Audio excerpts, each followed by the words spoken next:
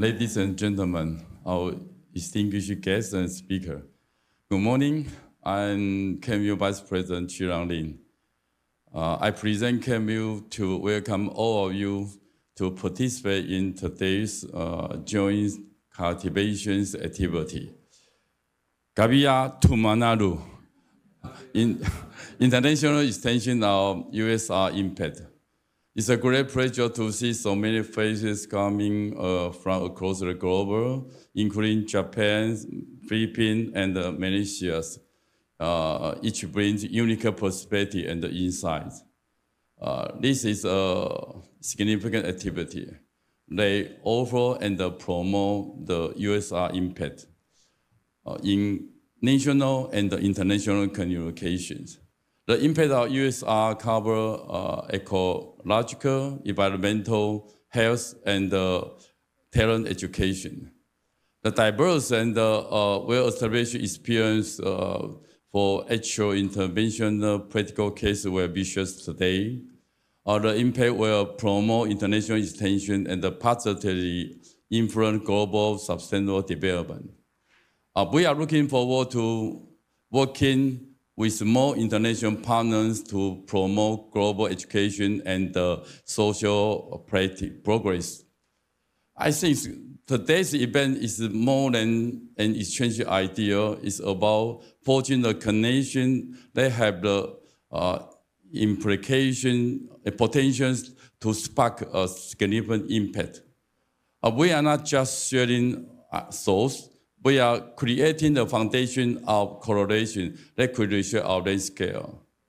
Thank you again for being here. Let's make this event available and a productive experience. Enjoy the event. And that's my dream, also my goal. I hope we can start from university social responsibility to our goal, universal social responsibility. Finally, I hope every one of you can have the opportunity to take in our beautiful scenery in Taiwan, especially the one in Kaohsiung. Enjoy the event, enjoy our city. Thank you. Kawia Tamanazu. Good morning.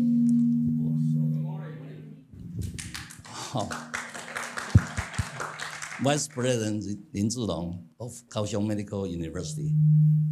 Our friends all the way from University Philippines system, Kochi University from Japan, and USCI University from Malaysia, honored guests and speakers from Taiwan. Also, online with us are our USR international partners from Tanzania, Vietnam, and Thailand, and all of our domestic USR partners here. Good morning, everyone. Good morning.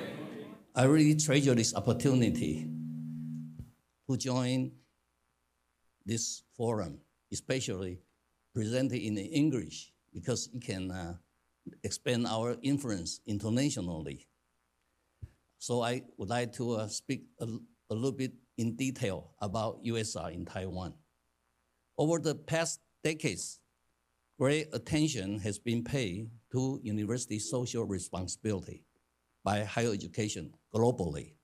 In Europe and in the United States, USR has been initiated with sustainable development as goals, facilitating cooperation between higher education institutions to promote responsible action to future generations, which include sustainable economy, sustainable environment, sustainable society. Alliances are also formed to collectively face the challenges brought about by the changing natural environment. The Ministry of Education in Taiwan has proactively responded to these international trends of university development, designing university social responsibility as one of the most important policies in education. As one of the most important higher education policies in Taiwan, the Ministry of Education has invested considerable funding and resources year by year to support and encourage domestic universities to implement USR. The University Social Responsibility Program began in Taiwan in 2017. The Ministry of Education expects university to play a critical role as local think tank in the process of regional development. By infusing academic energy into the development of local business and community culture to drive local innovation and accomplish the value of universities. Starting in 2020, Taiwan's second phase of the USR program introduced the International Cooperation Project. That's what we are doing now. Encouraging universities to link with the United Nations Sustainable Development Goals to engage internationally. In 2023, the third phase of USR program continued to promote international cooperation projects, with 14 universities receiving financial support from the Ministry of Education. Today, those universities will share their cross-border experience cooperation cases, explaining their international exchange and cooperation models based on the selected SDGs topics. Our international partners will also describe the local impacts from a stakeholder's perspective, presenting the international paradigm shift of USR through different perspectives, demonstrating the diversified international USR practices and the international extension of USR impact. I would like to extend special thanks to all our international partners for their collaboration and support. Together, we contribute to sustainability. USR embodies the spirits of sustainability and innovation in our efforts to create a better future for the next generations. A new generation, new society trends, and new changes to the natural environment merge. We continue to face new problems and the need to propose innovative solutions. With the top talents and resources that we possess, university must think for the sustainable future of humanity and society, recognize our responsibility based on the local needs, and exert greater social effort and influence. I wish this forum very successful. Thank you, everyone. Thank you. Each college and the vice president and the Ministry of Education, the central PI, Dr. Su, okay, and our friend from the different country. Good morning. And although I am the PI, actually all the work is performed by our team, especially for the Dr. Su Yongchao and Dai Jiayan and Zhou Huanhao and the other our college. Okay, and I welcome because of you we are together here. So we were sharing our experience, and I hope this knowledge and the experience we are sharing and extension to a different country. So thank you for your thank you for your coming. Thank you very much for the invitation to the Kaohsiung Medical University and also to Professor Su. And I'm very thankful to Professor Su Yongchao Jiao, who can enrich me a lot in this kind of international USR project. Okay, let me introduce myself. And I'm a retiree, and I retired probably 2 years ago.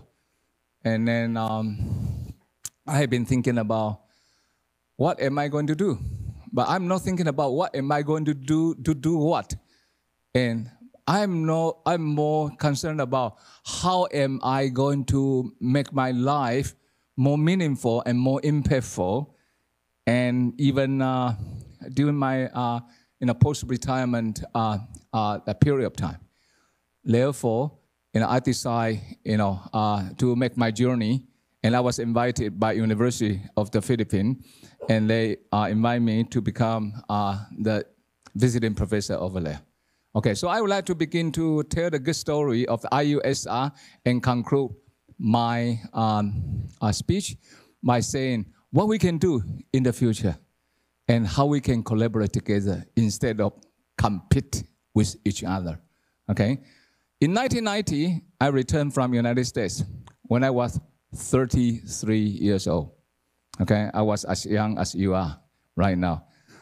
And then I feel Kaohsiung, my city, number one, very dirty. Number two, very polluted.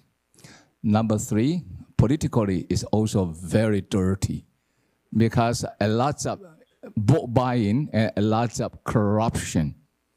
And also, I feel I want to have a good walk with my beautiful wife. I find not walkable sidewalk at all. Okay. And I feel like this is a city, even I would like to find a place is safe enough that I can kiss my wife in the Love River area, adjacent to Love River. I feel the Love River smells. So what can I do? My dear friends, and I was, appointed as associate professor at the National St. National University in that time, as a political scientist, as a PhD degree holder, as a major in public administration, public management. So I decided my journey. So this is the very first social movement that I have, Professor, my colleague. Okay, I would like to show you. Okay, what is it? It says, cleanness, neatness is the first step for the beauty and the strength. Okay? You need to have a beautiful life. If you want to have a very beautiful life, you need to keep your backyard, you need to keep your sidewalk, you need to keep your public space clean. Only clean is the beginning to doing that. So I begin my journey. I collect, and I ask summon a group of people. So I begin to do that.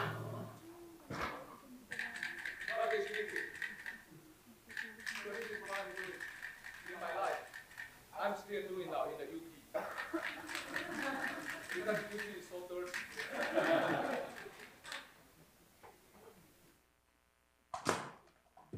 My dear friends, we as a group of people, we are talking about university social responsibility. We are not working for the government, but we are working with governments.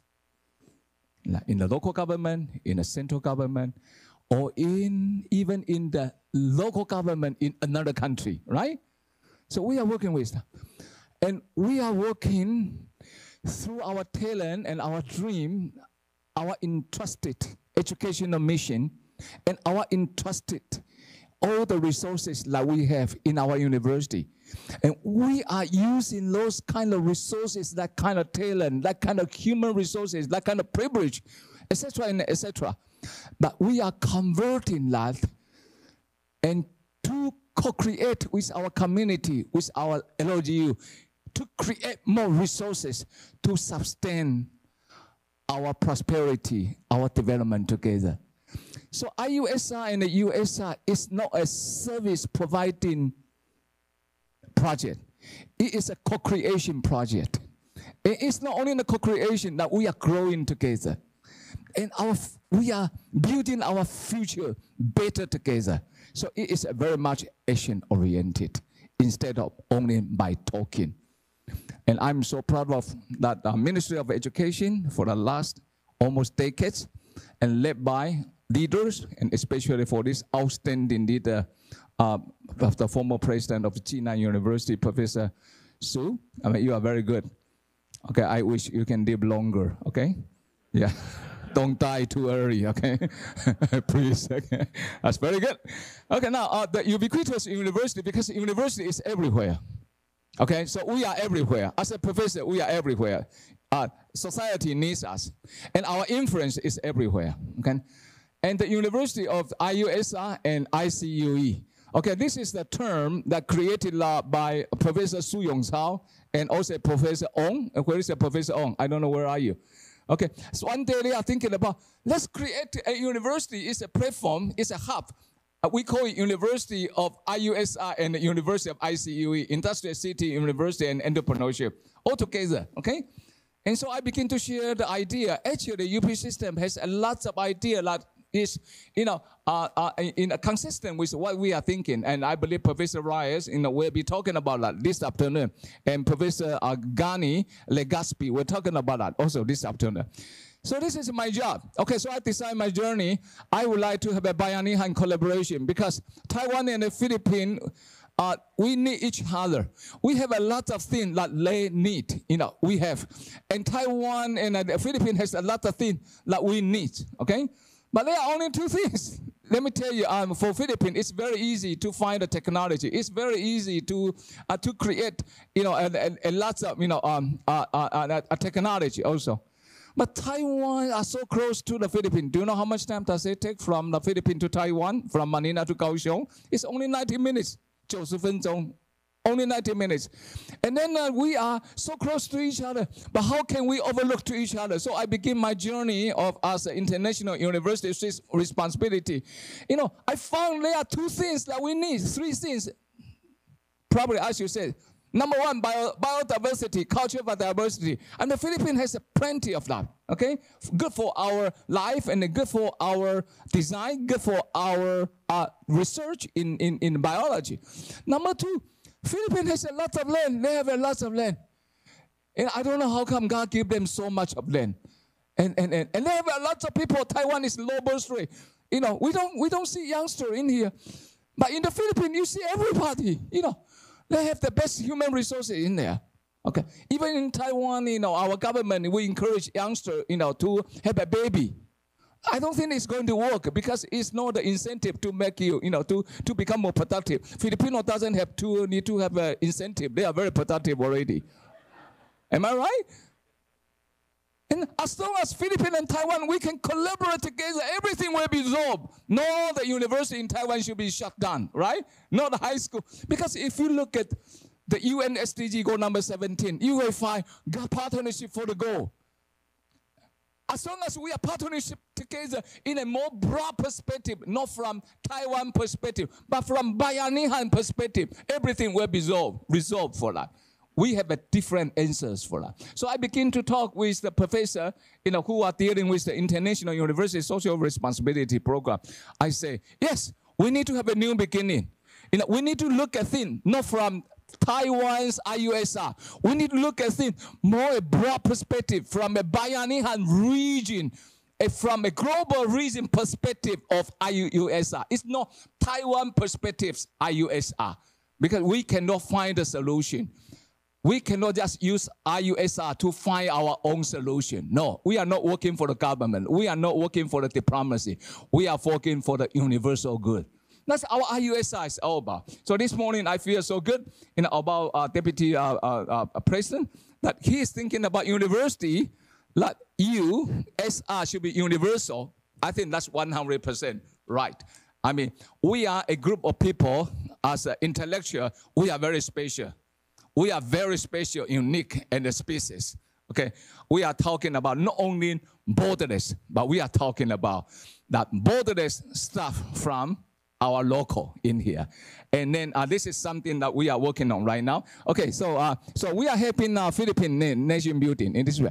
Okay, so the ubiquitous university right now, University of IUSR and ICUE. So congratulations, President Yang, President Su. You are the president of the University of IUSR and ICUE. Okay, let's give him a big hand then. Okay. Are you the president? Okay, actually you are the president now, right? 所以他就是这个大学的校长，不是吗？那这个大学 who created this university? We are the one who created it, right?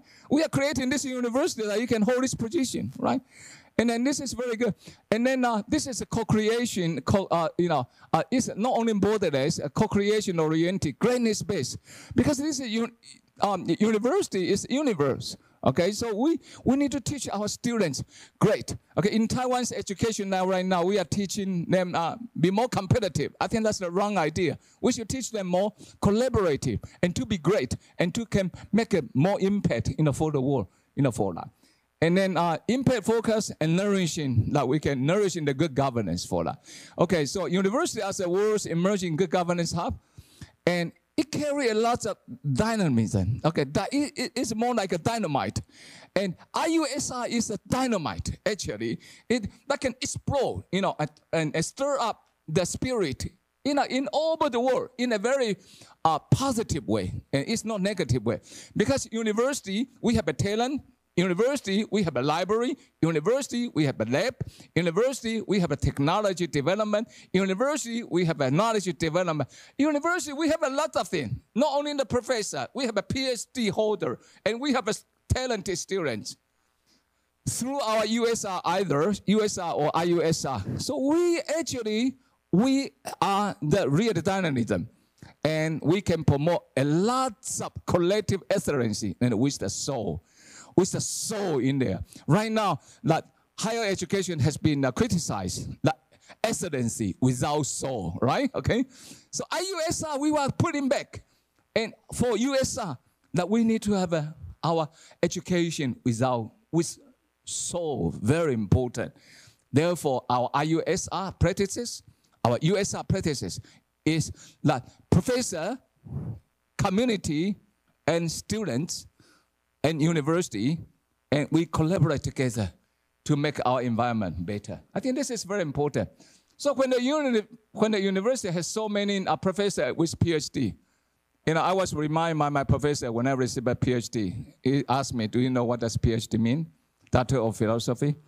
I say, "Please instruct me one more time." He said, "Philosophy means philosophia in Greek. Okay, that means seeking for truth." Seeking for truth is a primary responsibility of our university professor. And professor means, what do you profess? That means, what do you talk? We are not joking every day. We cannot do that. We are professing value. We are professing thought leadership. We are professing something needs to be done. So we are virtually impatient in some way. Okay? So that's what we are professor about. So we need to learn how to become a fruitful stewards and wise nation builder. So for the Namasha project that this morning that we saw from the film, that was a very inspiring and very touching. Okay, for those choir, I will discuss with Professor Su, and also we should invite them, to have a trip to the Philippines. Okay, not necessarily by fly. Okay, they can swim, from Pindong, as a university social responsibility program or IUSR program. We can sponsor them to swim over there. That will be creating that's a good news. And then, of course, we have an escort team, provided by Kaohsiung Medical University. Okay, now we have a ship over there escorting them. Is that a good idea? I think that will be creating a lot of new momentum for IUSR. Am I right? I think that's very good. Okay, so this is how we can work together in a more creative way.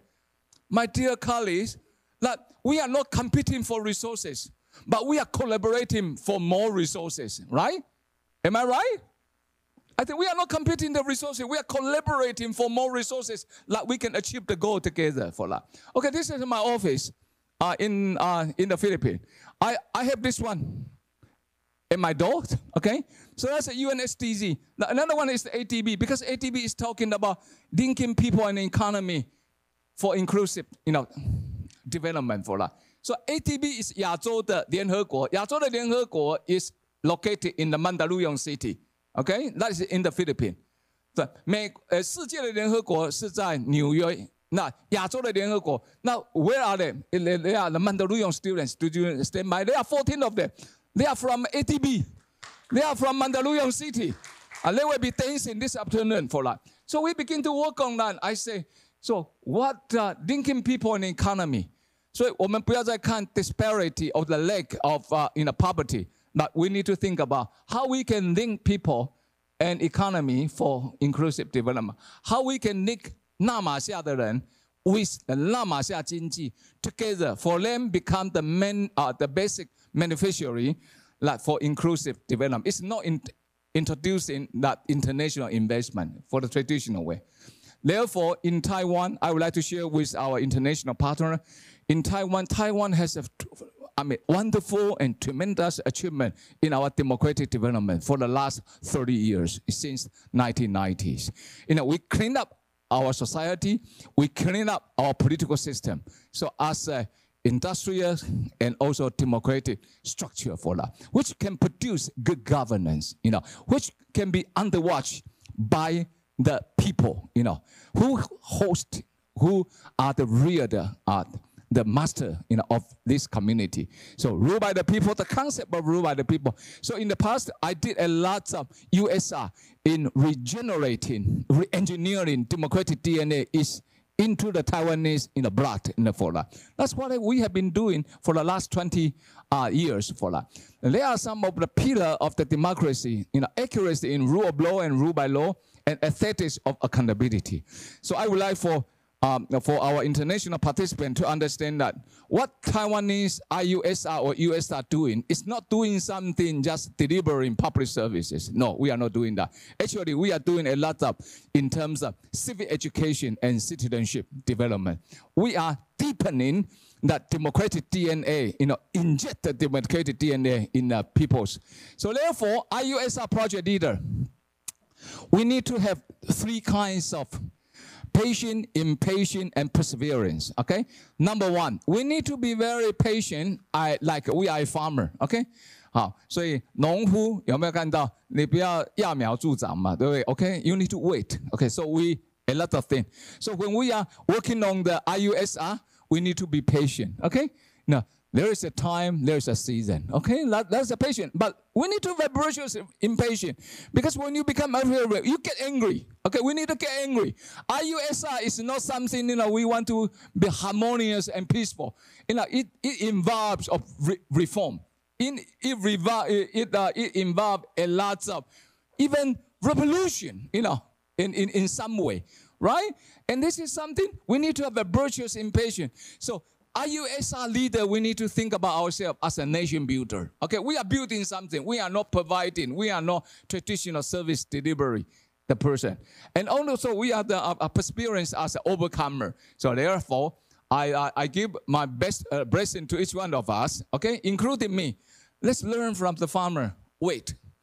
Be patient. Number two, let's as a nation builder, so we become impatient, okay? Number three, now we become an overcomer because a lot of obstacles that we need to overcome, through our collaboration for that. So as a faithful steward and a wise builder, we are navigating. Thank you. In Taiwan, you can navigate. In the Philippines and in the rest of the world. So we need to navigate. What are the problems? What are the resources? We need to become a good framer, smart enough to make everything integrated. And by spirit, we are enabler. Okay, we don't discourage people for that. And we are the builder, and we are like a mentor, mentee. Look at the Namasha program this morning, what I reflect. Kaohsiung Medical University is very good. They have been doing that for more than 20 years. Am I right? Is that right? Okay, that's good. Okay, and then they have been generation to generation. They are working on the Namasha, and look at they are not only providing the medical service over there. They accompany kids to grow up, and they train them to love their own community, by themselves for that. I think this is a very good thing. Therefore, co-creation resources for making sustainable social impact. Like we as IUSR, we need to learn how to do the resources integration and co-creation. We do not ask for money. So in the future, when we are developing IUSR, I'm hoping you can find a very good, international partner together. Okay, University of Philippines this afternoon, they have their university system. Like a UC David, UC Riverside, UC San Diego, UC Berkeley. Okay, University of System, they have 8 constituent university. They are more than happy to be working with you. for that. And then we can convert non-financial resources into essential resources that we can. So IUSR is a really resources integration and resources co-creation together. So the dynamism of IUSR and ICUE is a collaborative excellence we saw for that. Involving citizenship, knowledge, technology, humanity, and the power to converge for that.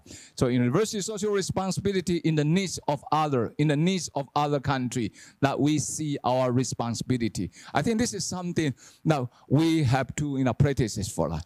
Therefore, for us, we become impatient because we have a very sacred dissatisfaction. We are not become impatient of our own income, in our own goods. No, virtuous impatience, sense of urgency, and enabling governance for that. Okay, so the lobby of the USR has a lot of things to do with the civic education, service learning, community building, urban governance, modernity development, social harmony, and placemaking. Right now, we emphasize a lot on placemaking and deep economy, for that.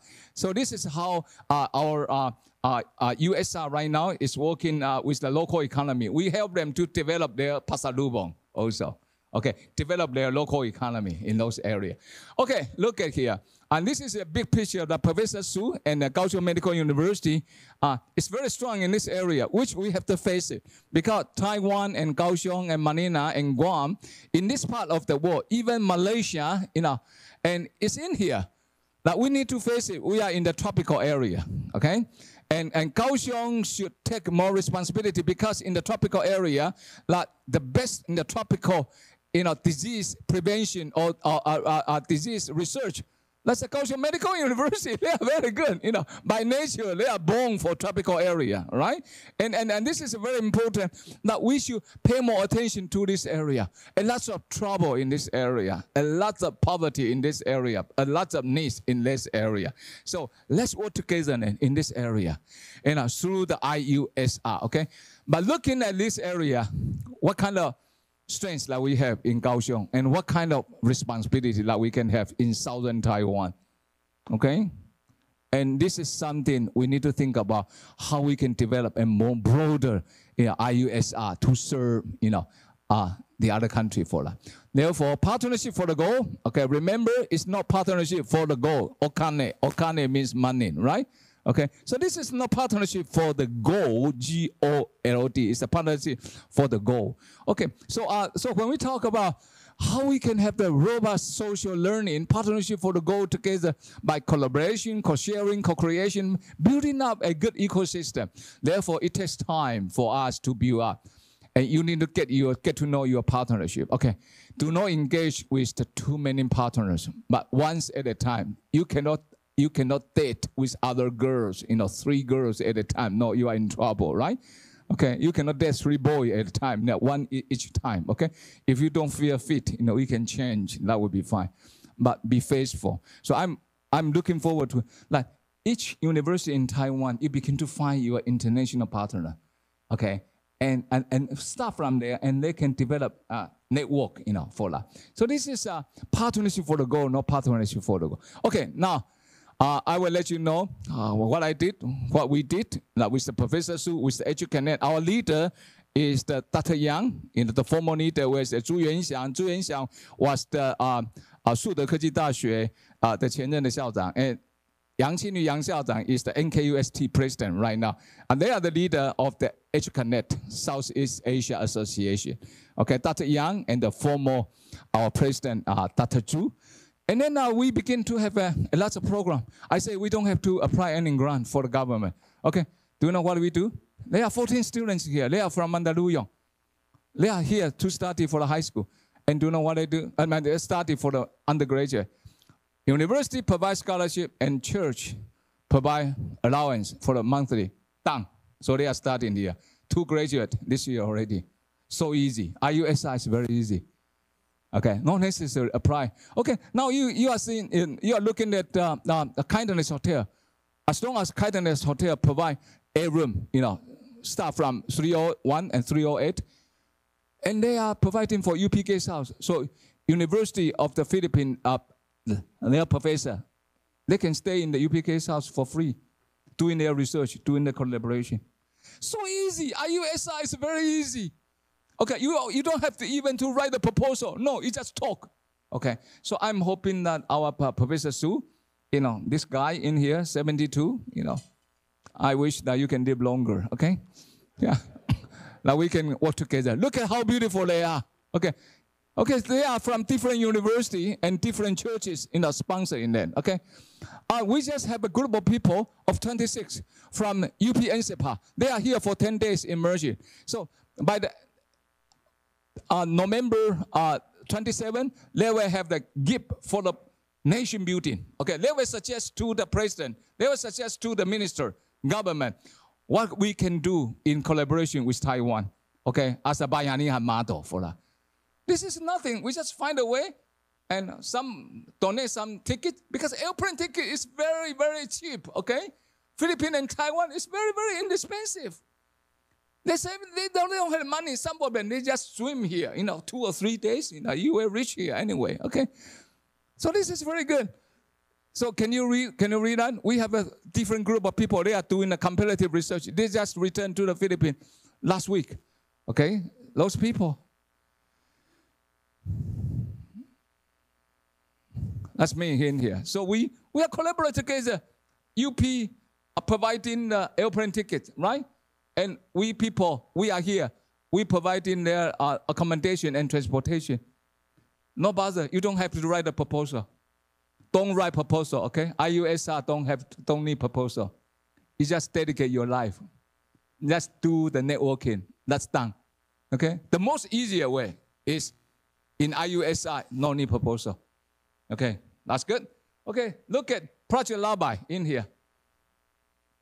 Do you know, they are coming. I'm hoping that you can receive them. That we are working with the UPOU. The presenter is there.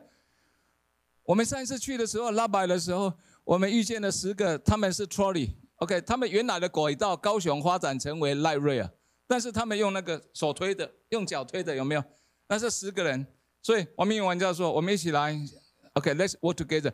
我们让他们来看怎么样发展他们的观光，发展他们的经济。所以这些人都是住在铁道旁边，他们每一天都在做那种事情，他们没有希望。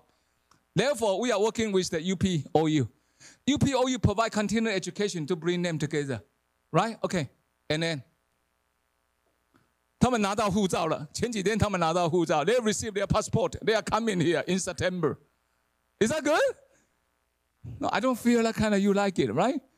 I mean, this is international IUSR. We are working there. You don't have to write a proposal. You just need to talk to your partner, right? And then you do it. That's it. Job done. Very easy. Okay? And here, look at the 90 minutes miracle. Look at how we can work together in the Luzon and Southern Taiwan region. Okay, so we are going to develop a new region in here. Okay, this region, we are going to develop this region. So-called, this region is not showing in the international map yet, because there is no such international map.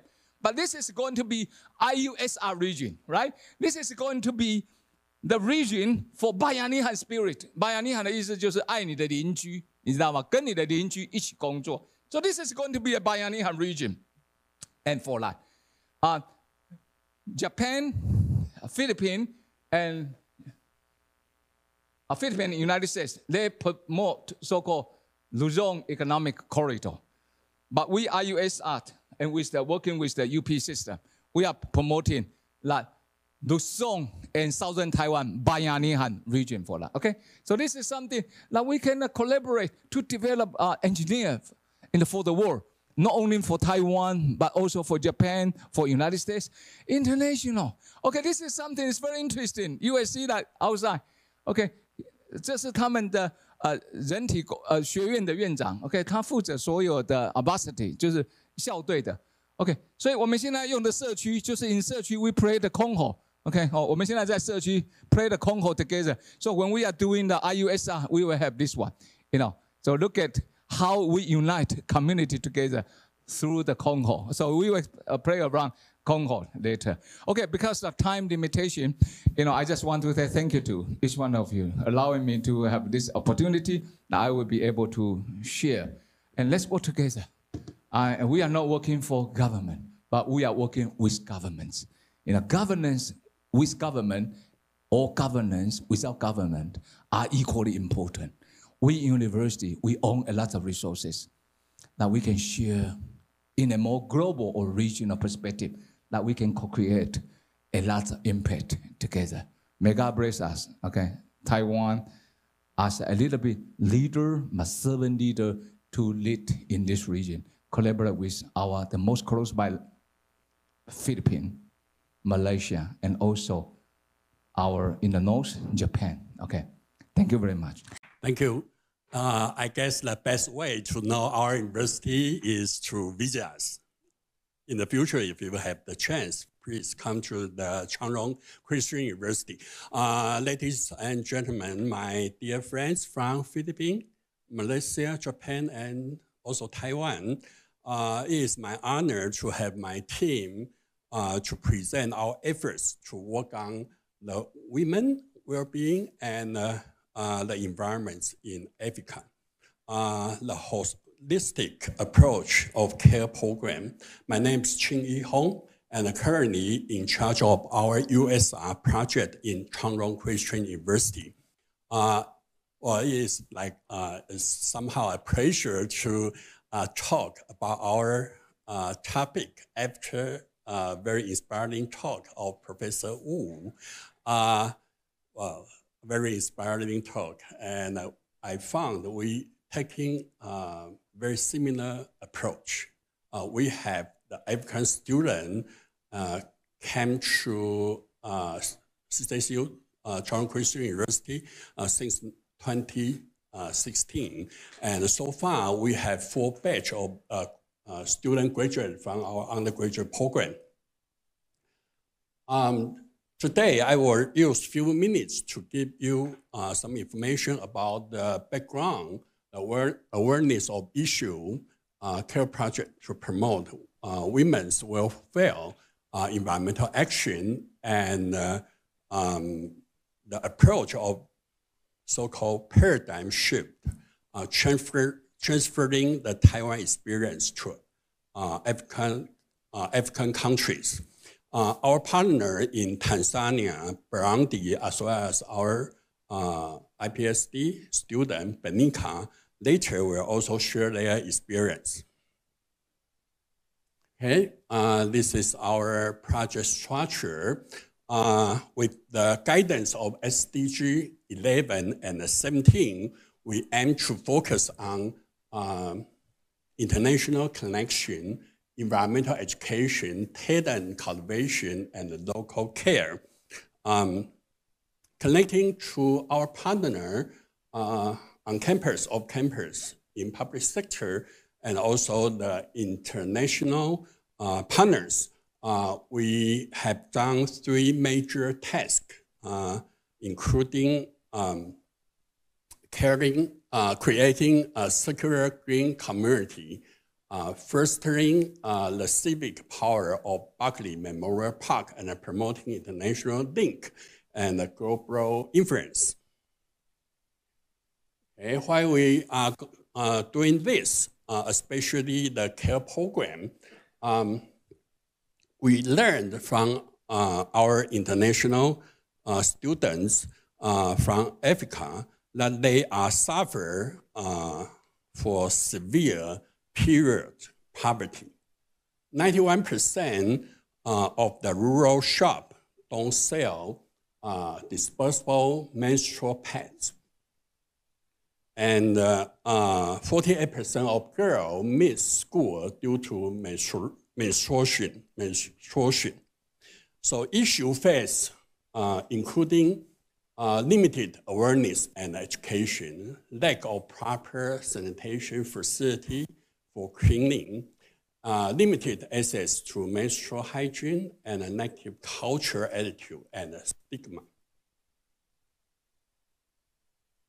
So we should initiate the care program to tackle the period poverty problem. The care program empower the women through menstrual hygiene awareness by teaching girls and even boys how to make menstrual pads with clothes. a nature material, promoting period positive and a warm hearing. In this program, we promote the cares for the earth, for the girl, and for the health. The venture is partnered with Tengeru College in Tanzania, Jane Goodall Institute in Tanzania, and Burundi. The work started at May 28th. You may not notice that May 28th is the day for the Menstrual Hygiene Day. Okay? In 2020, we initiate the first action. We have the Menstrual Hygiene Day activity on campus of CJCU.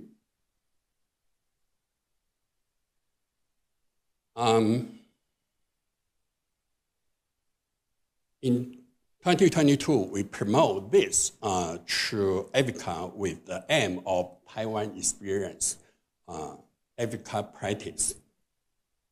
In these 2 years, we have held 26 workshops and more than 3,000 people participate in Tanzania, Uganda, Burundi, and Eswatini. Okay. In 2024, we have a trip to Eswatini, and we have faculty member and students from nursing department to join us. We continue to advocate on CJSU campus to involve more students domestically and internationally. Through the empowerment of women's rights, we hope the environment can also benefit. See, the FAO report show by balance the resources between genders, the food production can be increased by 20 to 30%. This can reduce the number of starved people by 150 million. Gender equity is also enlisted as one of the Sustainable Development Goals by United Nations. To further tackle the hunger problem in Africa, we also advocate the keyhole garden. This is a community-type kitchen waste treatment system. Actually, we learned the experience from one of our Tanzania students.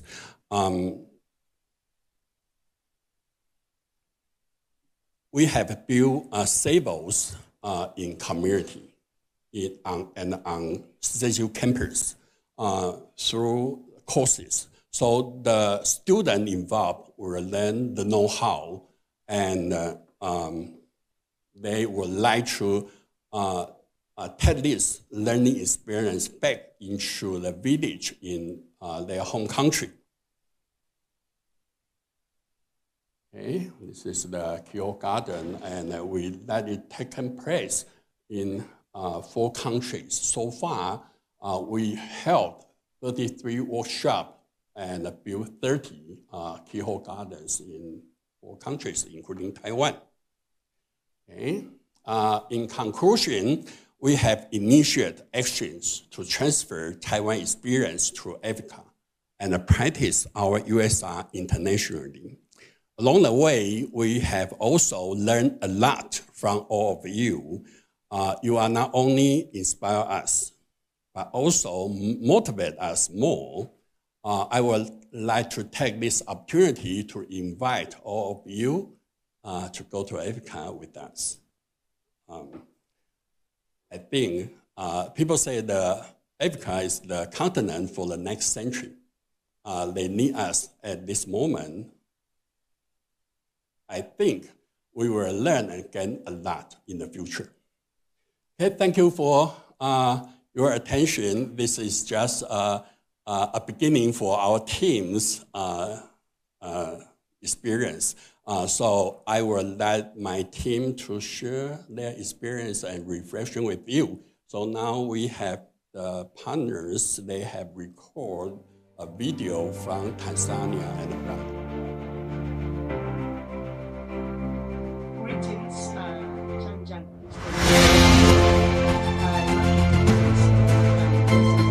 I am a lecturer at the Tengeru Institute of Community Development, but I'm also the manager of the National Women Research and Documentation Center.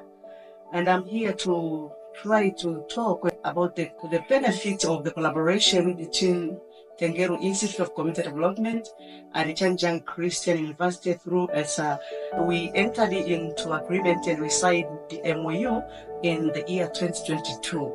And we highlighted several areas through which this collaboration can benefit, is that we can collaborate in research. And I think this is a very key area because we are the higher learning institutions and therefore we can really collaborate in this. Also exchange programs where as we can have the students and also we can have staff from Tengeru visiting Chanjang Christian University, but also staff and the students from Chanjang Christian University visiting Tengeru. I think this is a very good collaboration, whereas we can see what is happening to our environment and also we can see what is happening to your environment. Last year, CJCU got the opportunity to visit Tanzania, and it was a very good engagement that we had together with the community. And during also that particular visitation, we had the time to see CJCU developing skills for our girls. And our girls were taught on how to make sanitary pads of their own, and these are the one which are environmental friendly. We thought and we have developed a project whereas we are going to see these students teaching others, because we put them as the TOTs, trainer of other trainees, so that they can assist to teach our community on how to do that. This is the area of skill development, which can be also or can be continue to be part of our collaboration. We also participate together in conferences, both virtual and physical. And I remember in the year 2022, Tengeru and other stakeholders participated in the conference that was taking place in Taiwan. So this is also another area we can be sharing knowledge, we can be sharing good practices, we can be sharing experiences. And another area that was very interesting last time, that is Tengeru together with Roots and Shoot and the Jengudo Institution together with CJCU. We had a moment to visit Maasai women, taught them how to get empowered, and we inspired them how to work hard to improve their life. And I wanted to record this just to say that really Taiwan can help, say that Taiwan has good friends, and to say that Taiwan, we thank you for the collaboration and all that has been happening between us. Thank you.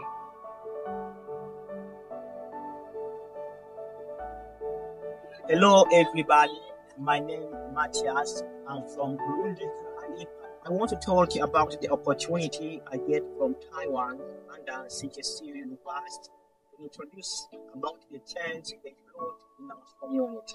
They introduced the 3 projects, including TO Garden, which highlights helping community people to get food and manage food waste in our community.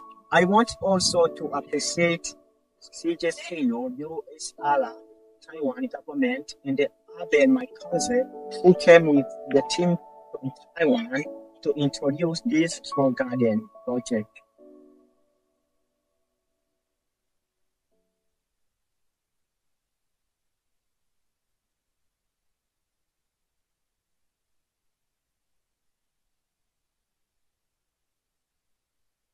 We have our student, International Program for Sustainable Development, Benita, to share her experience and reflection. Actually, she is one of the students to bring up the issue for women's rights in her village. Thank you so much, Professor, and everybody around here. Thank you so much. I feel so honored to be in front of you, speaking about issues happening in my country.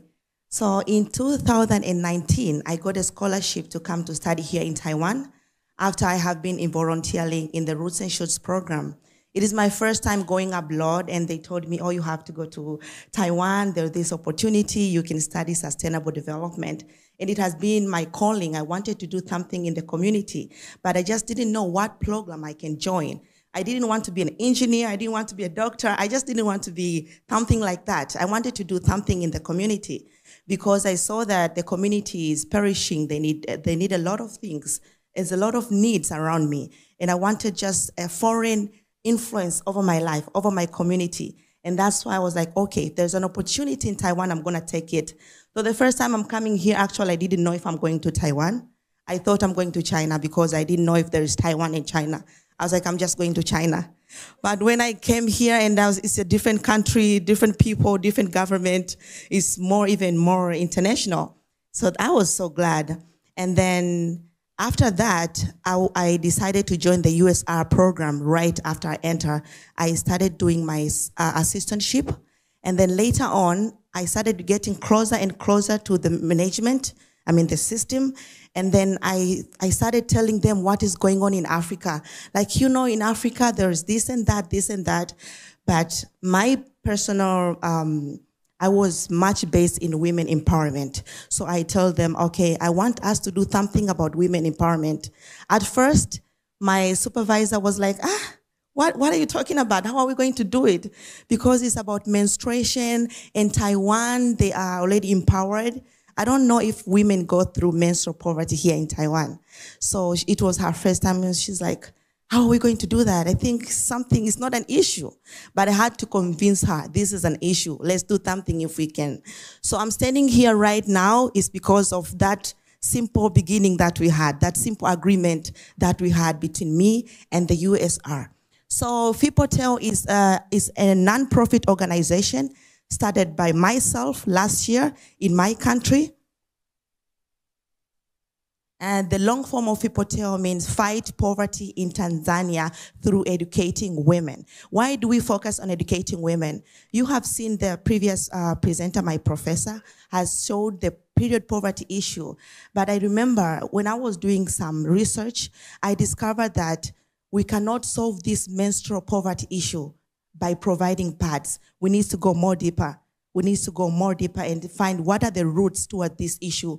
And I thought that education is an issue because I studied here for 4 years and I collaborated with some other Taiwanese local students, and we found that education was the key area for us to make changes. Because I'm here talking to you because I'm educated. If I wasn't educated, maybe I was not gonna be talking to you here. Even English is not my first language. I had to learn it. So it's education that is making me talk here. So we think education is the most important part for women to be empowered. Not only women, also men and youth and children, whoever, they need education. In my country, we say education is the key of life. You don't have education, you cannot open the doors towards success. So the vision of FIPOTEL is the world where women and girls are empowered through self-leadership and education. We need women to be self-leaders. We don't need always to lead people. We want to have a community where women can lead themselves, can make decisions for themselves, and can make decisions for their families. But also our mission is to invest in education and mindset transformation for women and girls so that they can learn and share resources. Our first presenter spoke about collaboration and partnership. That really touched my heart. Because sometimes you don't need to write a very long proposal to make people understand you. You just want to tell, there's a problem, can we do it? And then yes, we can do it. So I really like that idea of not writing big proposals. I'm not lazy, though I can write sometimes. So we hope that through local resources in the communities, women can share and we can be better. We can do something better through sharing that little thing that we have. Our story started in 2020, as my professor has just shared. We started with a project that is called Pride of Being a Girl. There's a lot of girls that they're not feeling prideful enough to be girls. But okay, a woman can be prideful.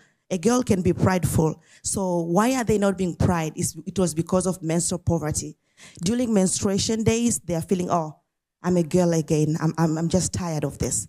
But you're like, no, you can be proud. You can make a good environment towards your menstruation and be proud to be a girl. But in 2021, we started a CARE International program that enabled us to move around countries. We went to Africa, not only Tanzania, my country, we went to Uganda, we went to Burundi and South Africa. What are we doing there? We are doing workshops, engagement, and collaboration with these people so that we can come with a global network of supporting women. In 2022, I decided to do my internship. I did my internship right with the USR office because as students, we could choose any other place to do our internship because there are places that they can pay you. But the USR office, they had an opening, and then I joined, and it wasn't paying. And I was like, okay, so I'm gonna go there and work without being paid. But that was worthy because I got a lot of training. It was hand-to-hand training. They trained me in so many ways that today I can stand here boldly and speak to professors and educated people. It was just because of the leadership and the training I have received from the USR office at my school. In 2023, that was last year, I decided to open my own organization because I had some different philosophy, different ideas, and I was like, okay, now I want to focus on what I think it is right. Then that's how I opened this nonprofit organization. It's in my country, and we need more ideological support, material support, researchers, and whatever that can be offered for us. We just want to make a better world. So these are some of the projects that we did together with the community office. And we are not paying for these things. That's why I'm so happy. Because in my country, to do something like this, you need to pay. You need to ask. You need just to go for a long way. But I was so touched because here, the USR was just supporting. They were just supporting. They were not asking, oh, you guys have to pay this. You guys have to do this in return. If we wanted materials, next day the materials are there. So it was just so empowering for us. I did not have any excuse for not doing these things for my fellow women in my country. And also I got an opportunity to share with other women or other organizations here in Taiwan. It wasn't just about Tanzania. There are some women organizations here in Taiwan that we collaborated with. And this is where our journey started. We had an online meeting with Tanzanian girls, and we thought that, okay, I think there's a need to go to Africa. There's a need to meet these people in person because the way they expressed themselves in front of Taiwanese, the Taiwanese were touched. Because maybe I was like, okay, I'm talking too much. They're not understanding me. Maybe they should get some other people who can tell them what they need. And these girls, they spoke a lot, and a lot of Taiwanese were touched. And that's when we decided, okay, it's time to go to Africa. And these are the things that we have done so far. This was myself in Uganda with Love Binti organization, that is Taiwanese organization.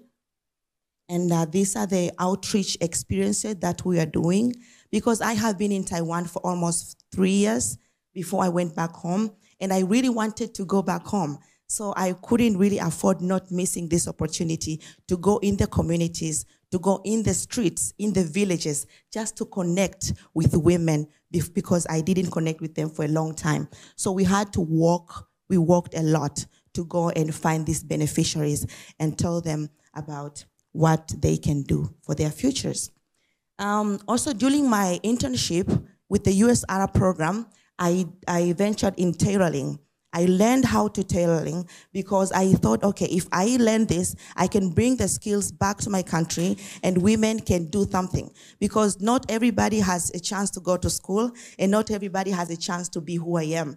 Some other people, they can just learn a simple skill like this and make it better for their lives. So this is what we do.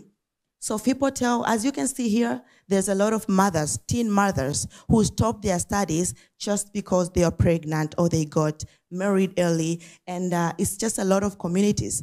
I went to this workshop, and I went there to teach them how to make pads. But they were just looking at me. They're like, we don't need pads. We need something different. We need something more than pads. And that's when I was like, okay. I was really embarrassed because I'm there and I'm opening the pads. Okay, let's make the pads, and they're just looking at me. They're like, no, we want something different.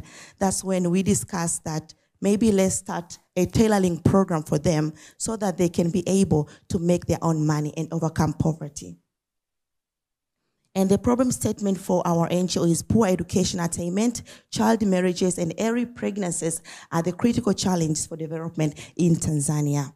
Our objective is to bring together international volunteers and interns to share and spread capacities and skills to the local people. Also, it does establishment of a local learning center due to poor education attainment, which has resulted into poverty. We need mentorship and leadership program for women and girls.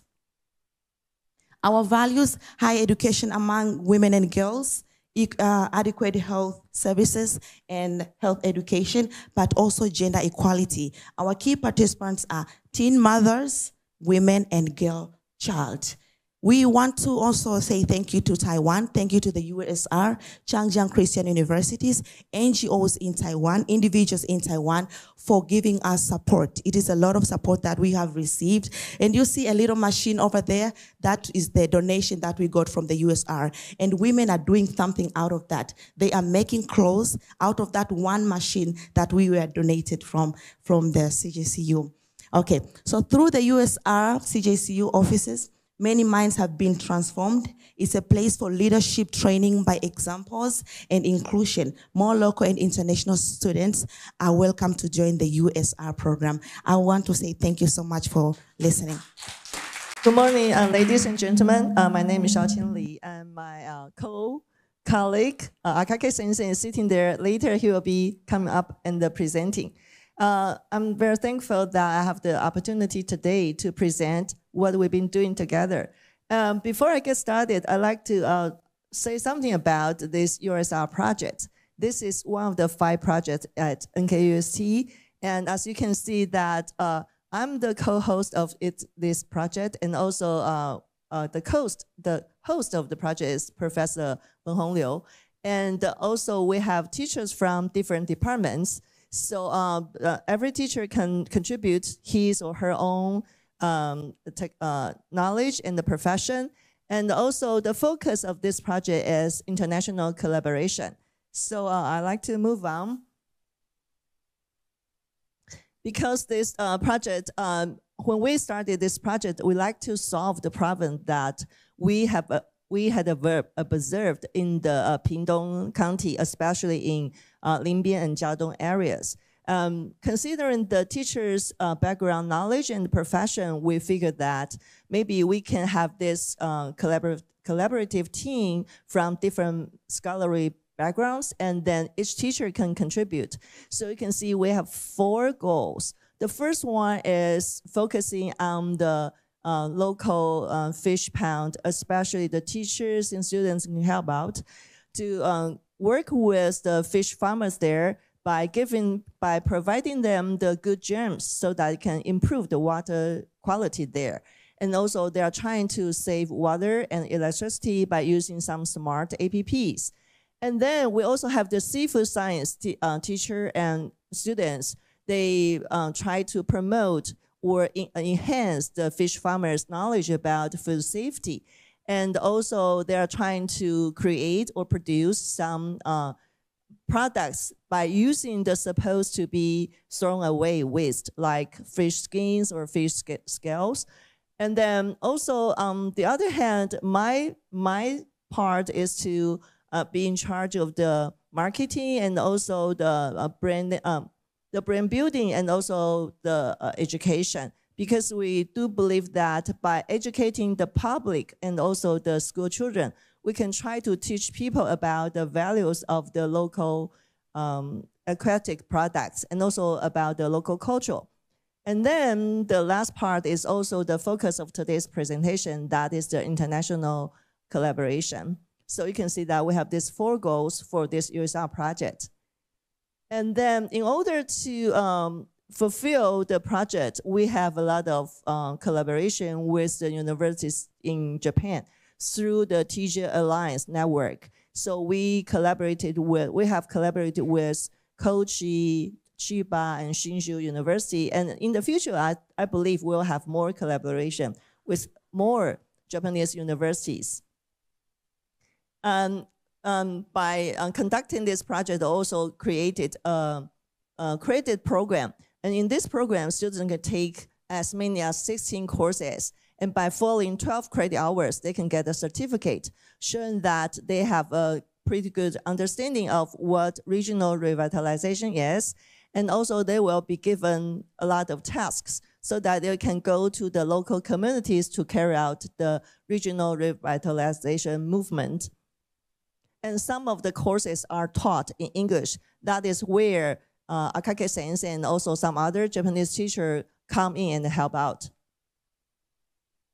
So you can see the collaboration that we've been working basically is about the course cooperation. We co-teach course by teaching the EMI courses. And also we have the student and the teacher exchange program. Also, we try to do some research work together and by selling the products, the local products to the Japanese market. And then also we have this common goods competition. And I'm going to say more in details about all the collaboration that we've been working on. About the EMI courses, we have teachers from Kochi and Chiba to co-teach with us. And in the past, they had to be online because they couldn't come over. But this year, we're so lucky that Akake Sensei come over to NKUST and to stay with us. So finally, the students have the chance to meet him person face to face. And through these EMI courses, we are creating an environment where students can not just only about the knowledge, and also learn that actually English communication is very important. So by learning with or from the Japanese teachers, they do not just learn their knowledge or their skills, they also learn about their culture or their attitudes towards life. I think that is very interesting. So this helps them when they are trying to fit in this multicultural world. So especially when Akake Sensei is with us, he's teaching the regional revitalization course. He gives examples and also he tells about the theory and the background of regional revitalization in Japan. So our students really learn a lot by learning from him. And then actually when I'm trying to send the students to the Japanese universities, a lot of students say that they would like to go to Kochi because they want to learn more from Akake Sensei. And then this is what we're doing the coming summer and also the past February. Every year we receive the students from the Japanese universities. So we had students from Chiba and Kochi, and then they stay with us for about 1 week. And then every summer we send students to Chiba and Kochi. And this year we're really happy that with Akake Sensei's help, we are sending students to Shinjo University too. So in these programs, we offer students a lot of things. They do not just learn about the theory of regional revitalization, they also have to spend a lot of time in the local communities. So they go to the areas to talk with the elderly people there to try to find out what the problems they're having. And then when they come back to the classroom, they discuss with their peers and trying to figure out what solutions they can come up with as a university student. Besides that, they are also having a lot of fun together. So they do a lot of water activities like they go to Xiaoliuqiu to have the scuba diving, and also they go to Dapengwan to do the canoeing. So you can see that they're really having a lot of fun. And also they have a lot of chance to talk with the local people there to really feel and to sense what the problems there are and then what they can do. And then maybe we can take a look at the film here. Could you just click on it? I think it's 影片欣赏. No, there's an 影片欣赏. Probably click on it. There's a link to the internet. Oh, it's already there. So this is a summer program that we offered last year. No, I'm sorry. This is actually the spring program that we offered this winter.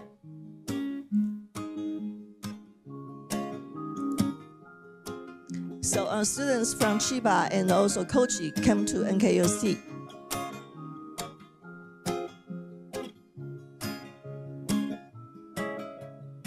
Akake Sensei is always very sincere about the teaching. So they have to learn about the Taiwanese culture. So first of all, they needed to go to the night market and then try the stinky tofu. The more prosperous. Okay, so it's a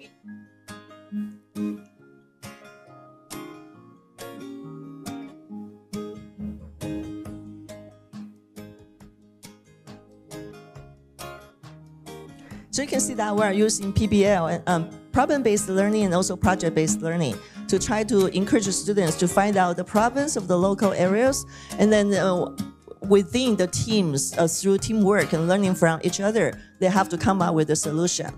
And then of course, they need to do some fun activity. And we also went to the community to make the dumplings with the local people there and doing exercise together.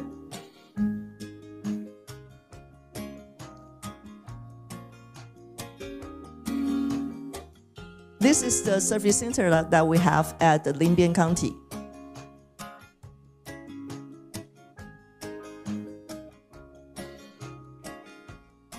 They learn about the problems that the community used to face in the past. And we try to do some good things to the environment.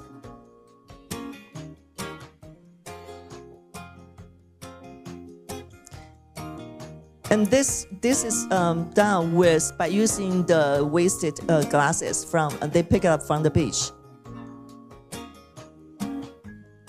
Having some fun activity too.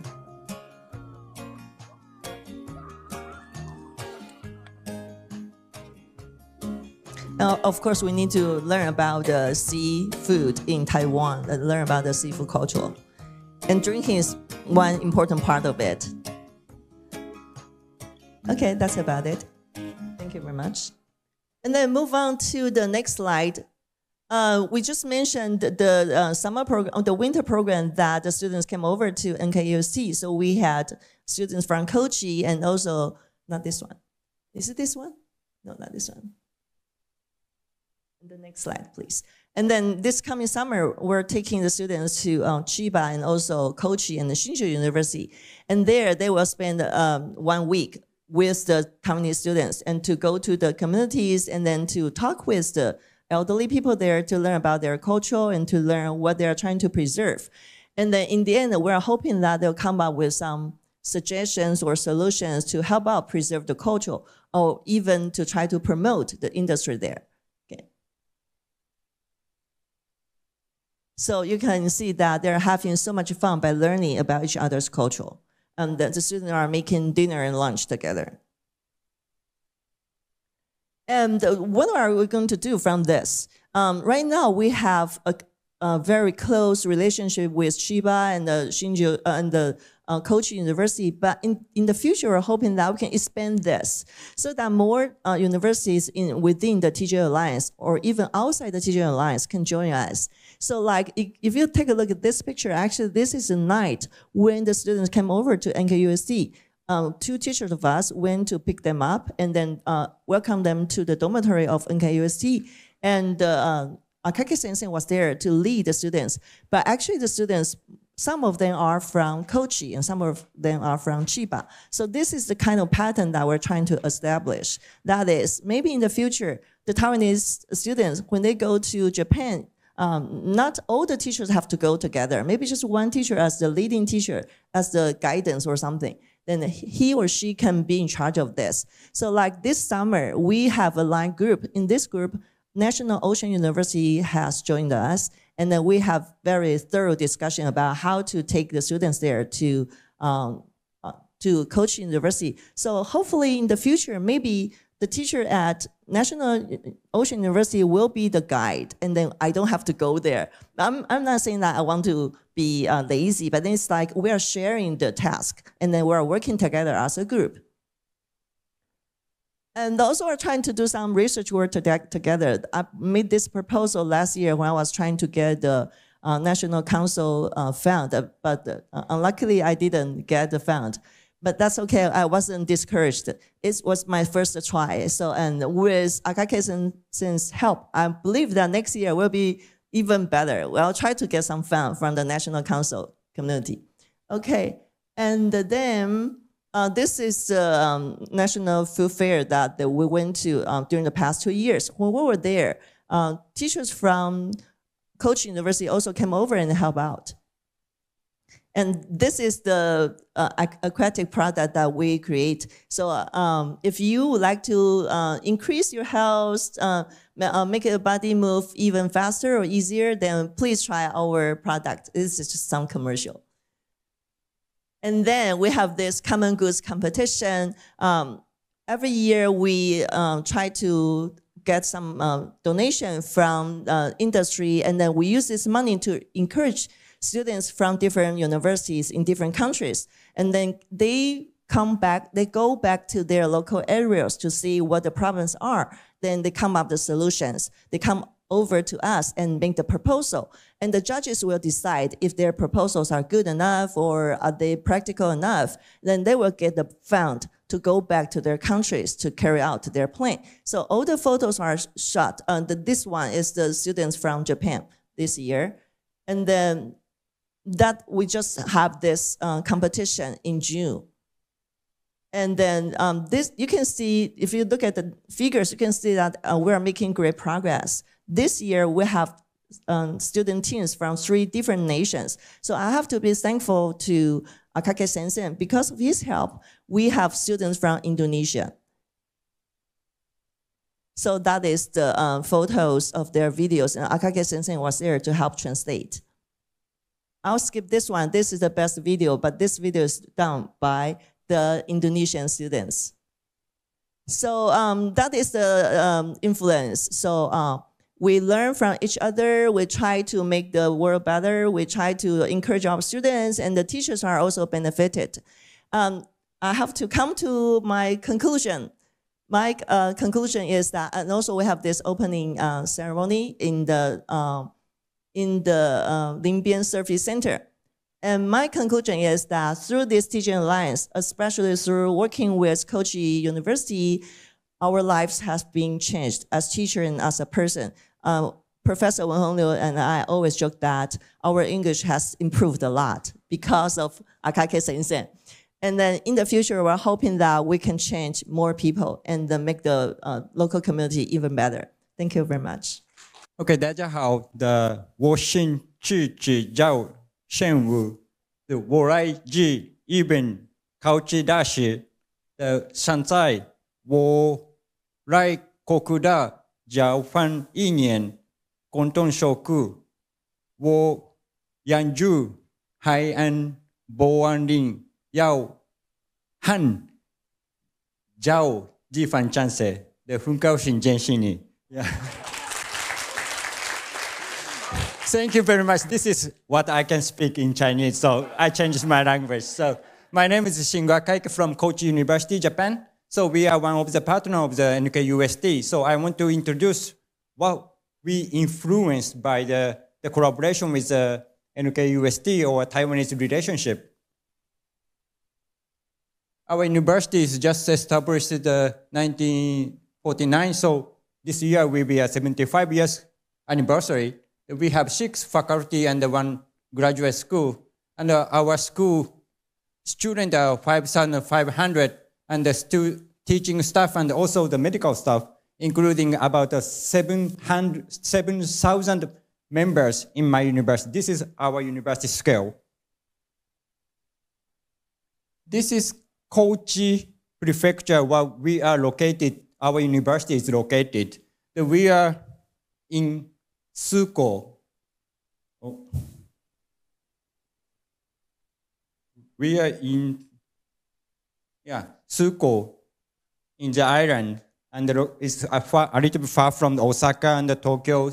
And our population is about 670,000. So every year, 1% of population is decreasing.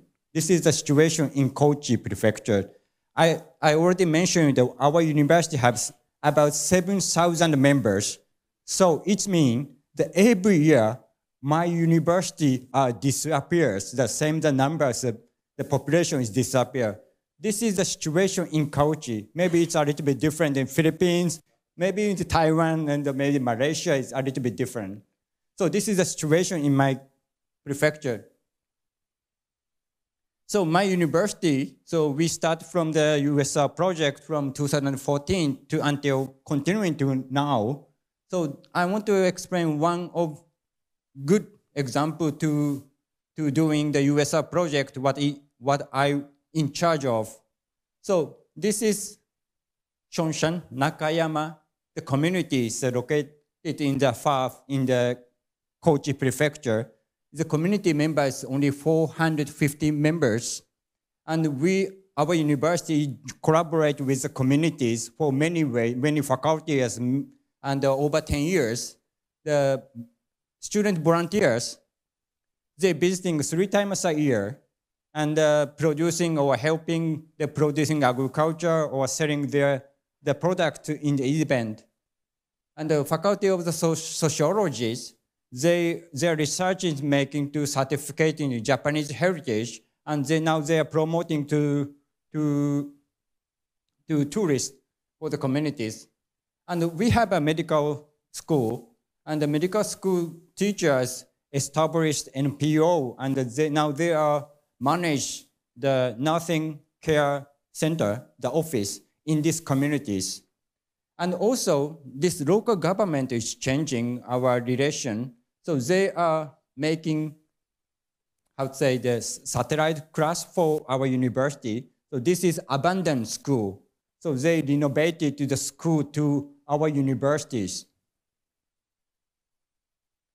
And the area is a little bit far from my campus. Maybe it's 2 hours from my campus by bus. So now we have an accommodation, and we have a classroom. We have good Wi-Fi. So students can stay there and stay longer to collaborate with local communities. So after this background, we signed a MOU with NKUST in 2019 after COVID-19. So we start to collaborate with the student exchange from 2022. And this is what we accepting Taiwanese students from NKUST and also from National Taiwan Ocean University to these communities. So our program is more based on the community learning, how the community people living in the communities, how they manage their communities. We learn from the community people to how they manage the communities. So what is the communities? So we start this exchange.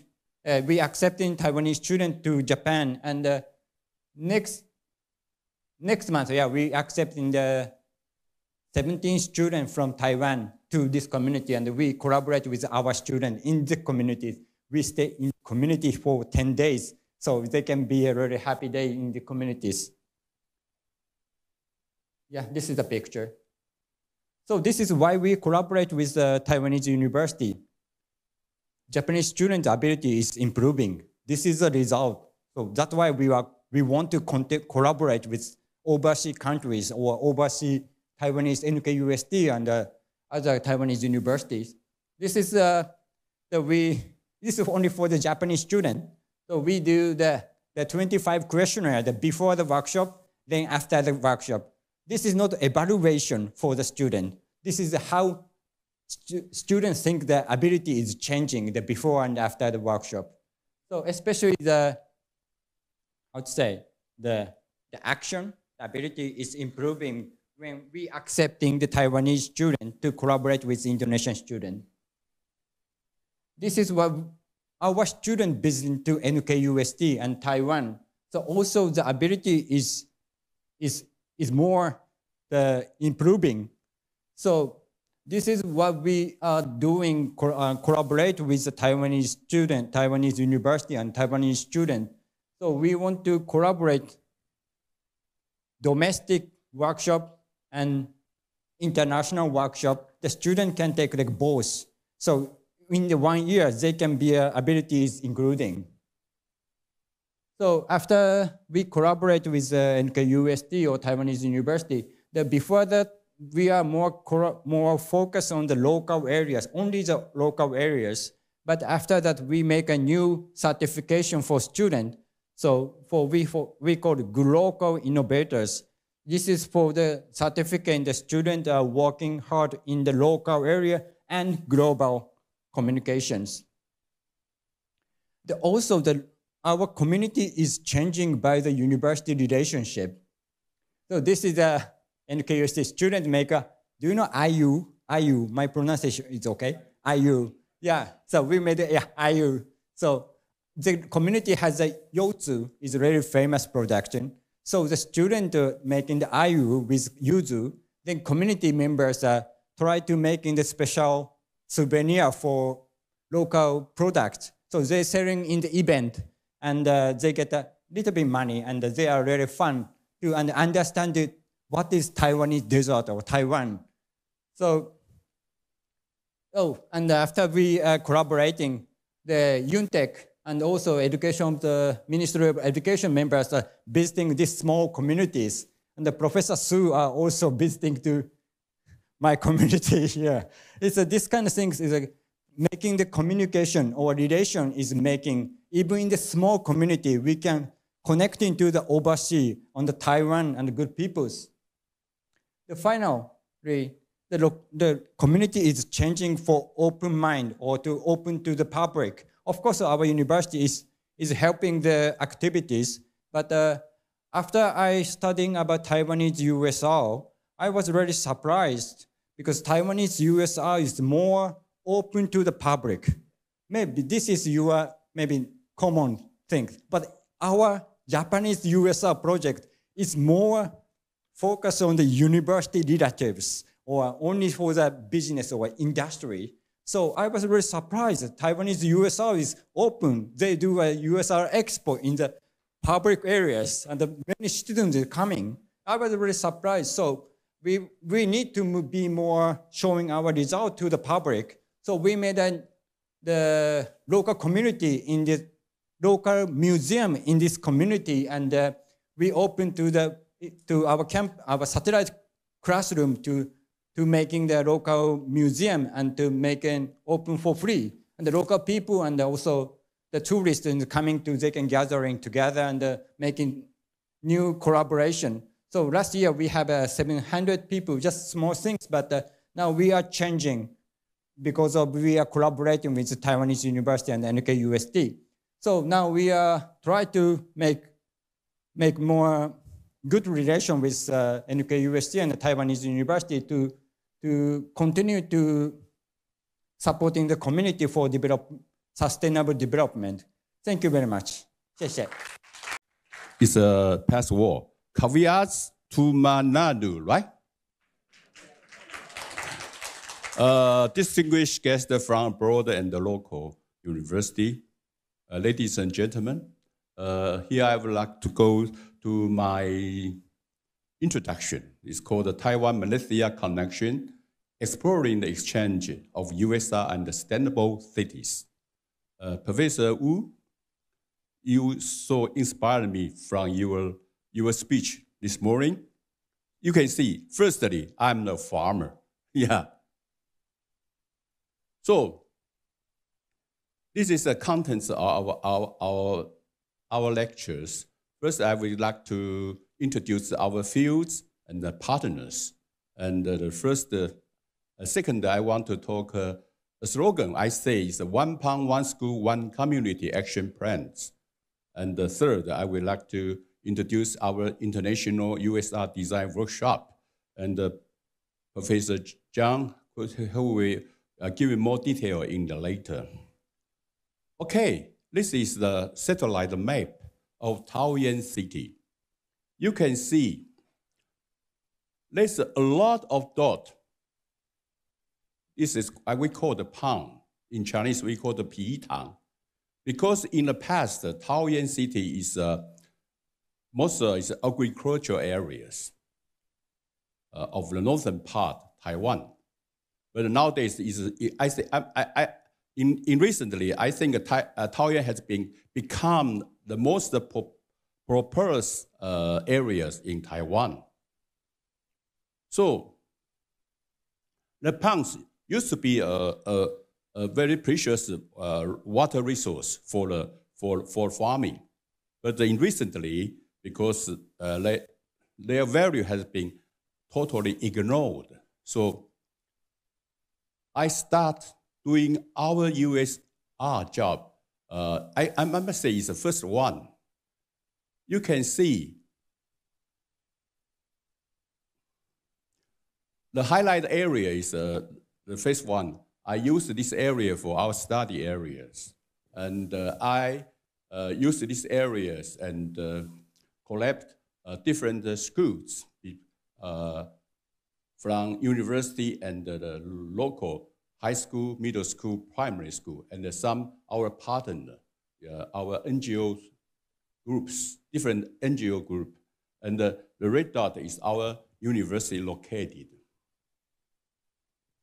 So there's so many different schools joined together, collaborate with Zhongyuan Christian University to develop our project.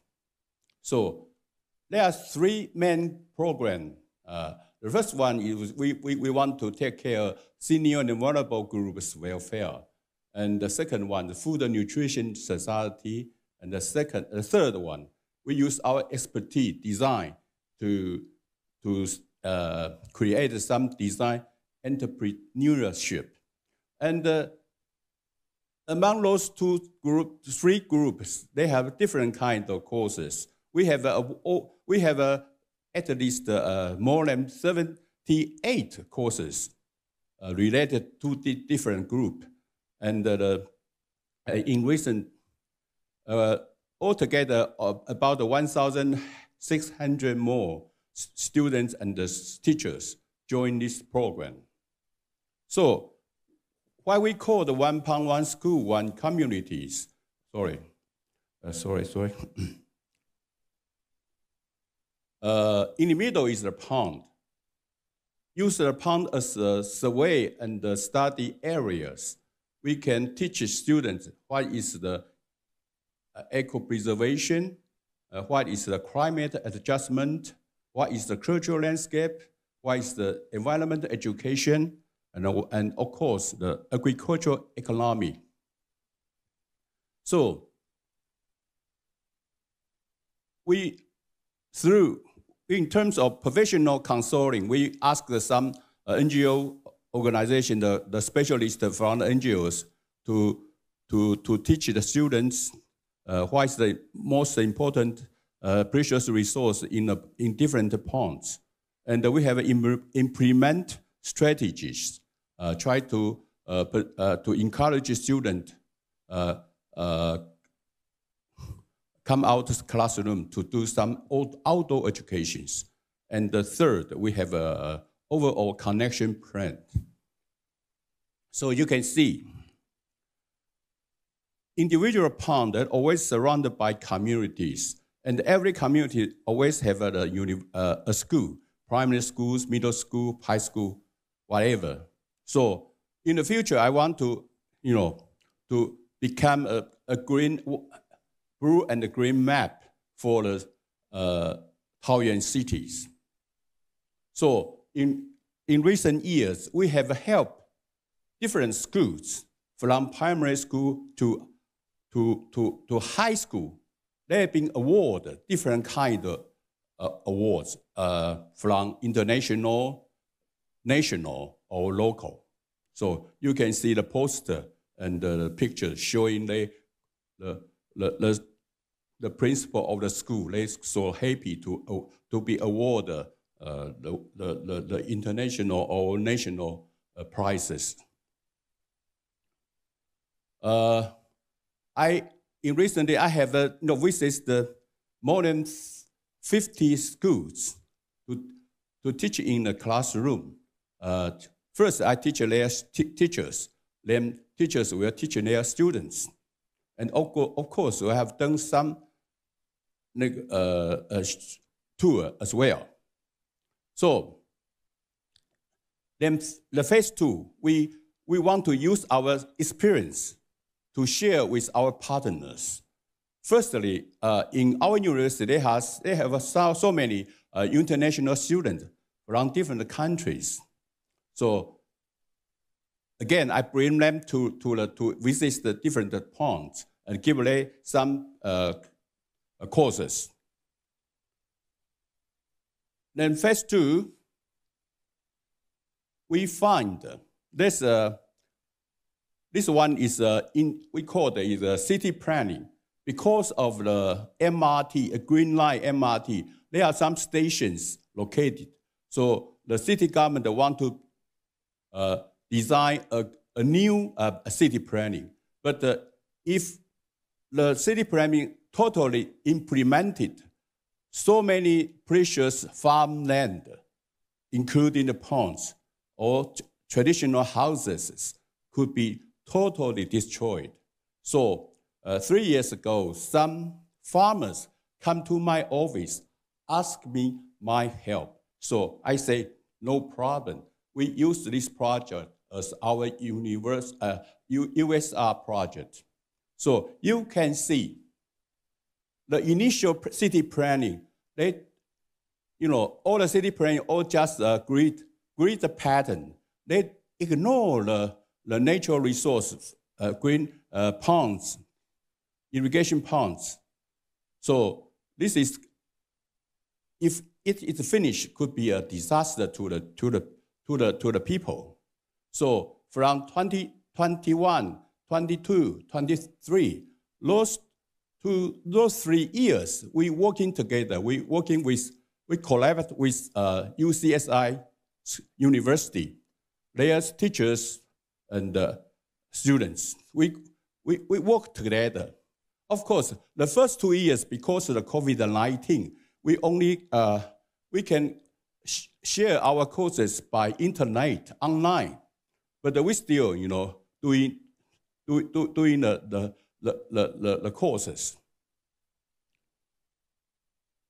So finally, this is a good result.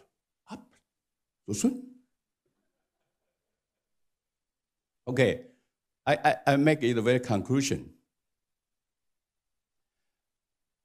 Finally, the original city planning has been limited to within the 500 meters already.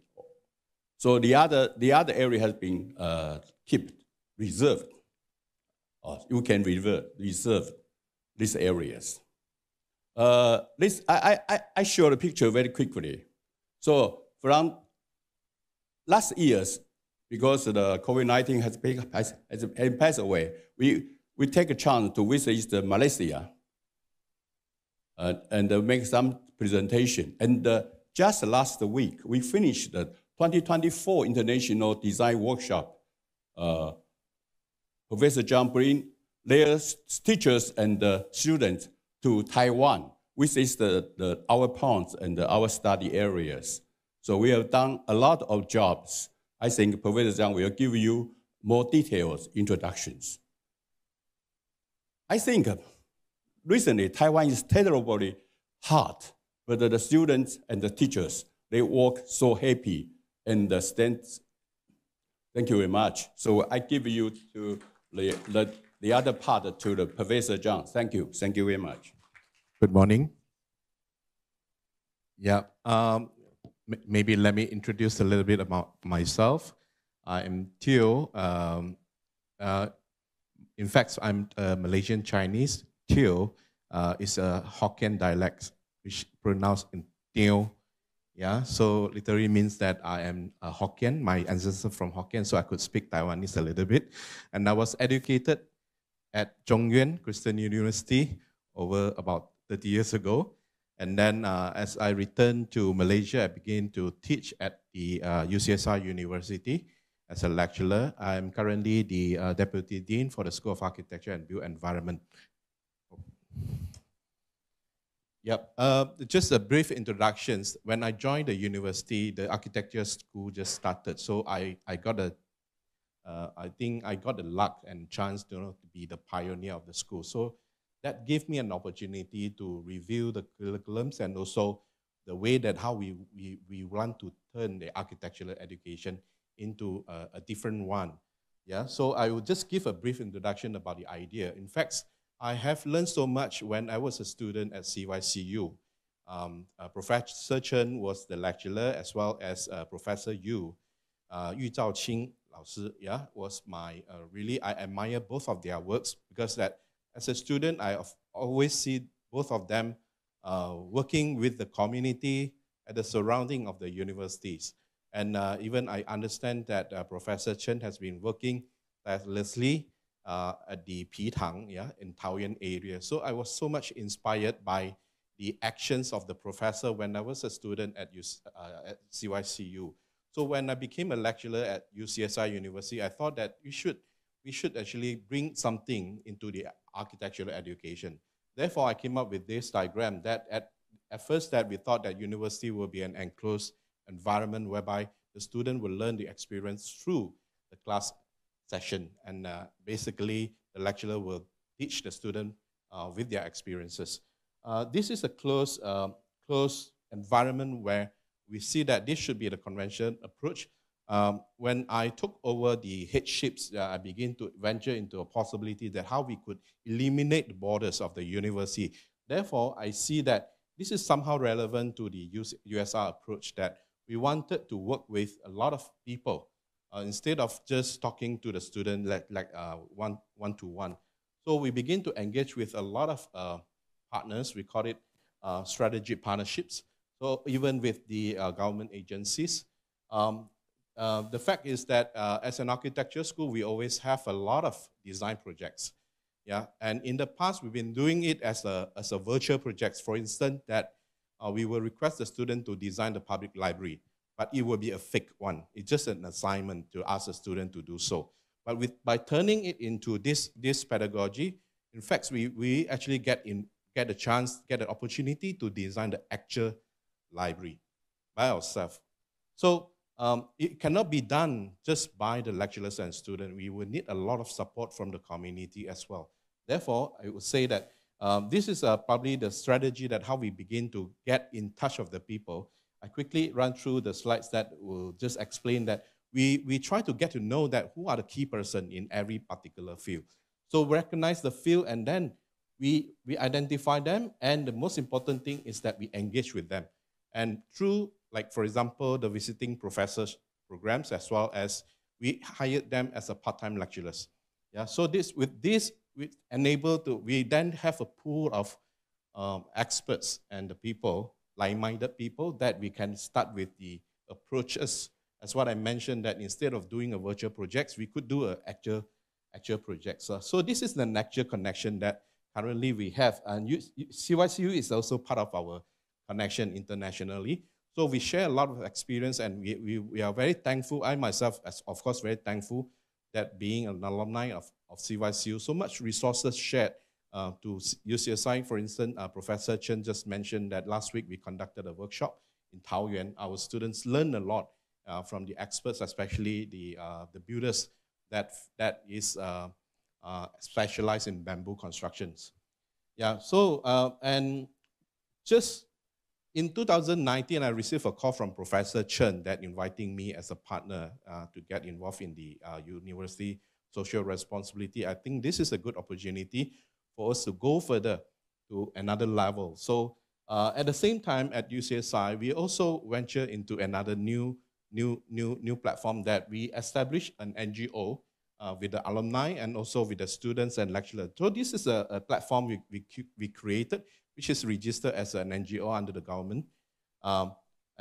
With this platform, then we begin to work closely that the collabs, and also we work with the like-minded people, and then we work through projects. For example, we have live build community projects, and through these projects, we are able to get further connection to the more people that for even outside our industry. So this is the current practices that we are doing now. We get actually a lot of students participated in this kind of collaborative approach. So what is Live Build project? Basically, architecture school usually will have design brief, and then usually each of the students will come up with their proposal. And we will then get the best proposal, and we find a chance whether we could do it ourselves. But of course, the Live Build projects tend to be smaller in scale, because that, of course, we are not going to break the rules. For example, the building, we do have some building that successfully implemented through the helps of the partners. Yeah, I just quickly flip through the slides so that this is a brief introduction of our staff. I would like to also elaborate later on that how we connect with the CYCU later on. So with the ideas, I think yesterday we did discuss about the timing, which is really an issue especially when the university having different semester systems. So it has been a very challenging task for us that therefore we come up with an idea that throughout the whole year's semesters curriculum planning that we will treat it like a project. In some courses, we treat it like a project so that we know that the first semester there will be some involvement into the planning and about looking for the resources. And during the semester break, there are a bunch of lecturers and also the student will be working on the ideas of implementing or so-called design development. So at the second semester, it would be another phase of review and towards the end of the year, then we will have the actual projects.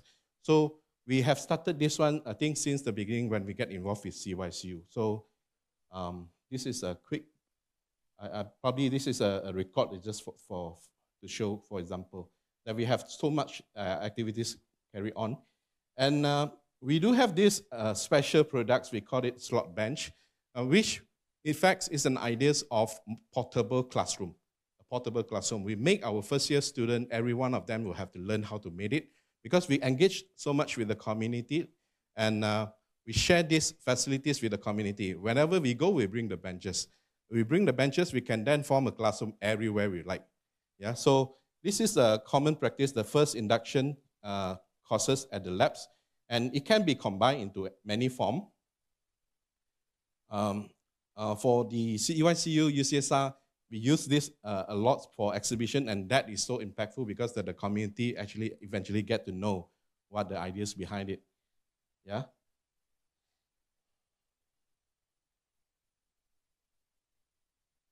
Okay, this is very cheap. I think it's less than 300 Taiwan dollars for a bench. Yes, it's very cheap so that when we finish it, and then we will bring into many communities for exhibition because we wanted to showcase to the people about the idea behind. So these are basically create the platform or the classroom outside the campus. We find a lot of opportunity, like we work with the community. And this is also collaborate with a few actually alumni from CYCU as well that into the community projects. We share this idea and we continue to move on to create another things. And in 2020, we successfully built a small library with a bench. Actually, it started from a bench and ended up as a building. So this was done during the COVID. Yeah? So we worked tirelessly and also closely with the community. And when we get the news from Professor Chen's that there's an opportunity for us to work together, and therefore I think during the first meeting it was conducted online. Professor Chen, I remember that he shared a lot of ideas that how to work with the community and also to go beyond architecture, especially the 实养实造, 经营共创. I still remember the terms, which is quite impactful for me. So therefore, I think that we should go beyond the realm of architecture. And in fact, that shifting me to another platform that we wanted this to be more impactful, so that we wanted to create an opportunity like what Professor Chen has just presented about the urban planning strategy, that the student will work together during the international workshop, and then we invite the policymakers, all right? In an occasion, in the exhibition, we invite them, and with them sharing their ideas towards things, and then we share the experience.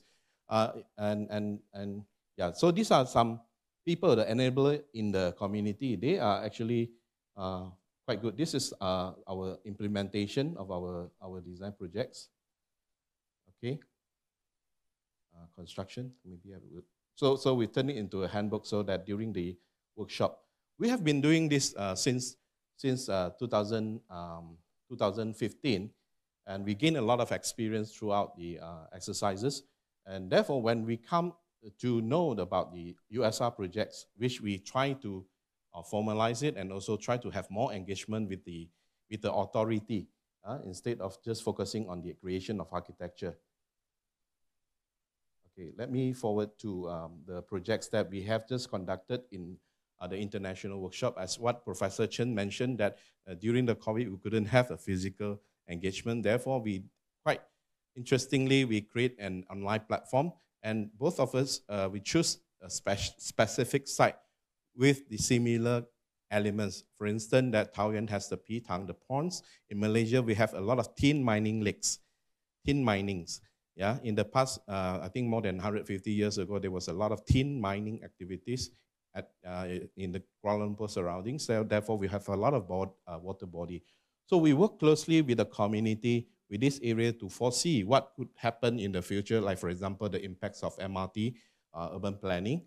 And that actually helps a lot, yeah, for the people to realize that it's going to be a big impact for them. So we conducted a workshop engaging with the community. We did exhibition, and also we visit the villager, interview them with about 2 or 3 week session, and visit the places, and therefore we come up with the ideas.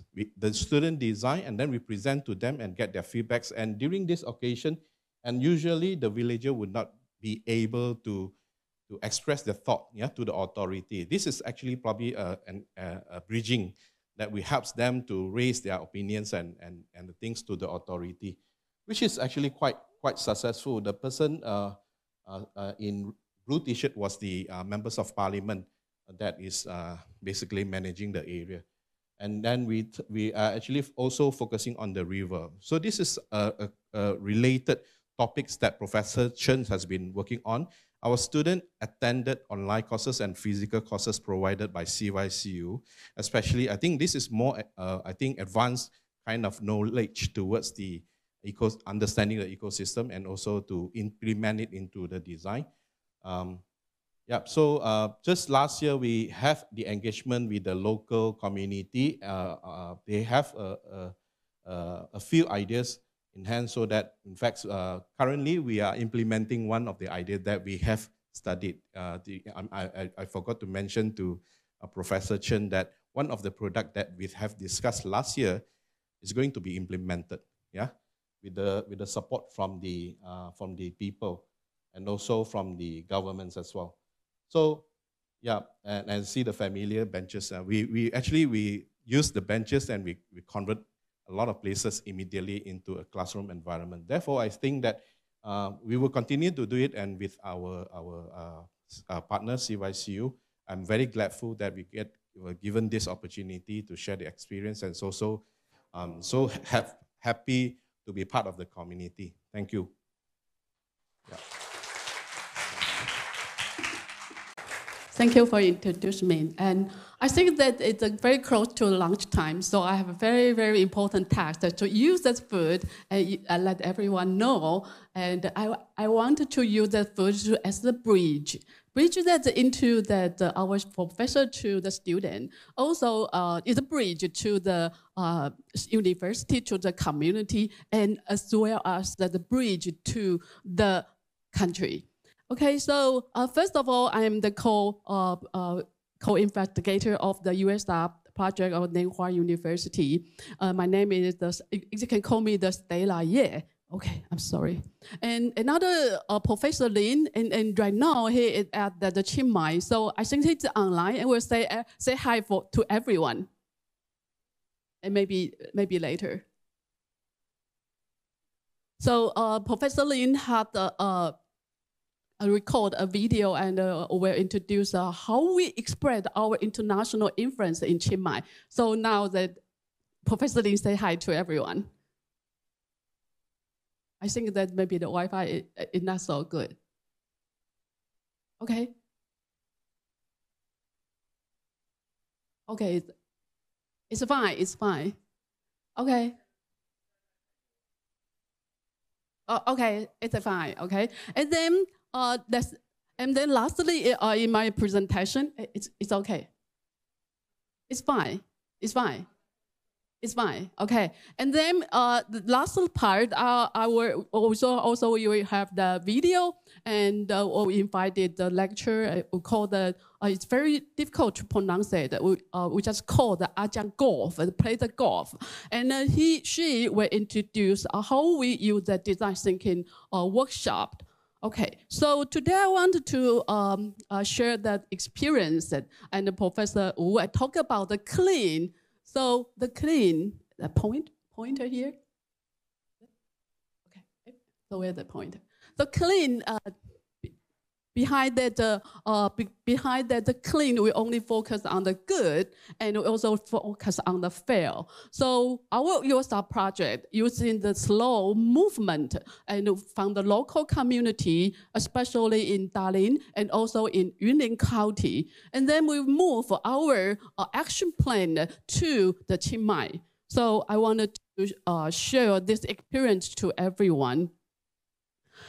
So over the past 10 years in our USR project, and more than 10 professors and 20 executive assistants and participate in our USR plan. So our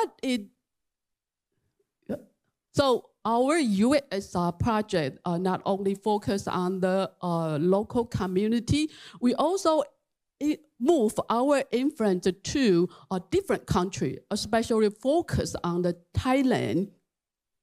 And the main focus of our project is using the slow movement. So today, I wanted to introduce what is the main idea of the slow. And slow food is not the eating slow. It's a very, very special idea and spread that international influence. So another one, we also use that the slow food to promote and to help the local community to protect the agricultural environment. And another one, we also wanted to accompany the local people and to do the slow travel and passing down to have some local culture. So we move our action plan from GIE and to Thailand, and it's not so far. Compared with the Philippines, it's a little far. So our mission, and so our mission focus also align with the SDG indicator. So we focus on the 12 and the other indicator. And very interesting, we also compare with the BCG. It's a project in Thailand. So now that you may ask us what is the slow and why we use the slow food. So I will introduce the idea. The slow it's actually a social movement. So it's a very story. It begins in Italy, in Rome. So the first McDonald's. So we know the McDonald's is a fast food. So when the first McDonald's was started in Rome. So this guy, his name is Carlo Petrini. So it is a social, it's a reporter. So so many people gather together and to fight against the fast food. So the slow food is a social movement to protect about the food. Not only the food, but the cultural, but the sustainable, and also protect our earth. So good mean we have to revert to the food should be tasted good. And the clean mean we have to have the sustainable environment. And lastly, the fair, we have to ensure the justice for the small-scale farmer. So the philosophy of the slow movement is we focus on the good, clean, and fair. So now that the slow food movement is the global movement, and also Taiwan is also involved and engaged in this slow movement. So another one is we will talk about the slow city. So slow city we also call the Sita slow. it's Italian. So the slow city is based on the philosophy of the slow. So until now, more than about the 300 CETA slow in the world. And Taiwan also have until now the 6, because that the Chishang also was certified for the CETA slow last month. And we also can find in Thailand, there is no CETA slow. So what our action plan, so here is South Korea, and here is China. So Nanhua University and our USR project played a key role, and because it's the only one university in Taiwan to help that township to be the certified CETA slow. Especially we help for the Dalian in Jiayi, and the Zhutian in Pingdong, and the Chishang in Taidong, and to become the CETA slow international city. So until now, we still have the one action. You can find the Taiwan Territorial Area Network. And so the next step, we wanted to gather together to have the Taiwan name and to be known for in the world. And so I think that our USR project, especially me, not only help to apply for the CETA slow international, and we also help all the township. Totally, there are 12 townships in Taiwan, and they have the CETA slow Taiwan Alliance. So we help them to hold that annual meeting in September or in October. And we also help to the Taiwan CETA slow connect with the Korea CETA slow. So next week, we also will accompany with the mayor of Shanyi, Nanzhuang, and Heping, and Majia, and Luye, and we will visit the CETA slow Korea next weeks. Another one is our USR project in Nanhua. We also connect with the Slow Food Association at Taidong. So we also connect with the Slow Food International Association of Italy. So we wanted to help that Taiwan, the Slow Food Association, can do more things and connect with that other countries. So this year, and we do a very important thing that we connect with the Yunnan County government. And we just discussed through that our course, and our students have the field trip to study and how we can do for that's very important, the granary in Taiwan. We call the Jiangnan Plan. And so after our course, our students come back, we just think about if that's a Yunnan County and can apply for the Slow Food International. So I think that should be the very important place and to promote the slow food idea. So we just discussed with that CETA Slow Food Association in Italy online, and discuss with the Slow Food Taiwan Association. So after 5 months, the effort, and this June of this year, and we approved the CETA the Slow Food Association in Italy approved that Yunnan, and now Yunnan have been certified for the the Slow Food Association Yunnan. So we also think about that what Yunnan slow food can do. So we wanted to connect the slow food, slow travel, and slow living in Yunnan. So what is the goal that Yunnan can do? So Yunnan can do what the Yunnan can do the different with the Taidong slow food. So our goal focus on the earth market. So that the earth market is totally different with the traditional market, because that we encourage the youth and youth can do that organic agriculture, and so that organic culture, the production can connect with the local restaurant. So we connect the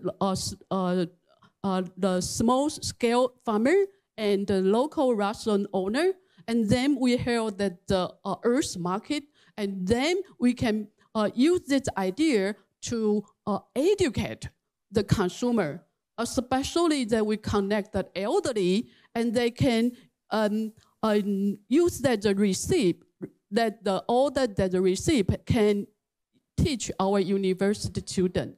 And then our student also can promote for that agriculture. So I think that the Earth market is very, very, it's our ongoing project, and it also will have the 1 or 2 the Earth market or the slow food workshop in Indian and also in other places. Okay, so this picture you can see that just the end of the June, and we have that symposium also invited the Professor Su. So now, so what we will have? So we now our USR project will co-work with the Yunlin slow food, and we wanted to create the enterprise. So we wanted to use that enterprise to encourage more youth and can engage. And then we can encourage more young people that can do the organic agriculture. So that also can educate and our consumer, especially when we enter into that elementary or enter into that high school student, and to cooperate to do that. And then, so I just say hi with the Professor Lin. So another part is how we move this idea of the slow movement to Chiang Mai. So in Nanhua University, in our general education center, so we have the one interdisciplinary course we call the Citiology. So more than 100 students each year will engage this course. So I think that we work very hard to encourage the student after 1 year of the course, and then can move and the professor in a company with that all the students go to Chiang Mai. So this video, I think it will introduce what they have done in Chiang Mai for 5 minutes.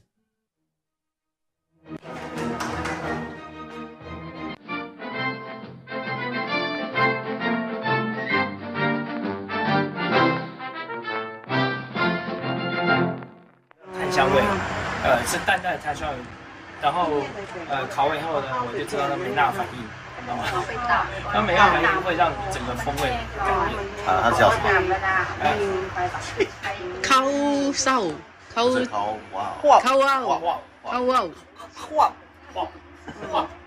Hop is เวลาเขาเสียวมันดังไหมหรอ The sound of the sound. Hop.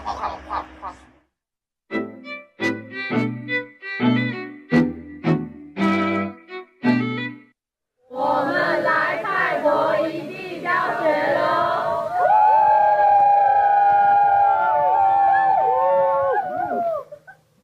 大家好，我是南华大学生技系和通识中心的林俊宏老师。现在我们在泰国进行社会设计与实践学分学程的环境变迁、生物多样性与人类未来的课程。从6月26号到7月16号，我们带着16个同学到这边异地教学，和这边的场域一起合作，实践学生的社会实践方案。这里的场域和伙伴从2015年开始，至今已经合作9年了。泰北是个多元民族，而且是以农业为主的区域。环境变迁会对当地产生严重的冲击。每年来泰国的时候，刚好都是雨季。学生除了要比较气候差异、文化差异之外，还要产出行动方案，真的非常不容易。这几年因为气候变迁因素，干旱造成农产减少，价格变差，也使得农产价值的议题加入进来了。我是南华大学应用社会学系大3的学生陈嘉瑜。那今年呢是我第2次到泰国进行异地教学。那我们大概呢在每年2月的时候就会开始进行筹备。我们会跟场域的负责人来联系，然后了解他们今年的需求以及议题。那我们也会去找学长姐来了解一些往年的经验。那我已经连续2年都使用我们学校的海外奖励金，然后到国际来进行社会实践。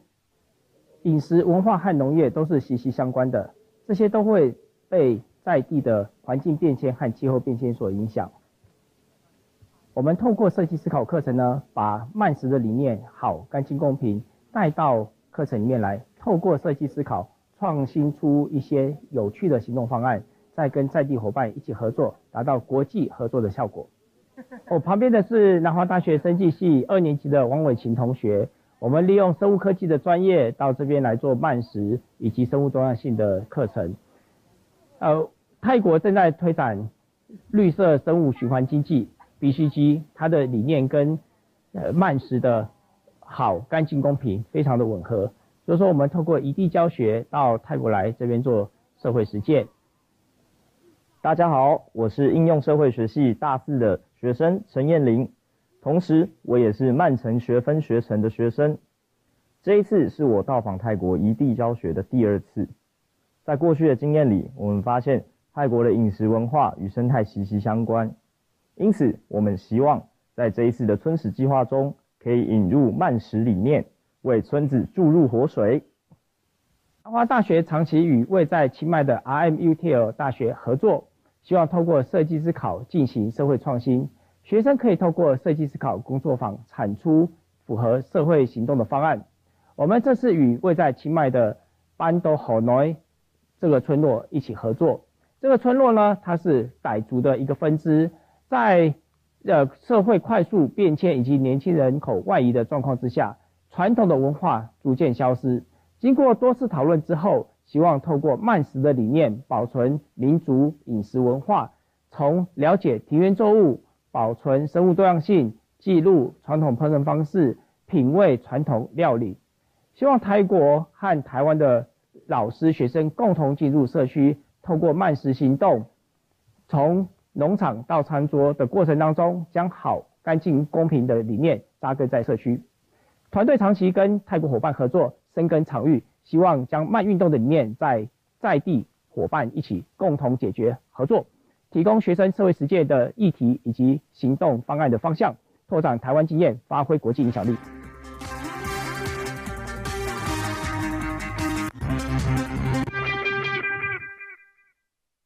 Thank you.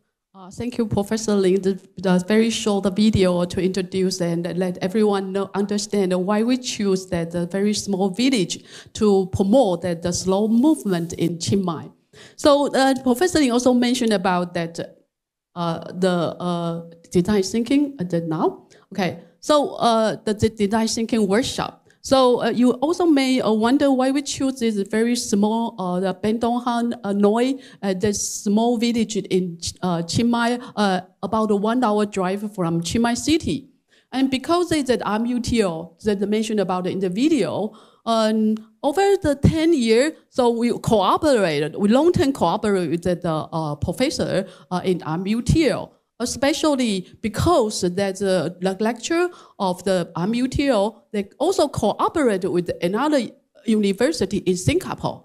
So that's a design thinking workshop and can inspire students, create more ideas and inspire them to do something for the community. So following that, I will also wanted to introduce the video recorded by that Ajahn Golf.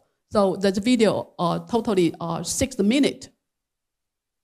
Another thing is that before the video, and Professor Lin tonight also will have the meeting discussing with the mayor and the resident to discuss how we can help them to apply for the Slow Food Association. Okay. Hello everyone, I'm Kritika Inta.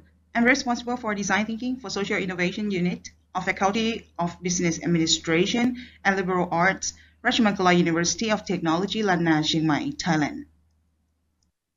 First of all, I would like to give you some background of my university, RMUTL.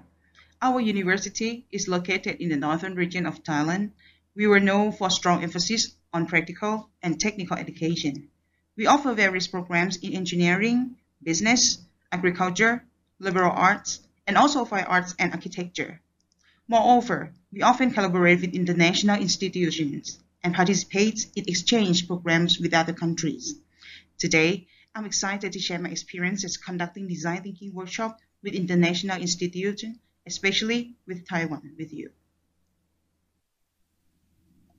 My journey started from the collaboration with Singapore Polytechnic, where I was trained and certified to be the facilitator and partnered through the Learning Express program. This program focuses on social innovation and design thinking, which allows students to collaborate on real-world challenges with partner institutions, often in other countries, to create impactful solutions. We started since 2016 until now, 2024, and still cutting and expanding wider. As we might know, design thinking is a human-centered approach to innovation that emphasizes empathy, collaboration, and interactive problem-solving. Working with participants from various cultural backgrounds enrich the experience. We tackle challenges which lead to innovative outcomes and a deeper understanding of global perspectives.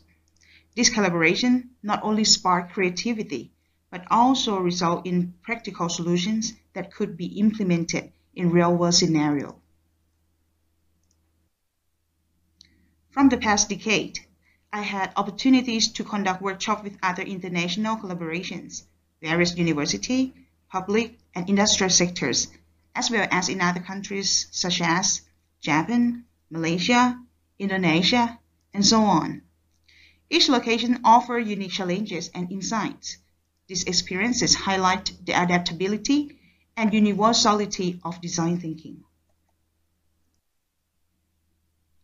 Since 2021, we had great opportunity to cooperate with Nanhua University in Taiwan. That was an enriching experience. We plan to have workshops together centered on design thinking and slow movement, which allow participants to dive deep into cultural contexts and explore innovative solutions. Unfortunately, that time, we faced the pandemic, so we had to conduct workshops online. That was so tough to manage, but challenging and valuable experience. We designed online lessons and did design survey and prepare a lot for the event. That's unforgettable experiences for us, RUTL and NSU.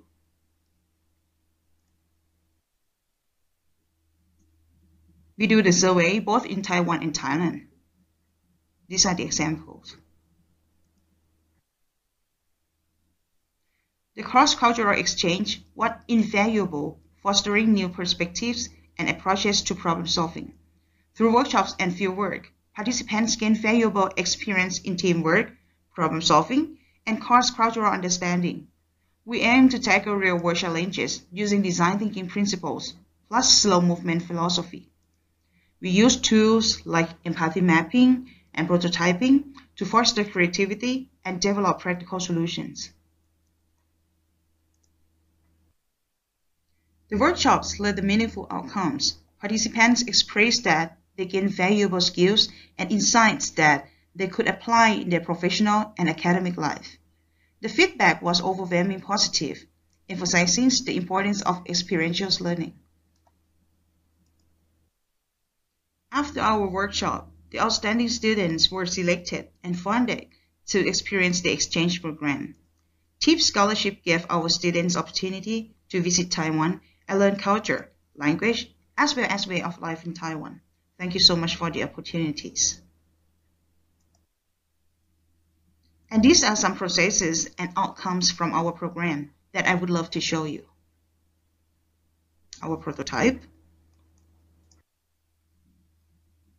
Here, also the prototype from the workshop.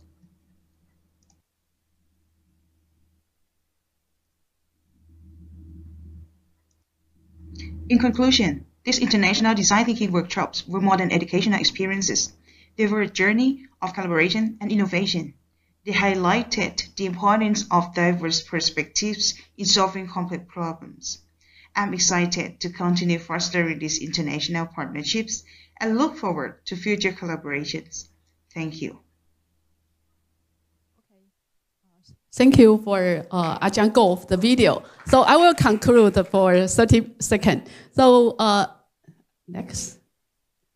Okay, so we also published the one report in the journal. So actually, that our student inspired by the design thinking workshop. So very luckily, after the COVID-19 pandemic, this October, we will invite the teacher and the student from the MUT and come to Taiwan. And I also want to take this chance to invite every USR team. Maybe we can work together and the student come here or the lecturer come here so we can work together to join that workshop. So that's all my presentations. Thank you everyone here. Good. Yes, hi. Thank you very much and good afternoon to everyone. Before I proceed, I would like to again acknowledge and present our team members from the University of the Philippines, Asian Institute of Tourism. We have Professor Real G. Cruz. Thank you.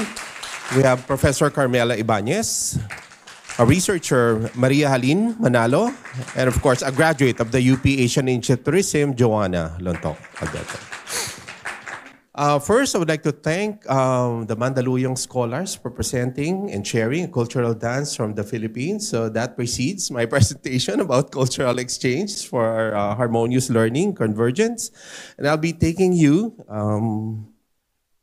to a quick history of the Philippines through important landmarks and influences of cultural values and exchange for harmonious convergence. So first, I would like you to focus on Intramuros, and that will be on the upper right side of the screen. And that is evidently structure a community during the Spanish colonial period in the Philippines. So we were occupied by Spain from 1565 to 1898 for almost about 300 years. So practically, this is an urban district and historic walled city within Metro Manila.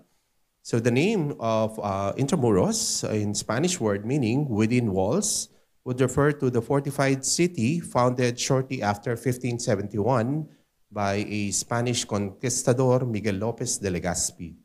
So Intramuros, though formerly a subject of a viceroyalty of New Spain in Mexico City back then, it became the capital of the new Spanish island Dominion and flourished the 17th and 18th centuries. So the area is about 59 hectares within the original 20-foot, 6-meter thick walls that contain important architectural designs and structures of the Spanish colonial government, places of worship, and defense force of Manila back then. And then moving to another important community up in the north of the Philippines, if you can focus on the lower right photo here, Vigan City. Vigan is the most intact example in Asia of a planned Spanish colonial town. And this is established and founded in 16th century. So its architecture reflects the coming together of cultural elements from elsewhere in the Philippines, in fact, even from China and those of the Europe and Mexico that create a unique culture and townscape without parallels anywhere in East and Southeast Asia. So it became an important trading post back then in the Philippines, and the urban plan of the town closely conforms with the Renaissance grid plan, and Vigan, as a contemporary Spanish colonial town, mirrors and reflects Latin America in the historic core. So if you look at this closely, Vigan is a unique area for having preserved much of its Hispanic colonial character, particularly its grid street plan and pattern in historic urban layout and its significance on the different architectural influences that are blended to create a harmonious landscape and townscape. And by the way, this is one of the recognized UNESCO World Heritage Site in the Philippines. So I will walk you through another historical landmark, and as part of the history of the Philippines during the American colonial period, and this is in 1898 to 1946. And that will be on the upper left side of the screen, the Rizal Park. The Rizal Monument is a national treasure in the Philippines. It's a national monument of the Philippine hero, Jose Rizal. And this was designed by a Swiss sculptor, Richard Kisling, and this was unveiled in 1913 during the American colonial occupation. So the monument depicts Rizal in an overcoat holding a book that represents his novels Noli Me Tangere and El Filibusterismo. These are two publications or books that vividly express through stories of communities, nation, and the struggles during the Spanish occupation in the Philippines. And some of the important figures here, the 3 stars, which I hope you can see on the triangle on top of that monument, represent the 3 major islands in the Philippines, Luzon, Visayas, and Mindanao. And in this particular structure, the figures at the back of the monument, unfortunately we can't see that right now, symbolize the country's natural resources. And a mother rearing her child, you can see that on both left and right side, with 2 young boys reading signify or mirrors family and education. So these structures, important landmarks, and national treasures in the Philippines would often represent and create cultural value and meanings and reflections of how educational system in the country evolved. Another important aspect of how we can look at development of infrastructures related to our history, if you can look at the next slide right beside the University of the Philippines, the Quezon Memorial, and this is during the post-colonial period. And this is where the Quezon Memorial Shrine is. It's a major park in Quezon City. And Manuel L. Quezon is a leader of the independence movement of the Philippines during the American occupation in the country. So if you can see, the structure again would represent something symbolic. The 3 columns are adorned with 3 grieving bowed angels holding Sampaguita, the national flower of the Philippines. And the 3 columns or pylons represent, again, the 3 major islands, Luzon, Visayas, and Mindanao. On the lower left, Makati City, now in a modern society, a contemporary time, is a city south central of Luzon in the Philippines. It is famous for a lot of financial districts and industrial suburb of Manila, as well as important business and government institutions and offices of foreign embassies. We look at various sites that have been developed all throughout different generations that would reflect the different occupations of the Philippines. And of course, where I come from, we represent the University of the Philippines. As a mandate of the National University under its unique charter in 2008, Republic Act 9500, the University of the Philippines is mandated to perform its unique and distinctive leadership in higher education and development. And as such, we look at leading in setting academic standards and initiating innovations in teaching, research, faculty development, academic freedom, academic excellence, and commitment to national development. As an example, the University of the Philippines has 8 constituent universities, 1 autonomous college, and located in 17 different campuses from north to south of the Philippines. In total, we have about 240 undergraduate programs, 402 graduate programs, and we have produced 39 national scientists, 40 national artists, 7 out of the 17 presidents of the Philippines, and 15 chief justices of the Supreme Court of the Philippines. So UP Diliman, one of the 8 constituent universities and the flagship campus, has 27 degree granting units. And part of it should be looking at emphasizing social responsibility, where the university is committed to serve the Filipino nation and humanity, and relate its activities to the needs of the Filipino people, their aspirations for social progress, transformation, and provide venues for student volunteerism. Aside from this, we look at undertakings and comprehensive support programs for sports, because I've noticed earlier in some of the engagements with EduConnect, the College of Human Kinetics have been in Kaohsiung to train and provide some meaningful exercise as part of the learning exchange program. The guiding principle of the University of the Philippines: honor, excellence, democratic governance, service to the community and nation. So commitment of the university has a long tradition, honor and excellence, and we are guided through this, representing collegiality, accountability, transparency, and active participation among university's constituents. Accessibility and responsiveness as well, innovativeness and creativity, and that practically would be aligned with the IUSR philosophy. Now moving on, taking you through a quick brief history of the Philippines through important landmarks. And this is what we are looking at and considering. We are celebrating in the University of the Philippines, Diliman, the 75th anniversary of the move from UP Manila. After the war, Manila in particular has been devastated, and we have to look for another campus. And the Diliman campus in Quezon City has been a new site for the development of a new campus. So we're celebrating this year our 75th anniversary, and part of an innovation, creativity, and responsiveness to the need for creating cultural exchange and tourism activities, we looked at developing the walking tours within our campus. Now later, this will also be explained by our colleague, and I would like to specifically focus on 4 themed walking tours in the university. And we're talking about the campus here. As mentioned earlier, we have about 493 hectares area for the UP Diliman campus. So we have developed 4 themed walking tours, and one of which will be appreciating the public arts and architecture. So we want tourists, visitors, people who would like to visit the university not only to learn, but also to look at the biodiversity and ecosystem of the campus, learn about the artwork and architectural buildings that have played important role in the history of the country.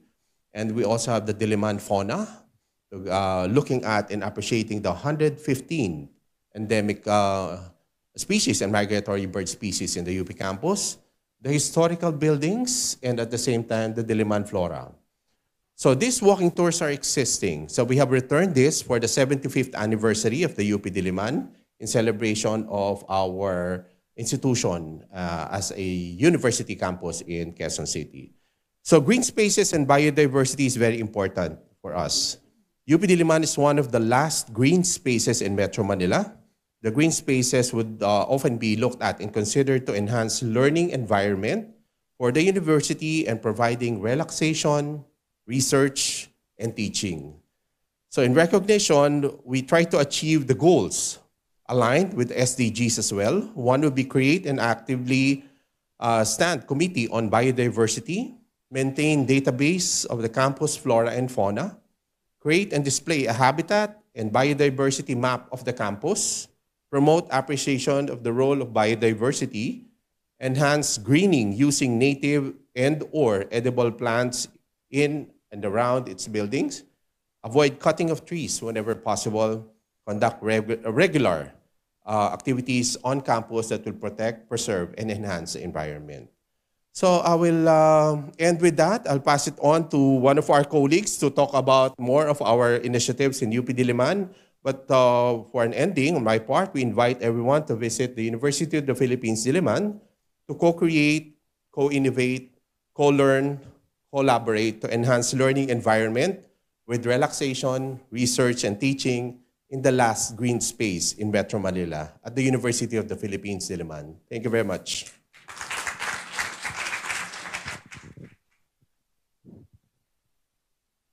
Mabuhay. RJ Manalo here, one of the university researchers of the Asian Institute of Tourism.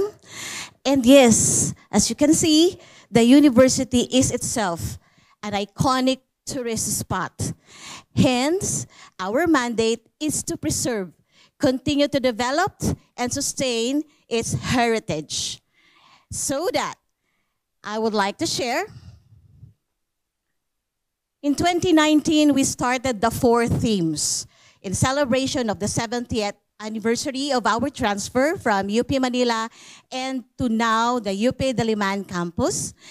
And our participants, the tourists, had this word cloud, and these are their thoughts, their ideas, what they thought of the 4 themes of the Lakad Gunita. This 2024, we are renaming it, but still a walking tour at par, and it's called Balik Tanaw. Balik Tanaw because malayong lupain amin man marating, di rin magbabago ang damdamin Di rin magbabago ang damdamin. That is a part of the UP Naming Mahal hymn. And that is precisely what keeps us together.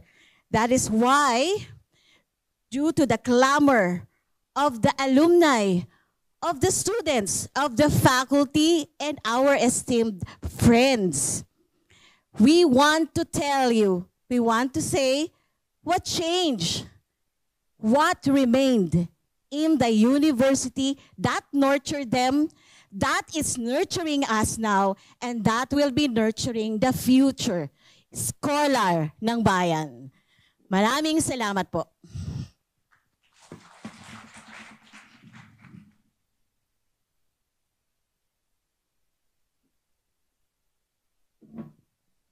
Good afternoon. I'm Carmela Ibanez, the Director for Tourism Research and Extension Services of UPAIT. I will be discussing the QR code project that the Asian Institute of Tourism is currently implementing at the University of the Philippines, Diliman. UP Diliman receives thousands of visitors each week, like researchers, joggers, food enthusiasts, and people who simply would like to relax at the open spaces and marvel at the beauty of our 493-hectare campus. Each of the beautiful and historic buildings around the campus core, or what we call the academic oval, has a story to tell. But this story has a lot of versions, some of which have no basis. This is why UPAIT came up with the idea of giving our visitors facts. Purely facts about selected buildings in UP Diliman and some of the artworks around it through QR codes. This project allows our visitors to do self-guided tours within the campus whenever they like. This month, UPAIT has begun installing QR code stands in front of the buildings. Each signage has 3 QR codes. One contains photos and information in English. Another contains photos and information in Filipino, our national language in the Philippines. And the third QR code contains audiovisual presentations for the visually impaired. We'll show old and new photos of UP Diliman and the buildings, including the transfer of the oblation from the Manila campus to Diliman in 1949. We also included facts about the history of the building, the architect, the architectural design, its current use, and the artworks in and around the building. This is our way of paying homage to the national artists who helped shape UP Diliman into what it is now. This project is not just about the generation of QR codes, but it is more of the generation of content, the research that we have done for the information that we will include in the QR codes. Although content creation entails a lot of time and effort, we would like to replicate this in tourist destinations, especially in heritage districts where many heritage structures have fallen into a sad state of disrepair. With the interest that the QR codes may generate in these heritage sites, we hope that the tourists would visit these attractions and more funds for heritage conservation may be earned. Maybe we can bring the QR code project here in Kaohsiung as well to probably turn industrial parks to tourist destinations through QR codes. I hope that through this project, we can contribute to SDG 11, Sustainable Cities and Communities, with the promotion of history and culture. And of course, we also contribute to SDG 17, Partnership for the Goals. Thank you very much.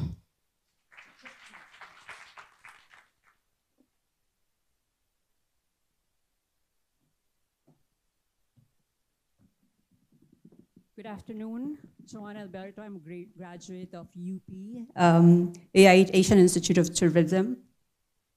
I'm not going to mention the year anymore. Am I trustworthy? This is what Dr. Wu, I don't think is here right now, asked me the other day. Without hesitation, I said yes. We are into innovation and we work fast.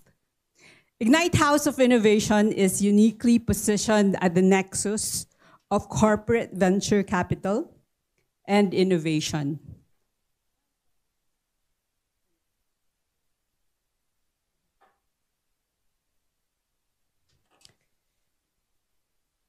You've never met anyone like us. Our day job is early stage venture capital, where the greatest and often only asset we're funding is human capital that must perform at superhuman levels to achieve 50 to 100 times ROI targets. This is the only way we make money. In VC, in venture capital, we fail to operationalize peak performance in the people we're invested in. Our companies don't survive, and we lose all the money. This is the unique skill set we bring. VC is the business of investing in people and empowering their inner superhero. Over the past decade, we've invested hundreds of millions of pesos in people who make the impossible happen every day. People who create vastly better tomorrows by building high-performing teams and cultures today. From our world of VC and startups to corporate and academe, we bring data-driven, battle-tested, relentlessly honed best practices that have helped us operationalize innovation, systemic problem-solving at scale, and a culture of customer ownership, malasakit in Filipino, in all things, in everyone we touch. This is what it means to ignite, to live our deepest truth, and so fulfill our highest potential and greatest promise for joy, meaning, success, and impact. A life fully lived. Why are you here? If you are here because you truly believe in the mission of USR, it's because you listen to your truths. Our presence proves we deeply care about making lives better. So quickly, let me share with you the Ignite operating system. Genius. We start with our genius. Every one of us is a genius. We are one-of-a-kind individuals. Purpose. This genius points to purpose, and purpose to genius. This unique gift points us not just to passion, but to the problem or pain that we are born to heal. Service. We can only give what we have. What we have must be shared and live for the benefit of others.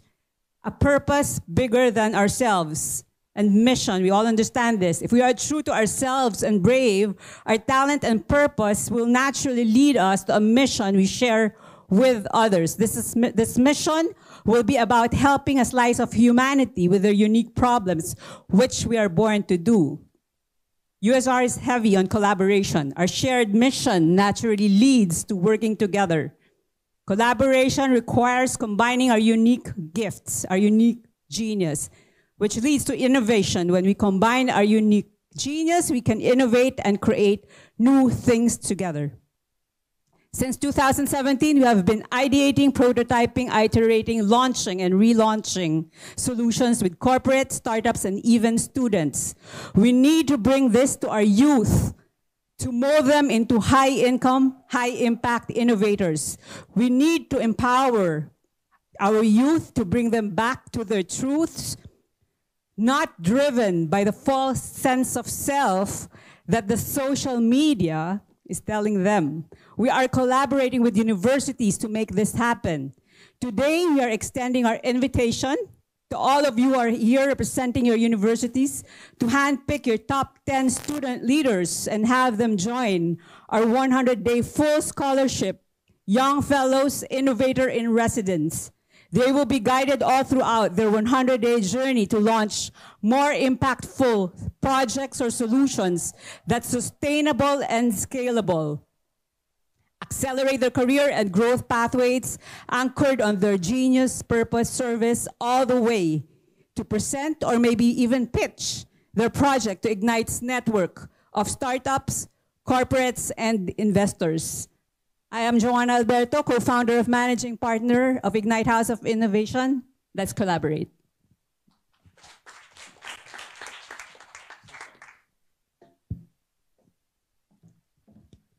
Okay, it's my pleasure to be the last to present on behalf of our group.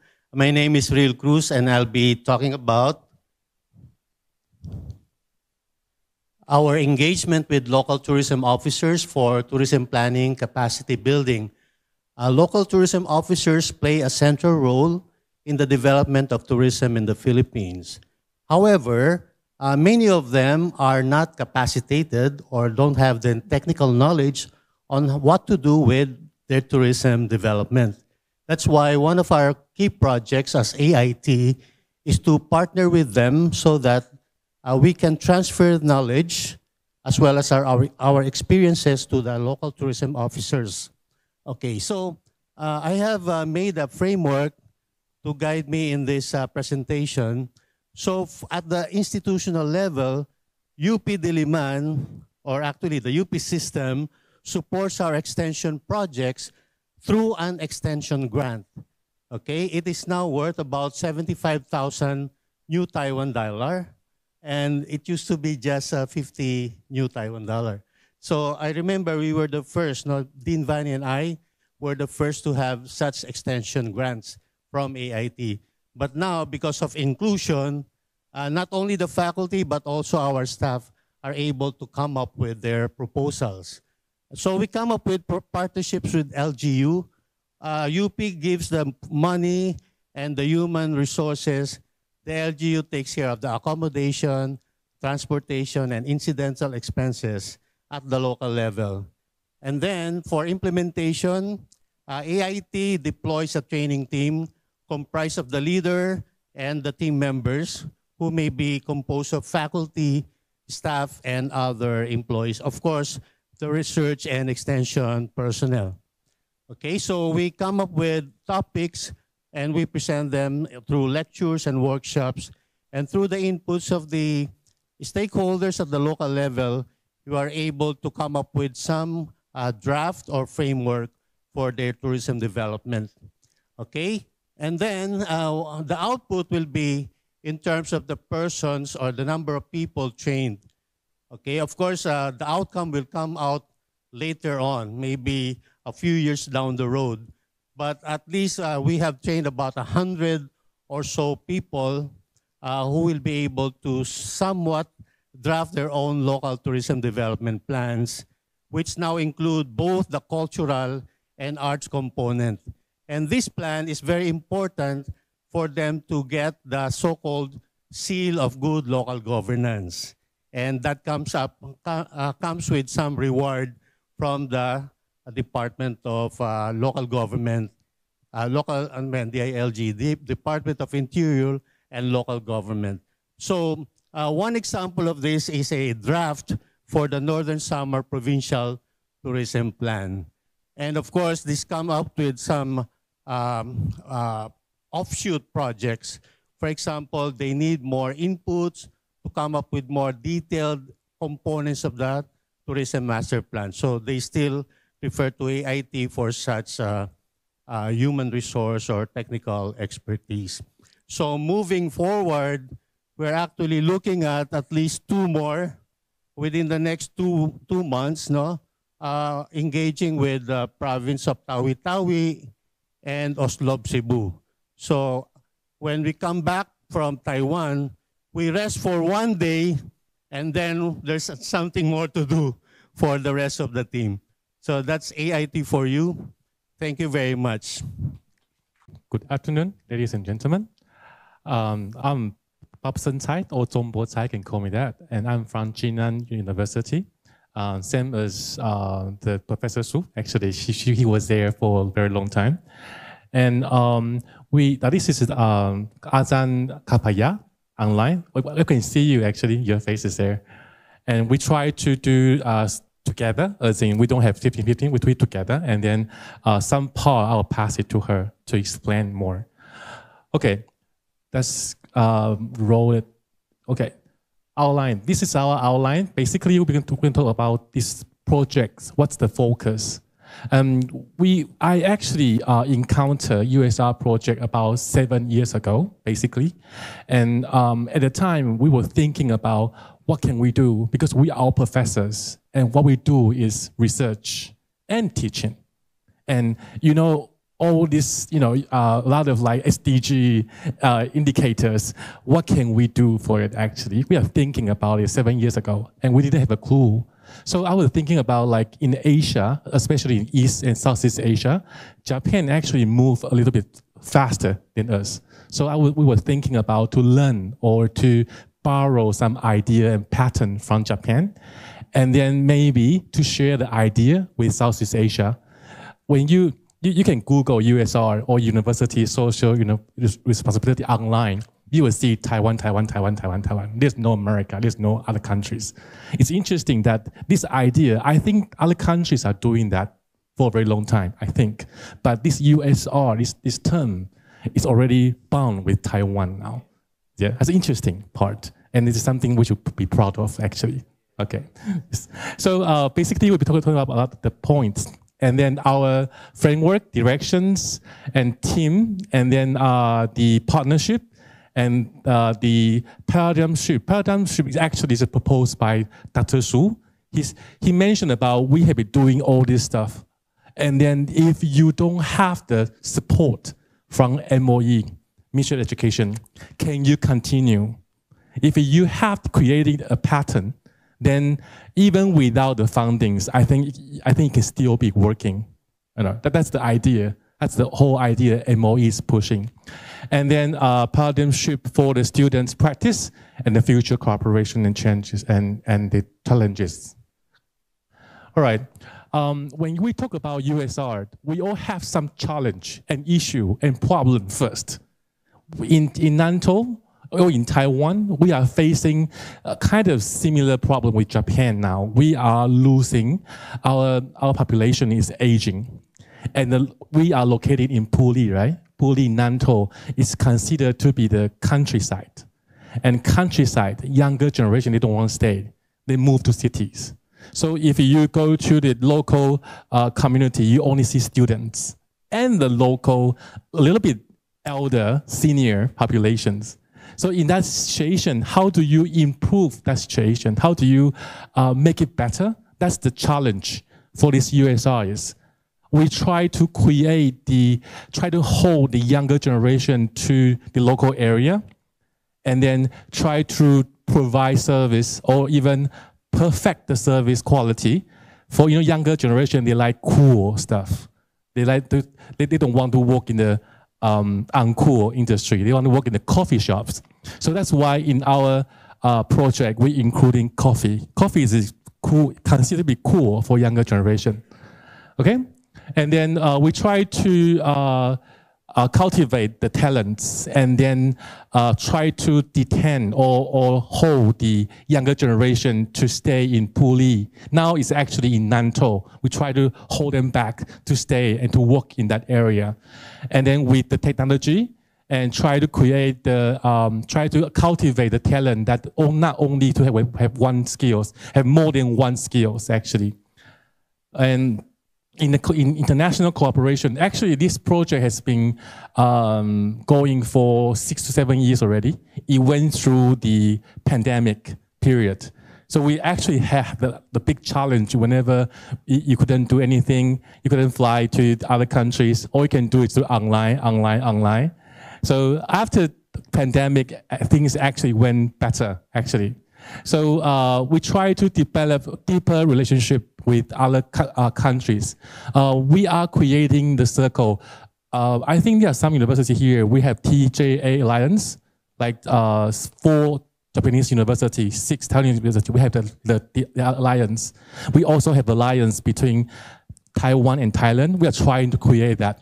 Because once you create alliance, then it will be easier for them to move each other. Because between 2 universities, sometimes without you, it's not working.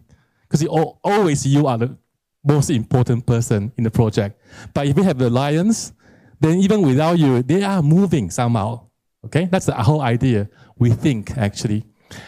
And then the key or the spirit of our project is to borrow the experience from Japan and spread the spirit to Southeast Asia. That's the whole idea for this project. Okay, this is our structure, basically.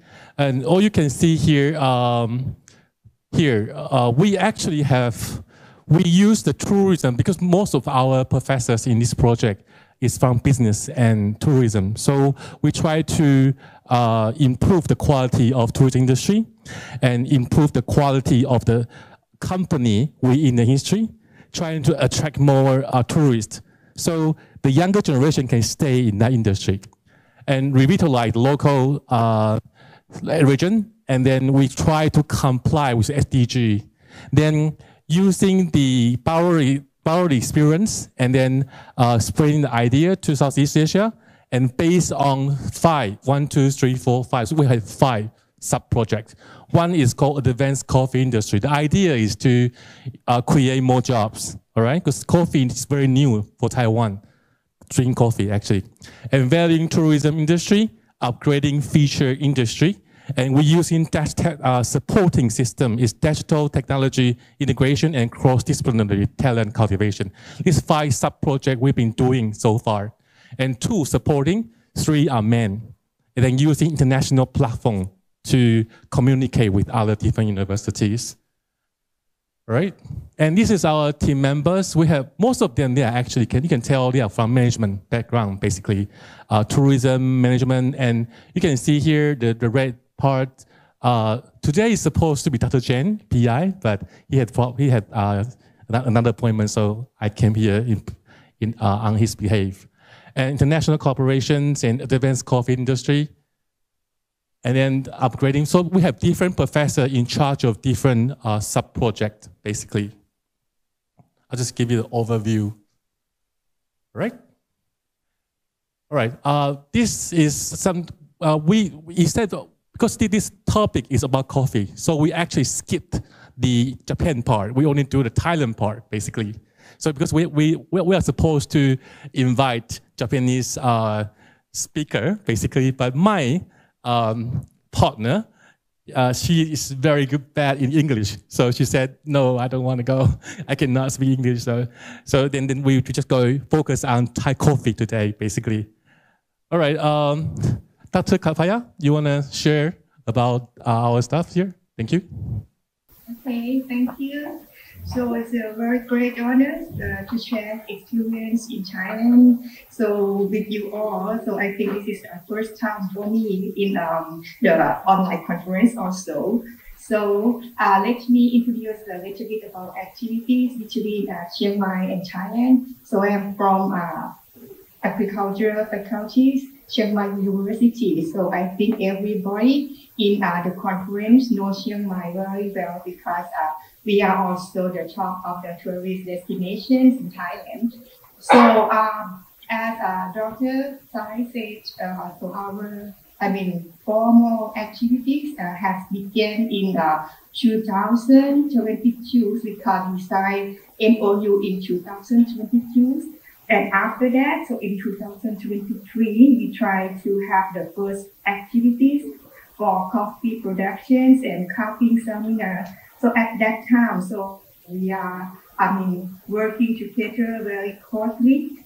So our collaborations begins with invited professor to gain our knowledge and share about the activities of USR project from this seminar.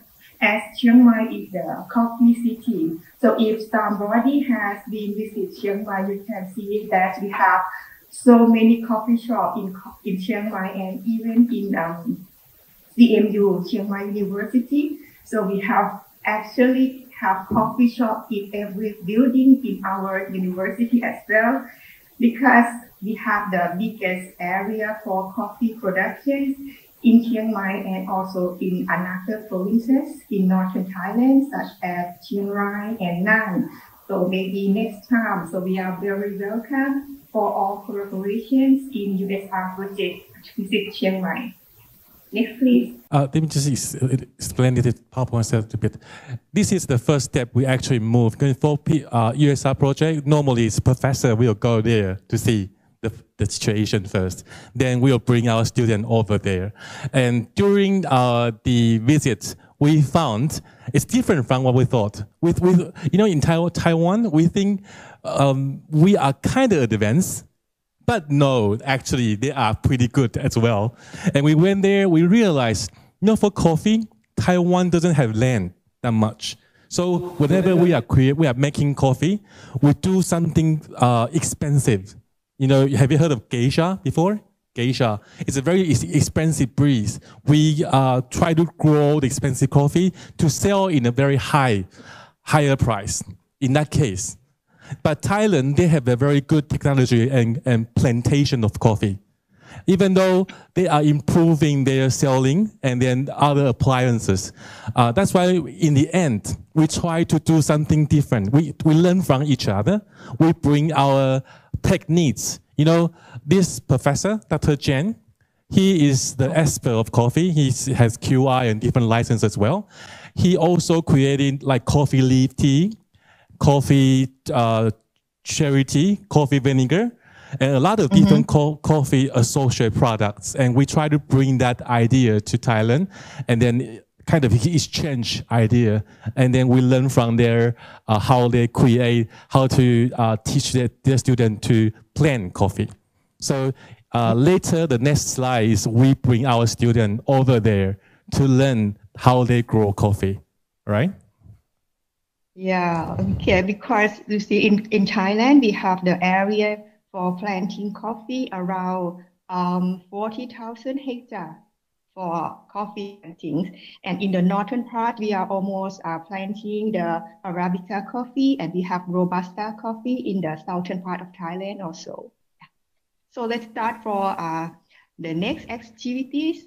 So it is very, my pleasure to visit Maju in this conference. It was very beautiful and nice place, and it is very right place to discussion about the community-based tourism.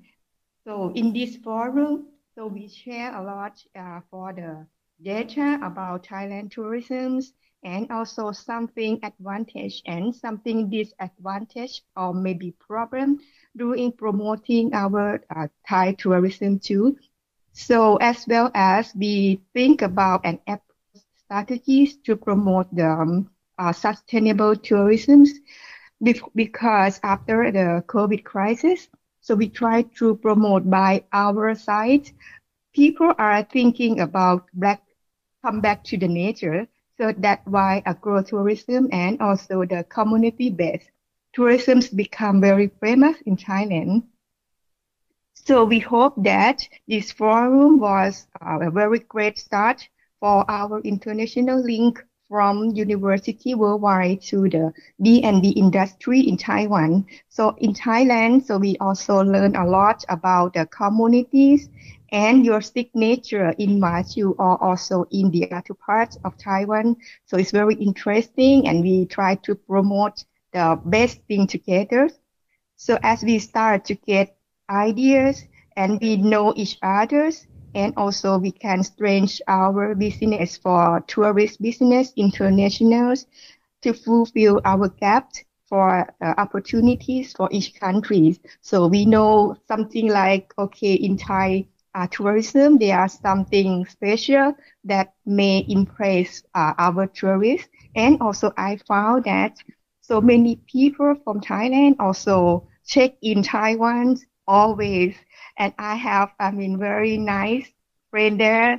And during our visit, we have chance to have connect and also think more and more than the project we did. So we try to create more research together at that time. Yeah. Okay.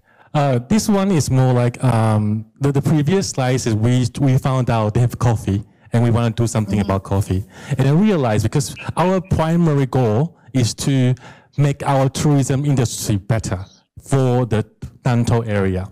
So we think we are already in touch with Chiang Mai University. Why not just do something more and to kind of expand the tourism industry, to borrow their experience. We know Thailand is the top tourism destination in the whole Asia. In the whole Asia, their Bangkok. I think last year the tourism received is 40 million. Tourism received 1 year. That's a lot, really a lot. Comparing Taiwan is about 4 million. So we want to borrow their experience, see if we can actually do some change to our project, basically. All right, let's keep going. All right.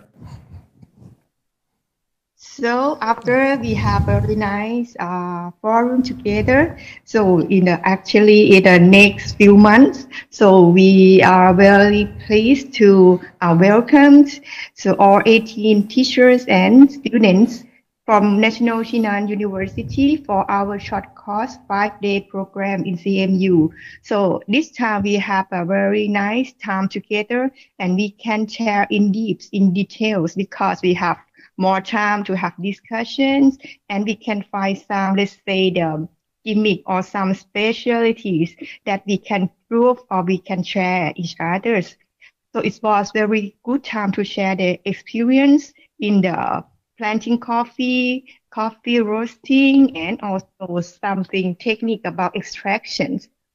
So the coffee production actually in Thailand, so we serve for the community base also, especially in Highland, and is established to planting coffee around 1971, about, let's say, 55 years ago, since our King Rama IX has established the Royal Project Foundations. As you might know, in Thailand, we have many units for the Royal Project Foundations along Thailand. And that's why we begin with that, because we use the coffee for fighting drug problem last, let's say, 60 years ago. And this business turned very good to help communities. And the first Arabica coffees was planted in our Highland station. So that's why we are showing the group to visit our Highland stations, as well as spread to many experimental plots in Chiang Rai and in other provinces. So from our experience, 55 years, so we developed the knowledge from seedling to cupping for coffee plantations, because in Chiang Mai, we are focusing more on the plantations, and the Shinan University always doing best for, the fulfill art for the cupping and roasting techniques. So that's why we can collaborate and we can think something about communities and the co-research together. So in another part, let's share the video. I think maybe it's better for the afternoon presentation from us. Okay. So this PowerPoint slides is about, we go there to learn the beginning, how they actually plant the coffee. And by the time they come back, they learn how to make coffee, how to do barista and other stuff in Taiwan. So it's more like a whole training process for students. Let's go. This is a video. Can you just go click?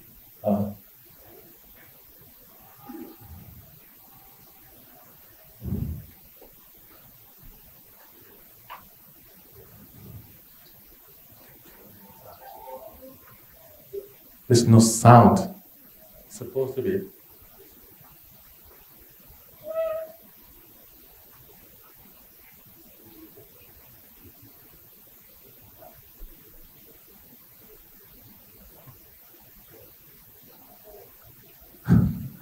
It's okay. I just go explain a bit. It's the recording of documenting. Okay. Thank you. Thank you.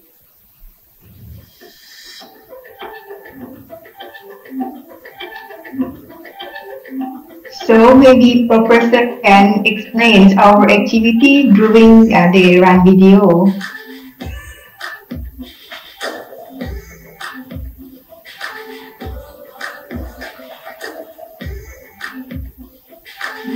So actually, I cannot hear the video, but I can explain a little bit for our activities. Okay, thank you, thank you.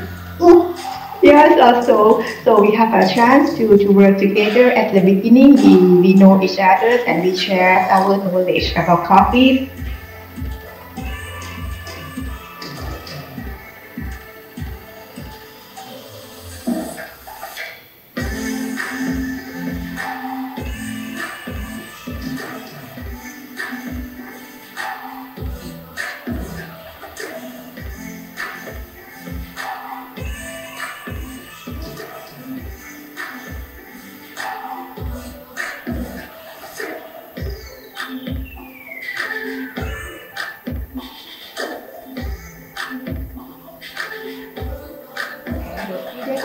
the chance to visit many kinds of coffee shop in Chiang Mai, and they also sending you the video for presentation coffee production in Chiang Mai. Yeah.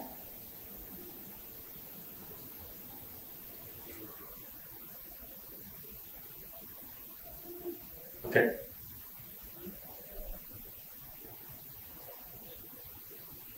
Okay, shall we go to this slide, Professor? I mean, me? Okay, let me just talk about this. Let me go first. I'll let you guys let you talk later then. It's a timeline, basically. It's more like we go there and to learn what we can actually do, and then we bring students there and bring her back to Taiwan. That's what we call exchange, basically. So this is more, we invite her to share her experience. Because for Thailand, it's pretty, for CMU even, USR is a new idea for them as well. So they are still learning this idea. But I think they are doing that because in Thailand, they call this kind of activity Royal Project. Their king is doing Royal Project to improve local farmers' life. So they do something about coffee as well. It's different from USR. It's more like the government is supporting everything. And ours is more MOE pushing, supporting university to do this similar, but a little bit different anyway. And basically, she came over to share a lot of different forums, such as the Thai economy, rural economy, sustainable development, and we also went to Khon Kaen as well. The reason we try to create a Thailand and Taiwan alliance between different universities and Taiwan as well. We try to create that. And so it will be more sustainable. You want to explain a bit more about this? Yeah, so I think this may be the last slide for me. But actually in CMU visions, we also have the vision of CMU to commit the social responsibility for sustainable development through the innovation. So because Chiang Mai University, we are located in the northern part, and we also have responsibility to take care of the northern part of Thailand. And the ideas of the university also have to take care of the community in the northern part of Thailand, and also the culture and Lana culture in Thailand too. So I think whenever I have chance to visit Taiwan, I always try to have time to visit National Chinan University to have a cup of coffee, and then we can discuss about the future collaborations. So I'm very happy to talk and to give an ideas with your colleagues and your students, because I have never say no for all of your invitations. So I came to Taiwan anytime if you invited me. So from my last visit, so I just come back, and then last visit we are more focusing on the rural economies, agro-tourism, and the sustainable way to promote the local business for both Thailand and Taiwan. Because we share something similarities in culture and also our food on things, but we also can find some signature for our charming. So that's why I think we will have a very nice collaborations, and we try the many opportunity to share more on the USR project. And we hope that, so we are not just only the collaboration, because we do more than collaborations. Okay. Thank you. Thank you so much. Thank you so much. And then later on, we also have a lot of different teacher and student as well. We do all this knowledge learning, and then we pass on to different professors for them to spread our knowledges. That's the whole teachers and student, the group. We actually form out of different groups for that. Okay, this is our future challenge. We will actually continue our activity with them, and also now we have TZ Alliance, but we haven't have the Taiwan-Thailand Alliance yet. So we're going to create that basically with Khon Kaen and Chiang Mai and Prince Songkhla to create this alliance for the future projects. And then in order to be sustained, even without the support from MOE, we will work very hard on that. That's everything. Thank you so much for your listening. Thank you. Good afternoon, everyone. First of all, I would like to say thank you to the Kaohsiung Medical University and the headquarters of the USR project for their invitation to join this symposium. I have to say this is a very successful symposium. As you can see, we have professors from different countries, as well as different universities, and as well as from different colleges. Yeah. So before my talk, professors are from social sciences, from business school, from the College of Design, and then now we move to College of Engineering. Yeah. Yes. Yeah. So we are going to talk about engineers in action. Okay. So first of all, I would like to introduce our group members. For this project, it's not possible without team members. So we have now we have 8 professors from different departments. Currently now, we have Professor Benji Wang, which is the PI of this project, sitting there. Yes, and then we have Professor Sen Long Tsai, which is standing on the stage now. And then our co-PI, Professor Cho Young Wang, which is there. Yeah, and then our Vice President, Professor Liu, now is in another country, so he is not here today. And then Professor Fu Chengden now has another meeting, so it's also not here. And Professor Xu now is in Japan, so it's also not here. And then Professor Chen now is in USA, so it's also not here. And Professor Guo now is in Union Tech, because today he also has a meeting in Union Tech, so he is not here today. And then apart from the professors in Taiwan, we also have our partner universities professor, like Professor Wawa from ITS, Professor Tang from Kenta University, and Professor Felicia from Widya Mandala Catholic University, Surabaya, and also Professor Suryadi from Widya Mandala Catholic University, Surabaya. And apart from the professors, we also have our student leaders. Yeah, and we have 4 very outstanding student leaders. And currently we have 2 student leaders also join this symposium. And then is the Miss Vicky, yeah, over there. Yeah, and then also Mrs. Winnie, yeah, over there. Yeah, Xingyi, yeah, yeah. Without the 4 important student leaders, it would be very difficult for this project to move smoothly. Yeah. And then also we have a project manager, which is over there. But then she didn't put her photo here. Yeah. Okay. So before talking about the engineers in action, I would like to show this figure first. Okay, so how many of you guys know what is this?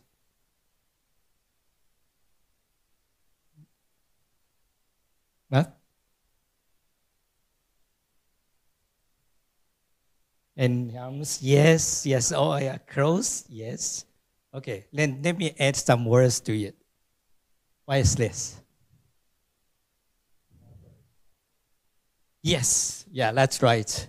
So, yeah, good. All right, yeah. So actually, our Engineers in Action project, initially, we try to mimic the Doctors Without Borders. Yeah, we catch the spirit. We want to use our professions to change the world, to make the human beings' life better.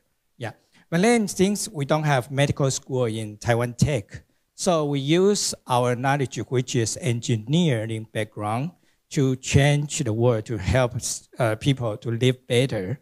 So that's why we call it Engineers in Action. Actually, we get inspired by the Doctors Without Border. But why don't we call it Engineers Without Border? Because Engineers Without Border has been registered as a trademark. Yeah, so we cannot use it. So that's why we change it to engineers in action. And then of course, the goal is to make the people's life better.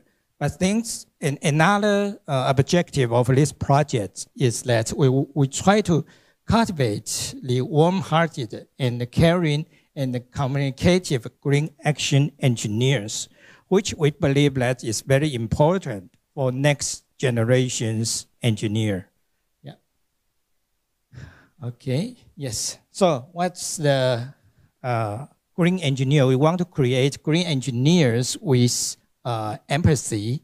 And then we hope that after joining this project, the greatest takeaway for students is that they learn the importance of listening and then understanding, and also the values of different culture and communities. Okay, so usually when we set up the engineers in action, when students, they want to join this project, they always ask, if I am not from College of Engineering, can I join this project? The answer is yes. Yeah, because the definition of engineering is not you must be from College of Engineering. Yeah, because currently, even in the world, there are many engineers, actually they are not from the true College of Engineering. Yeah, so if you are interested in this project, anyone can join these engineers in action. And we also encourage students from different colleges to join this project because we want to have the interdisciplinary thinking and knowledge and exchange and also the international learning. Because in the future, in this world, I believe that there would be many different tasks need us to solve. And then I believe that those tasks cannot be solved based on only one background. So we need people with multiple backgrounds to solve the project, to solve the problems. Yes. And then our project also aligned with the SDGs, which is the number 7, clean water, and then the number 11, the disaster prevention, and also number 17, the sustainable environment. Ooh.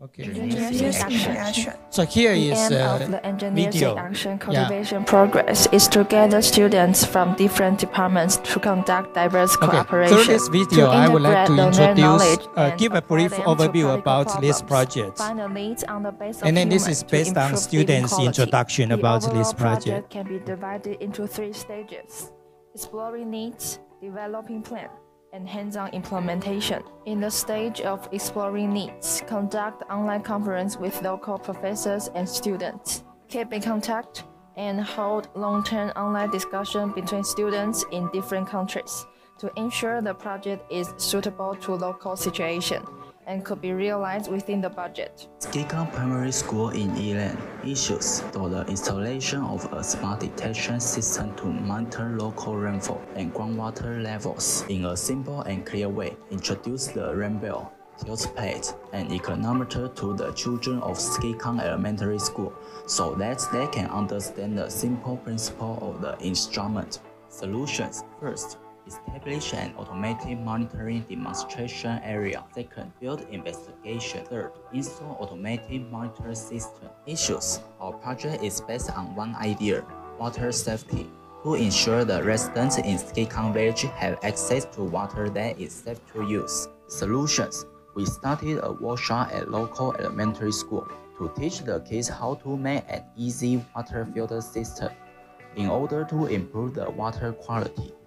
Shing Village in Surabaya, Indonesia.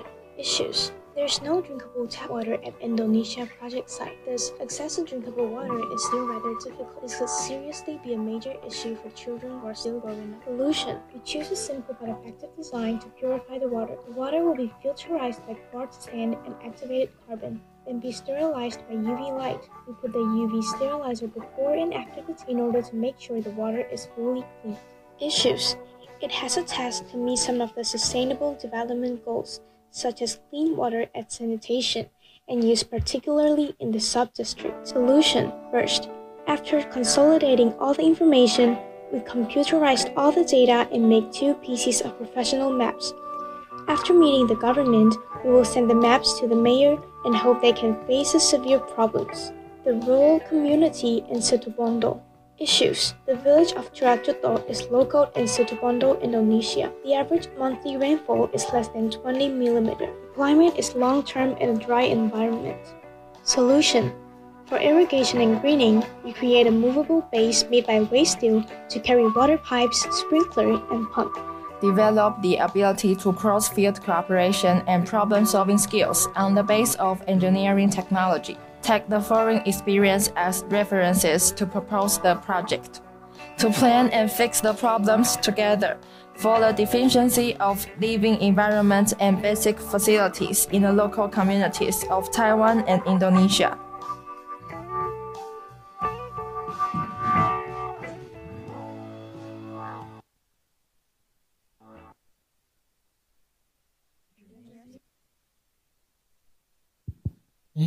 Actually, I think there should be several slides after the video. I don't know, maybe some problem because no, not this one. I think before that video, we should have some slide. Hold on, please. Sorry.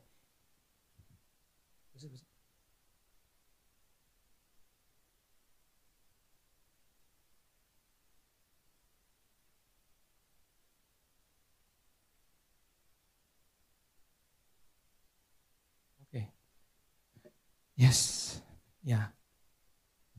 I don't know, somehow some technical problem with the slides. Yeah, I didn't expect that the video goes that early because it should come after I introduce the projects. Okay, so now let's go back to introduce the projects. The first project, we actually have several projects, and then the place that we work is in both Indonesia and Vietnam. We are not only working in Vietnam, we also work in Indonesia. And actually, in the very beginning, our project started in 2016. Yeah, if you have been aware that the USR project was started in 2017, and then actually our engineers in action started even earlier. Yeah, we started in 2017. And at that time, we just get inspiration from Doctors Without Borders. And then one day we have a few professors sitting together and then said, yeah, why don't we do something that can mimic the Doctors Without Borders? So we try to do Engineers Without Borders. And then we wonder if we want students to provide to donate, to self-support themselves to do these projects. How many students will join? Yeah.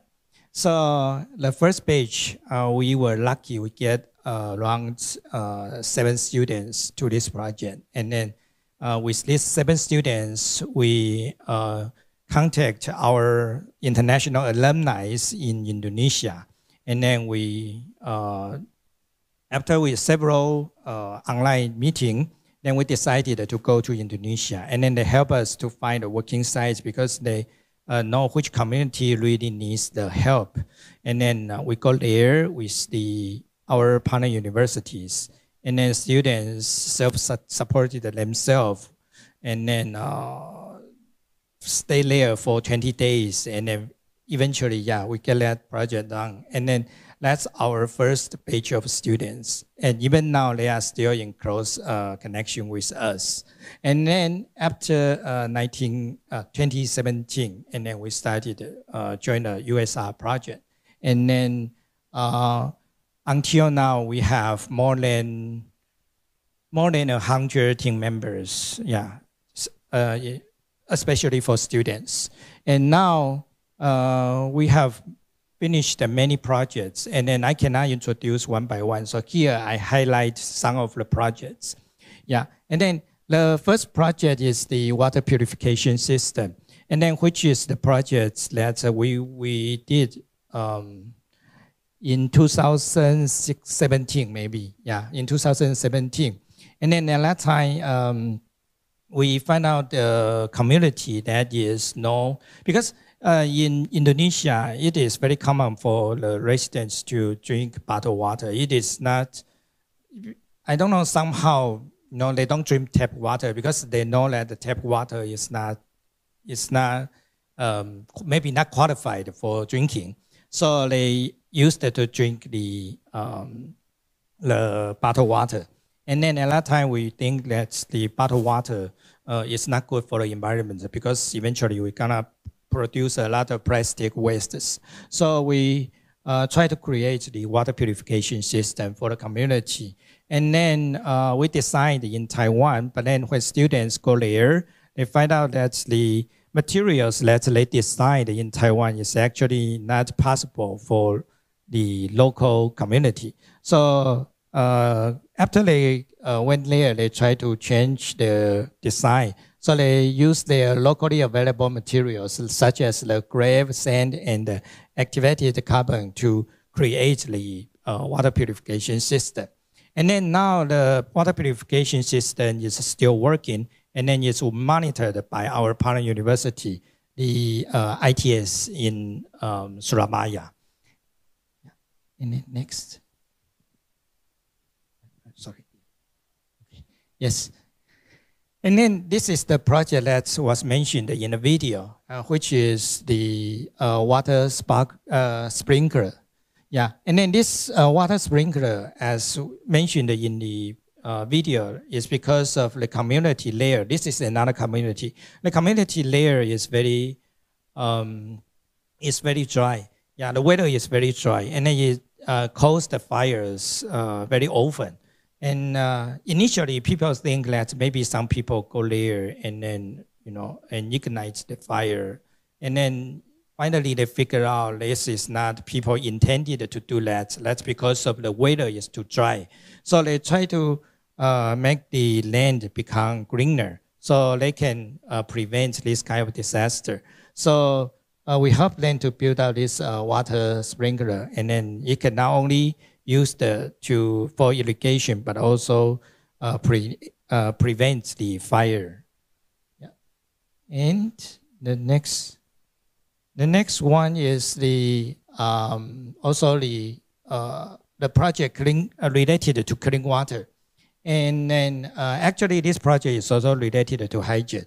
So for this one, as I mentioned, so for people who join this project, they are not only backgrounds with college, with engineering. There are also some students' backgrounds with management, with design, as well as with the business and social sciences. So for this one, we created a map, and then this map gives the information about how many households in this community have the tap water, and then also how many households in this community has the toilets and also the motorcycle, because the local community, they even have no idea, like, the tap water goes where, and how many households really have the tap water.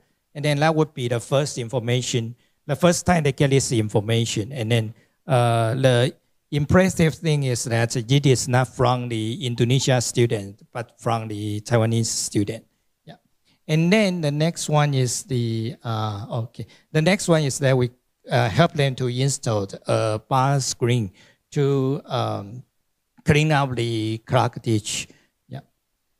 And also we also do some education for the elementary students. We also help them to build up the water purification system as well. The first water purification system is built up in the community, but then the next year we built out another water purification system in elementary school.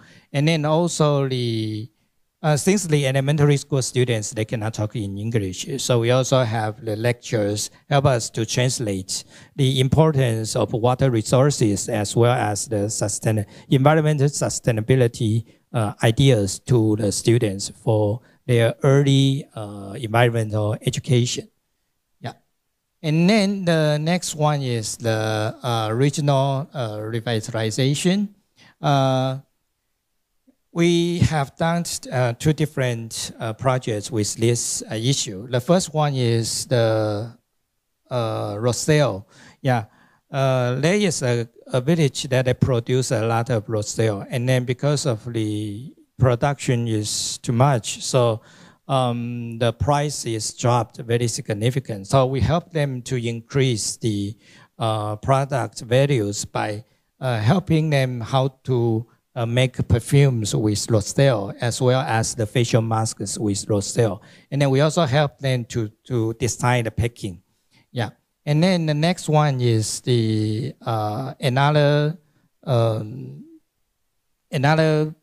product, which is porong. Porong is a kind of fruit, not fruits, vegetable fruits. Yeah, that is very important for East Java. For Matuan, which is a small village in East Java. And then we also help them to design a machine so they can have a better storage for the pollen. Yeah. And then we also do the regional revitalization in Taiwan, the Yilan. Yeah. So we can help them to build the traditional house, and then because of this traditional house, they can have their traditional knowledge and the skills being transformed to the younger generation. Yeah. And we also have empowered the community for sustainability. We set up the detectors to detect the landslide, also the detectors to detect the earthquake, as well as the detector for the air quality. Yeah. And next one is, no, not this one. Next. Yes. And then in Vietnam, we also have similar projects. Yeah. The goal for our projects in Vietnam is as well as the projects in Indonesia and in Taiwan. We try to improve the living quality of the villages, the communities. So here is a picture that shows students try to decorate a remodeled science education classroom. So in Vietnam, not only for the science education classroom, we also have created some food worship pools for students, and then the roof was for sun and raining protection. And also we designed some science teaching aids, as well as we help them to build out the playground. So here is the picture, shows the playgrounds that we built up. And then it's always recycled materials, not the newly buy materials. Yeah. And the contribution for this project to students is that we help them to create the international network, and also we cultivate the global talents, not only Taiwanese students, but also Indonesian students and the Vietnam students. And also we help students to increase their professional and practical training, and also we help them to transform their attitude to become engineers with empathy. Yeah, and if you ask me how we have changed, I would say that time crumbles things, but the knowledge, the spirit, and the friendship lasts.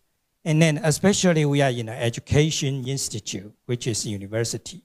So we believe that, just like the Yates said, we believe that education is not filling of pails, but the lighting of fires. Now we have lighted up the fires, and then let's let it extend. Yeah. And finally, I would like to show the video from our Vietnam partners. Yeah. Here. Hello everyone, my name is Clement and I'm a member of team leader of EAA 2023 in Vietnam. Today, I'm very happy to share our project last year at Thuysum Elementary School in An Giang Province, Vietnam. First of all, I would like to make a short introduction about the working sites last year. An Giang Province occupies a position in upper reach of the Mekong Delta with the exception of the west. Most of Pangzang is fairly flat and crisscrossed by many canals and small rivers. Therefore, the rural area outskirts of Pangzang province is still facing with the lack of some kind of basic infrastructure as fresh water, electricity, public services, and studying conditions of children. Most of elementary school is degraded, especially the sanitation facility and the classroom. As you can know, in the southern of Vietnam, the winter separates into 2 seasons, sunny and rainy. Every Monday in the school time and in some occasion, the teachers and students need a year to hold ceremonies or other activities, but it's very hot in the sunny day and very wet in the rain season. So, the principal of the school has suggested us to install a roof cover for the ceremony yard. NTU's team suggested that we could install a steel framework around the yard, which is constructed by 2 parts. The first one is covered by tiled proofing sheet to have both student and teacher can conduct the ceremony during the rainy time, and the second one is proofed with a 2-layer net to reduce the hot sunlight and a student go out within the rest time. Beside the roof main stand, the restroom has some broken parts such as sink and door. It didn't have lighting system, and the sanitation condition was also so bad. EAA team had to clean up everything, use the antibac and detergent to clear the floor, and then fix the door. Water pipe faucet were broken and install the light bulbs for each room. Inside the classroom, some of light bulb was also broken, and in several partitions of the electric wire, the insulation was locked. To ensure the electrical safety, we have to remove all the degraded wire and replace the new one, then install the new light bulb. Due to underdevelopment facility and infrastructure, rural residents still do not have access to modern technology and quality, long-lasting construction. After renovation from EAA Project 2023, students have clearer view of quality infrastructure as well as modern facility for replace old buildings that have degraded and are no longer of use. The student will have more safe and qualified place to study and develop. Alongside with EAA 2023, we are going to continue the EAA 2024 at Binh Elementary School in An Province with the support from NTUST students and professors associated with the participation of students from Osaka Institute of Technology. On behalf of the team leader in Vietnam, I would like to thank EAA Project from Taiwan, especially professor and student from NTUST. We look forward to seeing you next week in Vietnam. Goodbye. Okay. Yes. Yeah, that's all for the EIA project. Thanks. Thank you, Dr. So, my younger sister. And I want to send my gratitude to all of you coming here all the way from different parts of the world to Kaohsiung Medical University. And I love you. You know why? Because you stay until now. And you didn't fall asleep. So Professor LJ here and me are going to present joint projects between UP and KMU. But I want to kind of reflect about what I heard this morning from the first talk until now. So I actually highlight several keywords, and I think that might be interesting to you. The first one is no proposal writing. IUSR is so easy. And then the second one is actual education, sharing, women rights, regional revitalization, 1 pound, 1 school, 1 community, design education. Okay, good and clean and fair food, and the slow movement, meaning walk slowly, right? And the cultural exchange, harmony, innovation, capacity building, mutual learning, coffee, which I need right now, sustainable tourism, And then the last one, borderless, warm-hearted engineers. Are you all cold-hearted? Sometimes. Action and the solution, clean water. So if you listen to those keywords, you will find that it's very easy to categorize that into several categories. The first one, we want good health, or health environment. Second one, we want good education, right? Do you agree? We want good education. Then we want a local economy that can sustain the local community, which we oftentimes call it regional revitalization in Taiwan. And also the last one, which I see it as the most important keyword, collaboration, right, LJ? Don't be nervous. You're fine. So this is my title, and I think we already know what IUSR means. But as I said, actually those are included in the project of Namasha. And those four categories are included in this project. So quality education, medical care, international connection, and regional revitalization. However, I have to remind you one important thing. I am actually an entomologist who study bees and the spiders. I shouldn't know anything about this, right? But oftentimes when I travel to different parts of the world, especially to the Philippines, I found that local communities, they are always working like a bees, beehives. So there are different roles in these beehives. They have queens, they have workers, they have soldiers, they have the nurses, they have different roles playing in these big communities or small communities. That means they have functional roles that makes this community works, right? Recently, we have an article published as the city that works, which is Kaohsiung City. But for a lot of communities, they can sustain because they have different roles playing. They have functional parts, play and then work together and collaborate with each other, and then they emerge with a very good future together, a collective future together. So this is what I want to present today.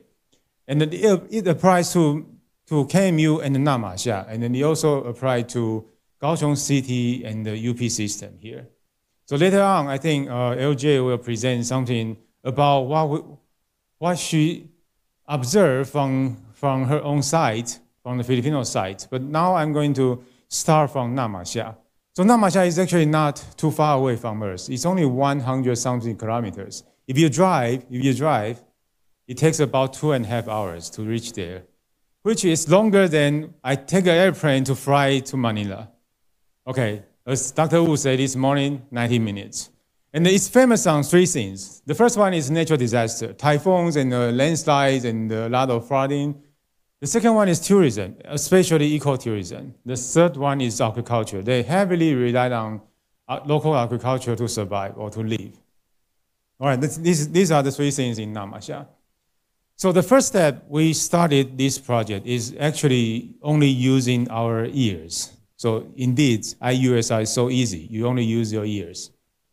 You only listen. You only listen to the local people. You only listen to the environment, the land, the voice from those places that never been heard. So yes, all these pictures are me listening to those people over there. But what we found is those elderlies, they are such good teachers. They can explain the things so well, especially when they are talking about their local ecology, their local environment, their natural resource, the animals. They know so much about that, but they don't want to talk to other people. Why? Because when they consider the modernization of the city, they don't feel that this knowledge is useful. So they hide it. They put it away. But they are so worried that the younger generation will forget about that. So we have the younger generation from Namasha. Namasha 的孩子们，请你举手一下。So we try to revive this knowledge. We try to kind of encourage the younger generation to learn their knowledge. So we have several hundreds of lesson plans designed specifically. Well, look at them. They are pointing to the PowerPoint right now. because they took these lessons already. They all know what that is. So they have the local materials. Let me remind you, we are in medical university, so we have precision medicine, right? So I think we should have precision education. Okay, for a community, we set up an educational system just for this community, and then we kind of, when we move to other communities, we kind of modify that. So then we have to have a AI platform, or digital platform that we can modify the teaching materials easily. Okay, so then we can exchange the ideas and also exchange the opportunity for education. Then we are more equal on that part. Okay, so that's the first idea that I want to bring up right now. So those kids are actually sitting next to you. If you want to talk to them. Don't talk to me. So they actually went with our college students as their teachers. They use the college students as their teachers. So then they do the field survey, field ecology, and then they collect the data, and then they slowly come up with a lot of lesson plans with the college kids. So our goal is actually to train the younger generation as human capitals, not to just do the service. LJ and I were talking about what's the definition between difference between the services and also the USR. So I think the USR spirit is more like we empowered the local young generation to make them capable of doing something, instead of we just kind of donate our profession to the younger generation and then do the service. When we are gone, when we aged, then the service is gone. The competence is gone. So then lesson plans is done, and then the ecotourism using IoT materials emerged through the collaboration between the Namasha kids, the local communities, and the college kids. Okay, so we cannot finish that without the help of other universities, like Kunshan universities, but we cannot finish that without the knowledge of the local people, especially the energy from the local kids. So as a consequence, they won such, I don't know how many awards from different parts. Okay. 延平，请你举手。Yeah, how many pictures of you over here? 你看这边有多少你的这个照片？ Those are the awards that those kids win, and they are now high school students in the city, not in Namasha anymore. So then, mutually, I want our college undergrad students, they can be educated by the local community. So we actually installed a program called Program of Ecological and Cultural Diversity. And the leading course is Namashaology. Okay, so then we bring those kids, the kids meaning the college undergrad students, the first year freshmen, to Namasha, and those are the professors. As I say, the elders are so good on explaining their knowledges in the forests, in the farms, even in the culture, so they can actually be their professors.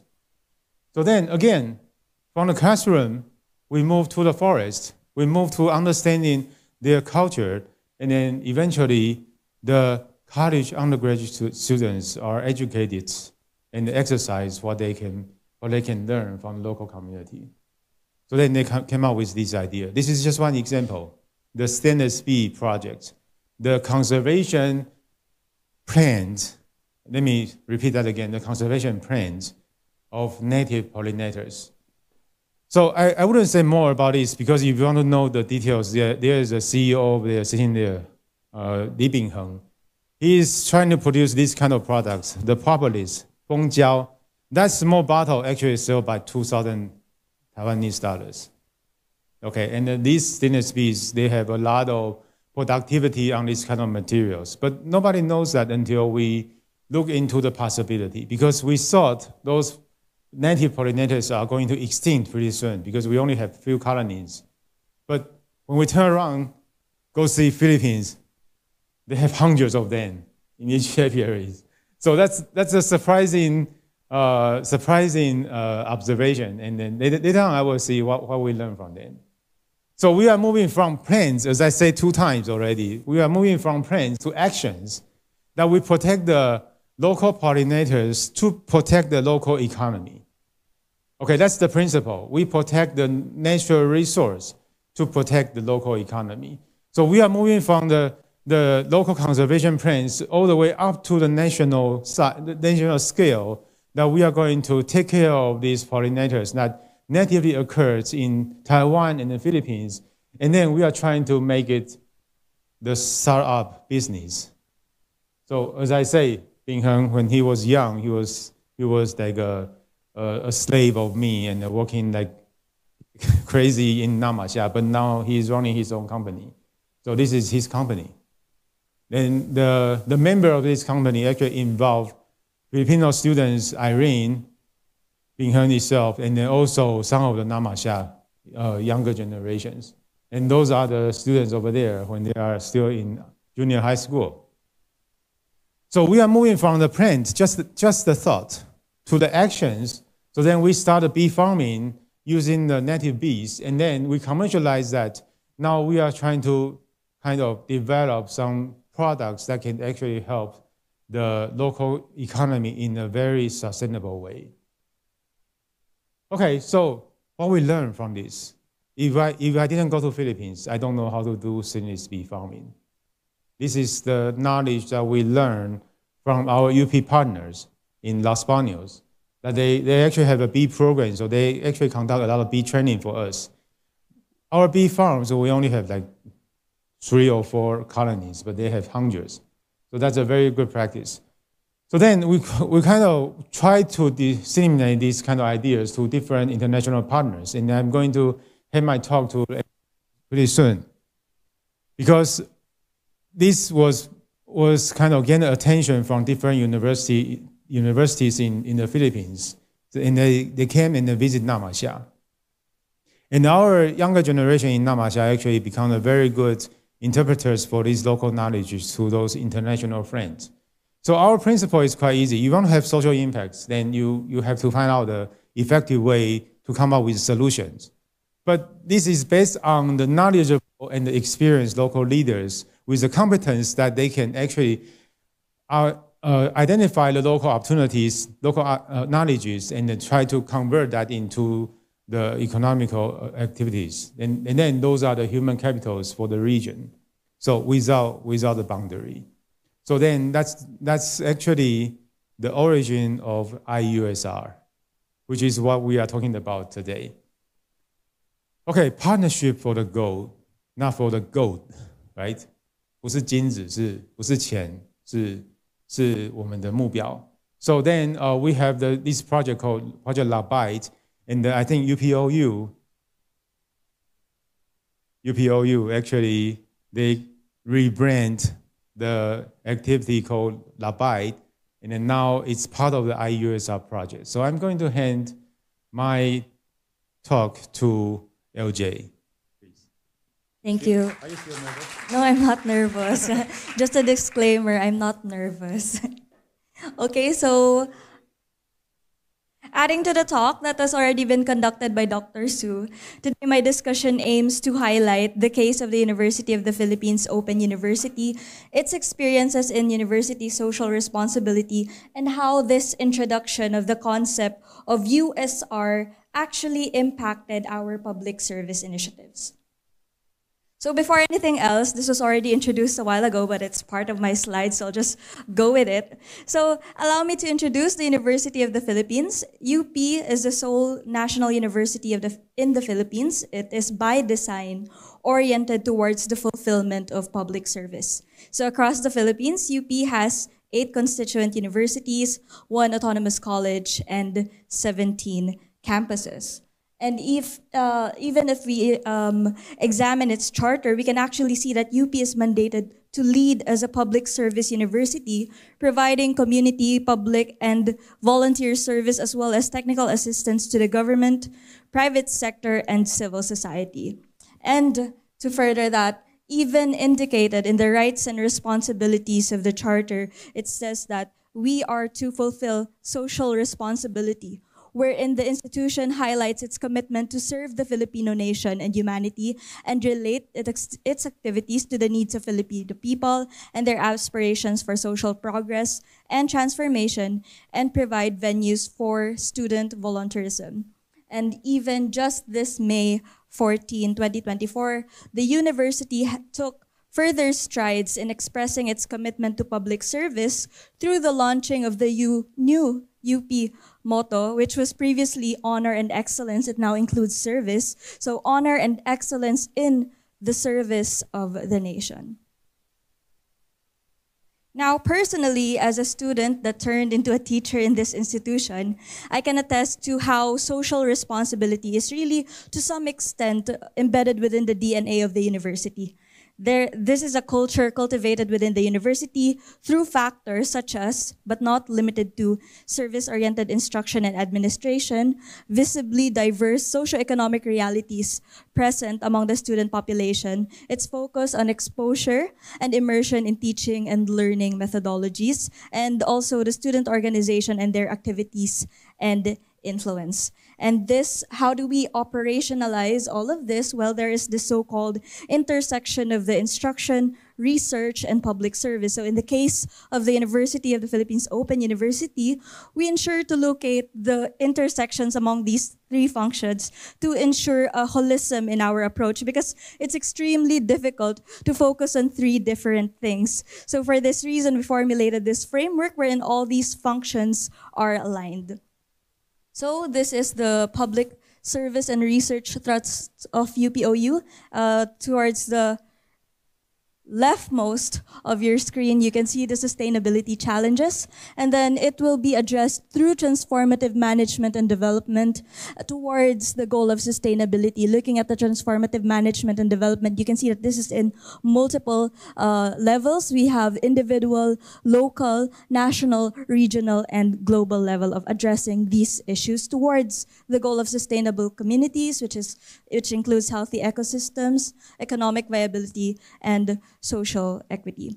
So this is such a large framework. So how do we bring it down to a level that makes these goals more achievable? At UPOU, we have identified the public service and research thrusts according to the expertise we foster through our existing academic programs. So our academic programs, they have the capacity to contribute to the following research thrusts and public service trust: digital transformation, youth and children empowerment, women and elderly empowerment and transformation, community health education and well-being, climate education and justice, community improvement, sustainable livelihood innovations, and digitally transformed enterprise, and application of research towards advancement of communities. And just to give you a glimpse of the ongoing and completed projects of the FMDS towards the promotion of public service, towards greater sustainability. So here are the different projects that we have implemented. However, earlier this year, this concept of IUSR, USR, was introduced by our partner in Southern, specifically Kaohsiung Medical University. And although this is just a thought and it's just an articulation, I believe it was instrumental in the broadening of our public service initiatives. And how is this? So allow me to demonstrate the effect it had on our public service through Project Lakbay. So Project Lakbay is a program that was co-developed and launched with Southern Taiwan universities, and Lakbay is an acronym, learning actively through knowledge-based appreciation for youth. But it is also a Tagalog word for journey, which aims to raise awareness among the youth about global sustainability initiatives and to encourage their participation. It focuses on exploring connections between sustainable development goals through civic engagement, understanding local challenges, fostering collaborations, and finding solutions for the community. But essentially, this just means that Project Lakbay provides students with learning visits and engages them in activities that help them gain exposure to the contextual realities and cultures of the Philippines and empower them to make their own contributions to sustainability as a whole. So as you can see here, these were the learning visits to the International Rice Research Institute, Asian Center of Biodiversity, and the Asian Development Bank. And if we have our Lakbay folks here, you might find yourselves in the photos. And then here we have learning activities and lectures at UP Open University, UP Los Baños, and UP Diliman. And then we also have cultural immersion in Laguna, Philippines, featuring our CEO mentioned a while ago. So if you look at it, at face value, Project Lakbay is already a productive experience that we provide to students. However, this deeper appreciation of IUSR made it apparent that there still needs to be more needed to be done. So hence the directive from my dean, from our dean of the FMDS, Dean Joan V. Serrano, to reconceptualize this Project Lakbay to capture this concept of IUSR. And I will no longer get to the details of this proposal because apparently we don't like proposals here. And I'm all for that because I'm the one who's writing them. So let's skip that part, and I want to highlight the changes in the depths of the activities that our Project Lakbay participants will be tasked to perform. If the former Project Lakbays were more of learning visits, observation, seeing what they're doing, seeing what is happening within the community, students here will no longer be just visiting to learn. When they come to the Philippines, they have to work to do, and they have a work to do and have an obligation to fulfill. So they will be trained on how to interact. Look at the community immersions, needs and assessment, brainstorming, project proposal. They will be trained on how to interact with communities, how to observe communities, how to analyze, and how to create solutions. They will be requested to formulate their own project proposals on how to address the problems that they've seen and experienced. They and the future batches of Project Lakbay will continually be involved with this community, and this is their community now. And since yesterday, I kept on thinking of what makes USR different from public service. So public service, it's our passion at work. It's essentially pouring our knowledge, our skills, our expertise, our resources, and our capacity in the hope of creating a better country and a better world. And public service is some sort of labor of love. And IUSR, it has this multiplier effect.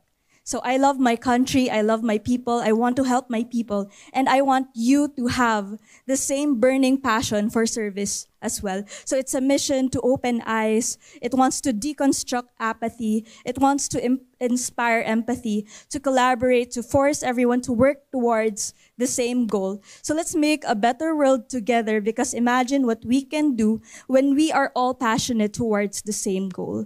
So us being universities are in the prime position to educate. So let's educate. Let's awaken social awareness. Let's drive action. Beyond service, we instill the heart of service into everyone. And as the theme is... Thank you, Dr. Su. So I'm very proud to say that this multiplier effect that we were hoping for, we have achieved it already to some extent. There are now universities from Japan, universities from Vietnam that have reached out to UPOU asking us to host their Lakbay. And this presents us with an opportunity to share this burning passion of our with our new prospective partners, so prospective collaborators, in championing this common goal. So more Project Lakbays are being planned, and we hope it becomes even more infectious so that we can influence more people. And on September, we actually have a batch of, on August, we have another batch of Project Lakbay from Taiwan visiting the Philippines, but we also have Project Lakbay Trolley. The Philippines is going to visit Kaohsiung this September 2024. So I hope that you can welcome them warmly. They're going to visit, they're going to learn, to see best practices, and hopefully be inspired. And we hope that their Lakbay also motivates them to imagine what they can do for their own communities. And along with this, we will be conducting our own forum here in Kaohsiung, where resource speakers from the University of the Philippines Open University will share our experiences, insights, reflections, and future plans in forwarding the goal of capable and self-sustaining communities. So I hope you can join us. Again, Kalvya Tumananu, and thank you for listening. Thank you for your... Can you hear me? Yeah? Okay. Yeah. Okay, we've come to the last part. It's the closing, okay?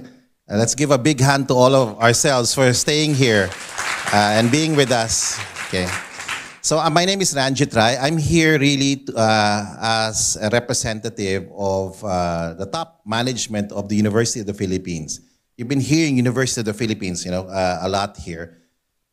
Largely because we are partners with EduConnect, like all of you.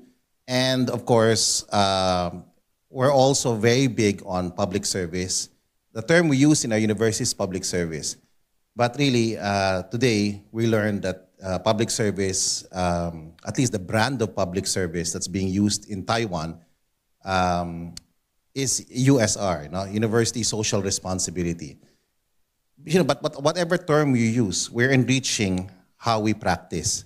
And we're also broadening and deepening our understanding of how it is to do public service. And today, I have a complete presentation, but really what impressed me the most about today was really the commitment of all our partners. The whole day, and we listened to presentations. But these are not presentations alone. These are actual life-changing projects done by members of our network to change people's lives. And also to enrich ourselves, not just as individuals, but as academics doing research and teaching. And that's where I'm coming from. So I'd like us to give all ourselves a round of applause because this actually works.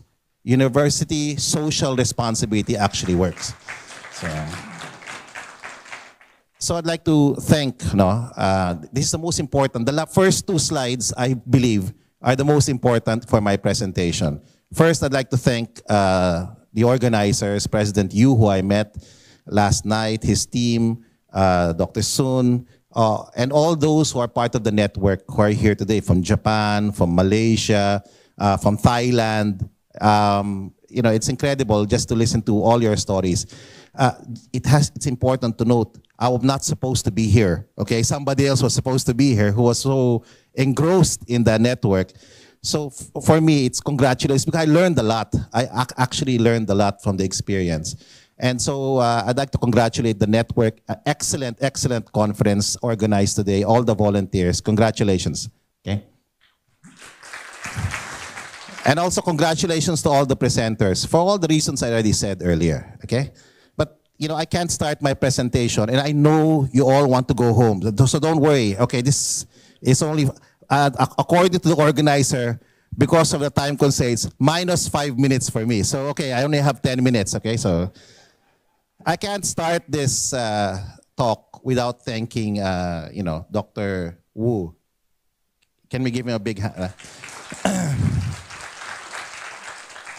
Dr. Wu's leadership and citizenship, at least from the side of the University of the Philippines, and I'm talking on behalf of my institution, which, by the way, is the best university in the Philippines, and it's a public service university, not just an academic research university. We want to thank Dr. Wu for his citizenship and leadership in starting and continuing the work of advocating USR in UP and in Taiwan. If we have a relationship with Southern Taiwan, it's because of Dr. Wu. And of course, all our partners here over the years. This has been 10 years. I think, Dr. Wu, yeah? 10 years. Congratulations, Dr. Wu. Thank you.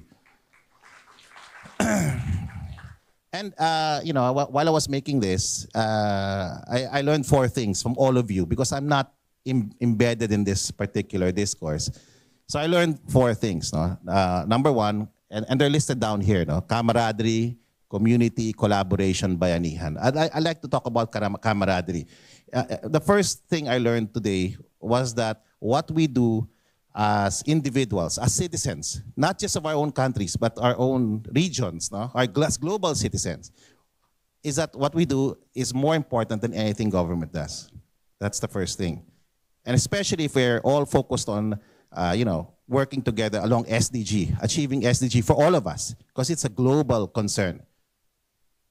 It does matter, and your work is a contribution to that. Number two, we can't do this alone. Partnership, community, collaboration, these are important elements for us to succeed. And apparently, we cannot succeed given all the global challenges, regional challenges, especially for Taiwan and the Philippines. I'll talk about our shared challenges. We have to do it together. So that's number two. Partnerships, collaborations matter. Number three, we have to have a framework of doing things. And it's not a framework of, I want to help you because I'm better than you. I think I got that from the coffee project earlier. You went to Thailand hoping to teach them, but in the end, you got taught how to deal with the coffee industry. That's the beautiful, That itself is, what's inspiring. And bayanihan is a concept in the Philippines about community. Here, because of Dr. Wu, we have a new concept called Taiwanihan, having a sense of community, meaning, it's not just about us helping you, it's really us trying to learn from each other and trying to build a better place for all of us. No? And it sounds idealistic, it sounds cliche, but really, when you think about it, if you actually were awake the whole morning, and afternoon, and by the way, that was a struggle for me also, Okay, you'll be inspired by the stories. You'll be inspired by the fact that, all these activities actually touch people's lives. Okay, so what's my contribution to this discussion? Last 5 minutes now. Is the idea that let's have a USR, a new USR for all our network, for the Philippine network, for the Taiwan network, for the EduConnect network and all the partners. Let's build a new space. And my boss, the president of the University of the Philippines, his executive vice president, have suggested to me, why don't you offer the Philippines as a new space for these kinds of collaborations? And how do we do this? We have to forget that there are borders. We have to forget that there's a Taiwan, there's a Philippines. There actually is a logical link between linking or putting together a corridor, not just for USR, but for growth in general, a growth corridor. Northern Philippines, or the Philippines, which is called Luzon, that's on top of the Philippines, where the red spot is, and southern Taiwan. If we can link each other, conceptualize borderless region, new region, for us to do all our work, not for the Philippines, but for the whole region and maybe even for the globe, a model for working together. So that's my argument, that's my university's idea. We are not just the University of the Philippines with our 8 constituent universities, our 17 campuses, our nearly 50,000 students.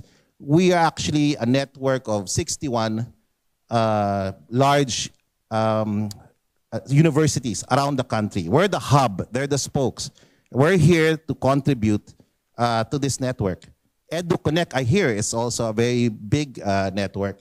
So why don't we just think about building this as a project for the future, just a concept, okay? The North, building a new corridor of growth.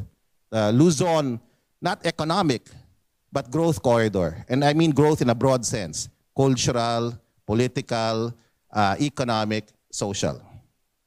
Okay, the idea, the concept of a borderless university network, the important point here to raise is that we don't rely on government. And as much as possible, let's not invite government, but we have to, okay. As Joanne as one of our colleagues probably argued, the private sector is really much better at doing stuff, no? And all your examples show that if the universities come together, not only is collaboration more successful, it's more meaningful also. So universities, note, universities are the agents, not governments, not the private side, it's a university. So once we start linking universities together, it's easier to get the job done. Whatever that job is, whether it's chasing after SDG or simply changing lives or inspiring our faculty. not to retire early, but to do more, okay? Like Dr. Wu, okay? Okay, the initiative leverages the concept of borderless university network to enhance competitiveness, foster a dynamic, interconnected community. So the concept is community. The network is unique because it provides a platform for education, growth, okay, and cultural understanding in the Asia-Pacific region. Okay, and that has a lot of potential for Taiwan and the Philippines. Now, why Taiwan? Why not Japan? We have all of these. I'm just illustrating the fact that the borders between Taiwan and the Philippines are imagined. You know, they're more political than anything. You see, Taiwan is a democracy like the Philippines. It's an island nation just like the Philippines. There's a natural connect. Now, I don't know why we haven't thought of it this way. We've been together for so long. We have the same challenges, by the way, okay, and challengers, okay. Let's be quiet about that. But the thing is, that being said, there are also a lot of cultural, we're two very distinct cultures, but there are a lot of cultural nuances and, how should I say this, similarities and connections. One big connection is a lot of us are Christian. Let's face it. That's a unique link. Our biographies, histories, our religious, philosophical inclinations are intertwined. Our Japan is a very close neighbor, and a very close partner. But Japanese are more Buddhist than Christian. Nothing against that, but there's a unique fit between Taiwan and the Philippines. And many of our countrymen work in Taiwan. So this is something we should explore because this is just a space anyway. Let's build this space, but build it around networks of universities working towards a common purpose. And I think the common purpose would be SDGs. Okay? So anyway, that's it. So, but is this something new? No, it's not something new. Actually, our president, Gigil Jimenez, has been talking about this borderless university networks. The UP Vinta, Dr. Wu, has been there for some time. Yeah, and I hope, Dr. Wu, you won't feel bad and won't give up. We have to take your word for it. We have to have the patience of farmers, okay? Because not everybody thinks this way. Not everybody in our countries think this way. They think in very specific terms, economic growth, corridor. But here, we're talking about universities coming together, students coming together. Imagine if Taiwanese students can just come for a semester to study in any university in the network.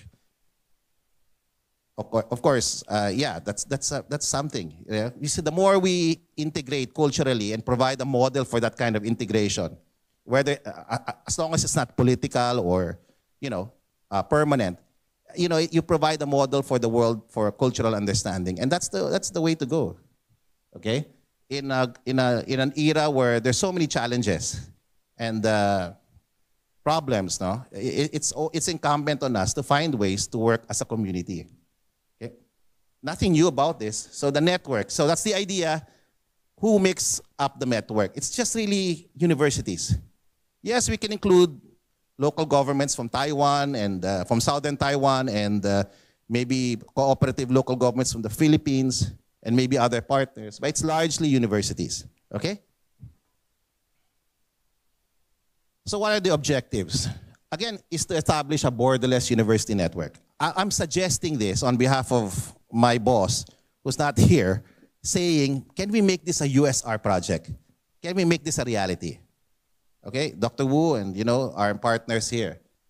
And why are we building it? To establish a borderless university network where we can exchange knowledge, research, students, and teachers, no? Okay? A virtual and real, no? Learning space where we can collaborate and cooperate. I forgot the word cooperate. Number 2, to promote integrated development. However we understand it, no? We have a big debate if development is economic, social, human, or about SDGs. But see, the link here is, yeah, I'm sorry. Sorry. I'm getting better at this, okay? It's North Luzon and Southern Taiwan. Let's start there, okay, with our own existing networks. Okay? And then, of course, to foster the spirit of bayanihan. Now, okay, for our Taiwanese students, bayanihan, and in the case of Dr. Wu, Taiwanihan, It's just another word for sense of community, where people enter into a contract, not contract, but into an understanding that we help each other because we want to simply help each other, because together we'll make it. Okay, there's no payment, there's no remuneration. We willingly enter into a contract to help each other. Okay, so that's symbolized in the Philippines by people carrying houses, literally carrying a house from one side of the community to another. And nobody gets paid, we just do it because we have to do it. Because one day we'll need to do that. They'll need to do that for us. So we help each other. So bayanihan is a term. Number 2 is to create a hub for peace and cultural exchange. So this new zone, North Luzon, whatever you call it, North Luzon, Southern Taiwan Growth Corridor, should be a zone for peace, neutrality, cultural exchange. Because the closer we are, the better we'll work together. The closer we are, the more we understand each other, the more likely we'll be able to work together to solve the problems that beset us, as human beings, diba? I mean, the climate change is one. I heard this afternoon the aging population. That's a real problem for Taiwan. That is completely unheard of in the Philippines. Everybody's young. Everybody's below 30 years old. I don't even think I'm old, although I'm aging also. Yeah, okay. So, but the thing is, imagine if our retirees from Taiwan who want to be productive can work in this new area, yeah, and live in communities provided for by this new zone. And Filipino young people can replace your aging workforce. Of course, you can always opt for robots, no? But okay. So these are some very nominal ways of looking at it. But that's the way to go. You have to find a neighbor to solve some of the problems that you can't solve, and likely in the Taiwan's case will not be able to solve over the next 5-10 years. It's going to age. It's the natural way. I mean, most of North Asia, except for China, is going through this particular problem. Even our brothers from Japan.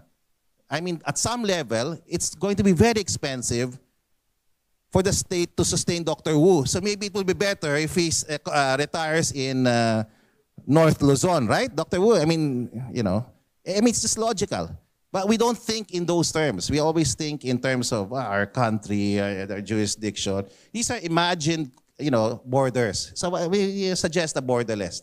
So I guess maybe, because everybody's a bit tired, this is basically the concept. Yeah. And of course, because we're going to go this borderless university network, we can do more good. Okay? We can do more good because it'll be a new platform to do what you call regional university social responsibility. Public service, not just for your own backyard, but for your own community, but for the community of nations around you. We have to understand we're 2 island nations. There are lots, no? Of course, there's Indonesia, but Taiwan and the Philippines has a unique historical, strategic, okay, and at some level political connection. We're both democracies, okay, and so we need to work together to sustain not just our way of life but also our values. And the best way to do that is to work together, okay. So if a disaster comes to, I hope not, to one country, or at least if it happens to Taiwan, you can go to the Philippines and migrate, or be a refugee in our place. I'm just kidding, no. But but the Philippines is huge. There's so much resource. We're the 5th most mineralized country in the world. So there's so much to share from our side. But we have to start thinking as Asians to work together more closely. Okay. So but it has to start with university networks. It has to start with the academician, those who live the life of the mind. Okay? Okay, this is just really something that Dr. Wu already talked about. Regional USR, this new network will become a good governance, have a model for the rest of the world. And hopefully, it's not just nation building, but not just for the Philippines, but Taiwan, but a model for building, stronger, communities around the world and in our particularly in our own region. So, all the others have talked about their own models. We already have this. The previous presenter talked about the UP OpenU. So are there models that already exist? Yes. Is there a network in Taiwan and the Philippines of universities that are willing? Yes. Okay, so, and we talked about Lakbay. We already have projects. Yes, Dr. Wu, and to the others, maybe it's slow, it's not enough, we're not yet where we're supposed to be. But really, things are moving, things have happened, and things are going to happen more. The more we realize that we're interconnected and that we have to find a way to work together, to collaborate and cooperate more. So we have Lakbay. These are small projects, but they mean something, that we can do it. Dr. Wu talked about this. Southern Taiwan is just 90 minutes, okay? You can actually swim, no? A few days to get there. It's not impossible. In short, this is something that we have to conceptualize as academics. The natural, regional space, no? Okay. And of course, I'd like to conclude by saying that the North Luzon Southern Taiwan University and Industry Network presents a unique opportunity to revolutionize education, drive economic growth, foster cultural understanding in the Asia-Pacific region. So with that, I'd like to end my own discussion and my own closing remarks by saying that, number one, I learned a couple of things, a recap. One is that what we do as individuals, as academics, as researchers, as students, is more important than anything government does. Number two, that social responsibility by university, public service as we use it, really works. Third, we work best when we collaborate, cooperate with one another. And fourth, we can do this, no? We can do this. We can reimagine ourselves, no? I have a few slides here, but the basic argument is that we can build this network. It exists. All we have to do now is to just imagine that we can move from good to better. With that, I'd like to say thank you, congratulations to all, and hope we have a great day ahead of us. Thank you.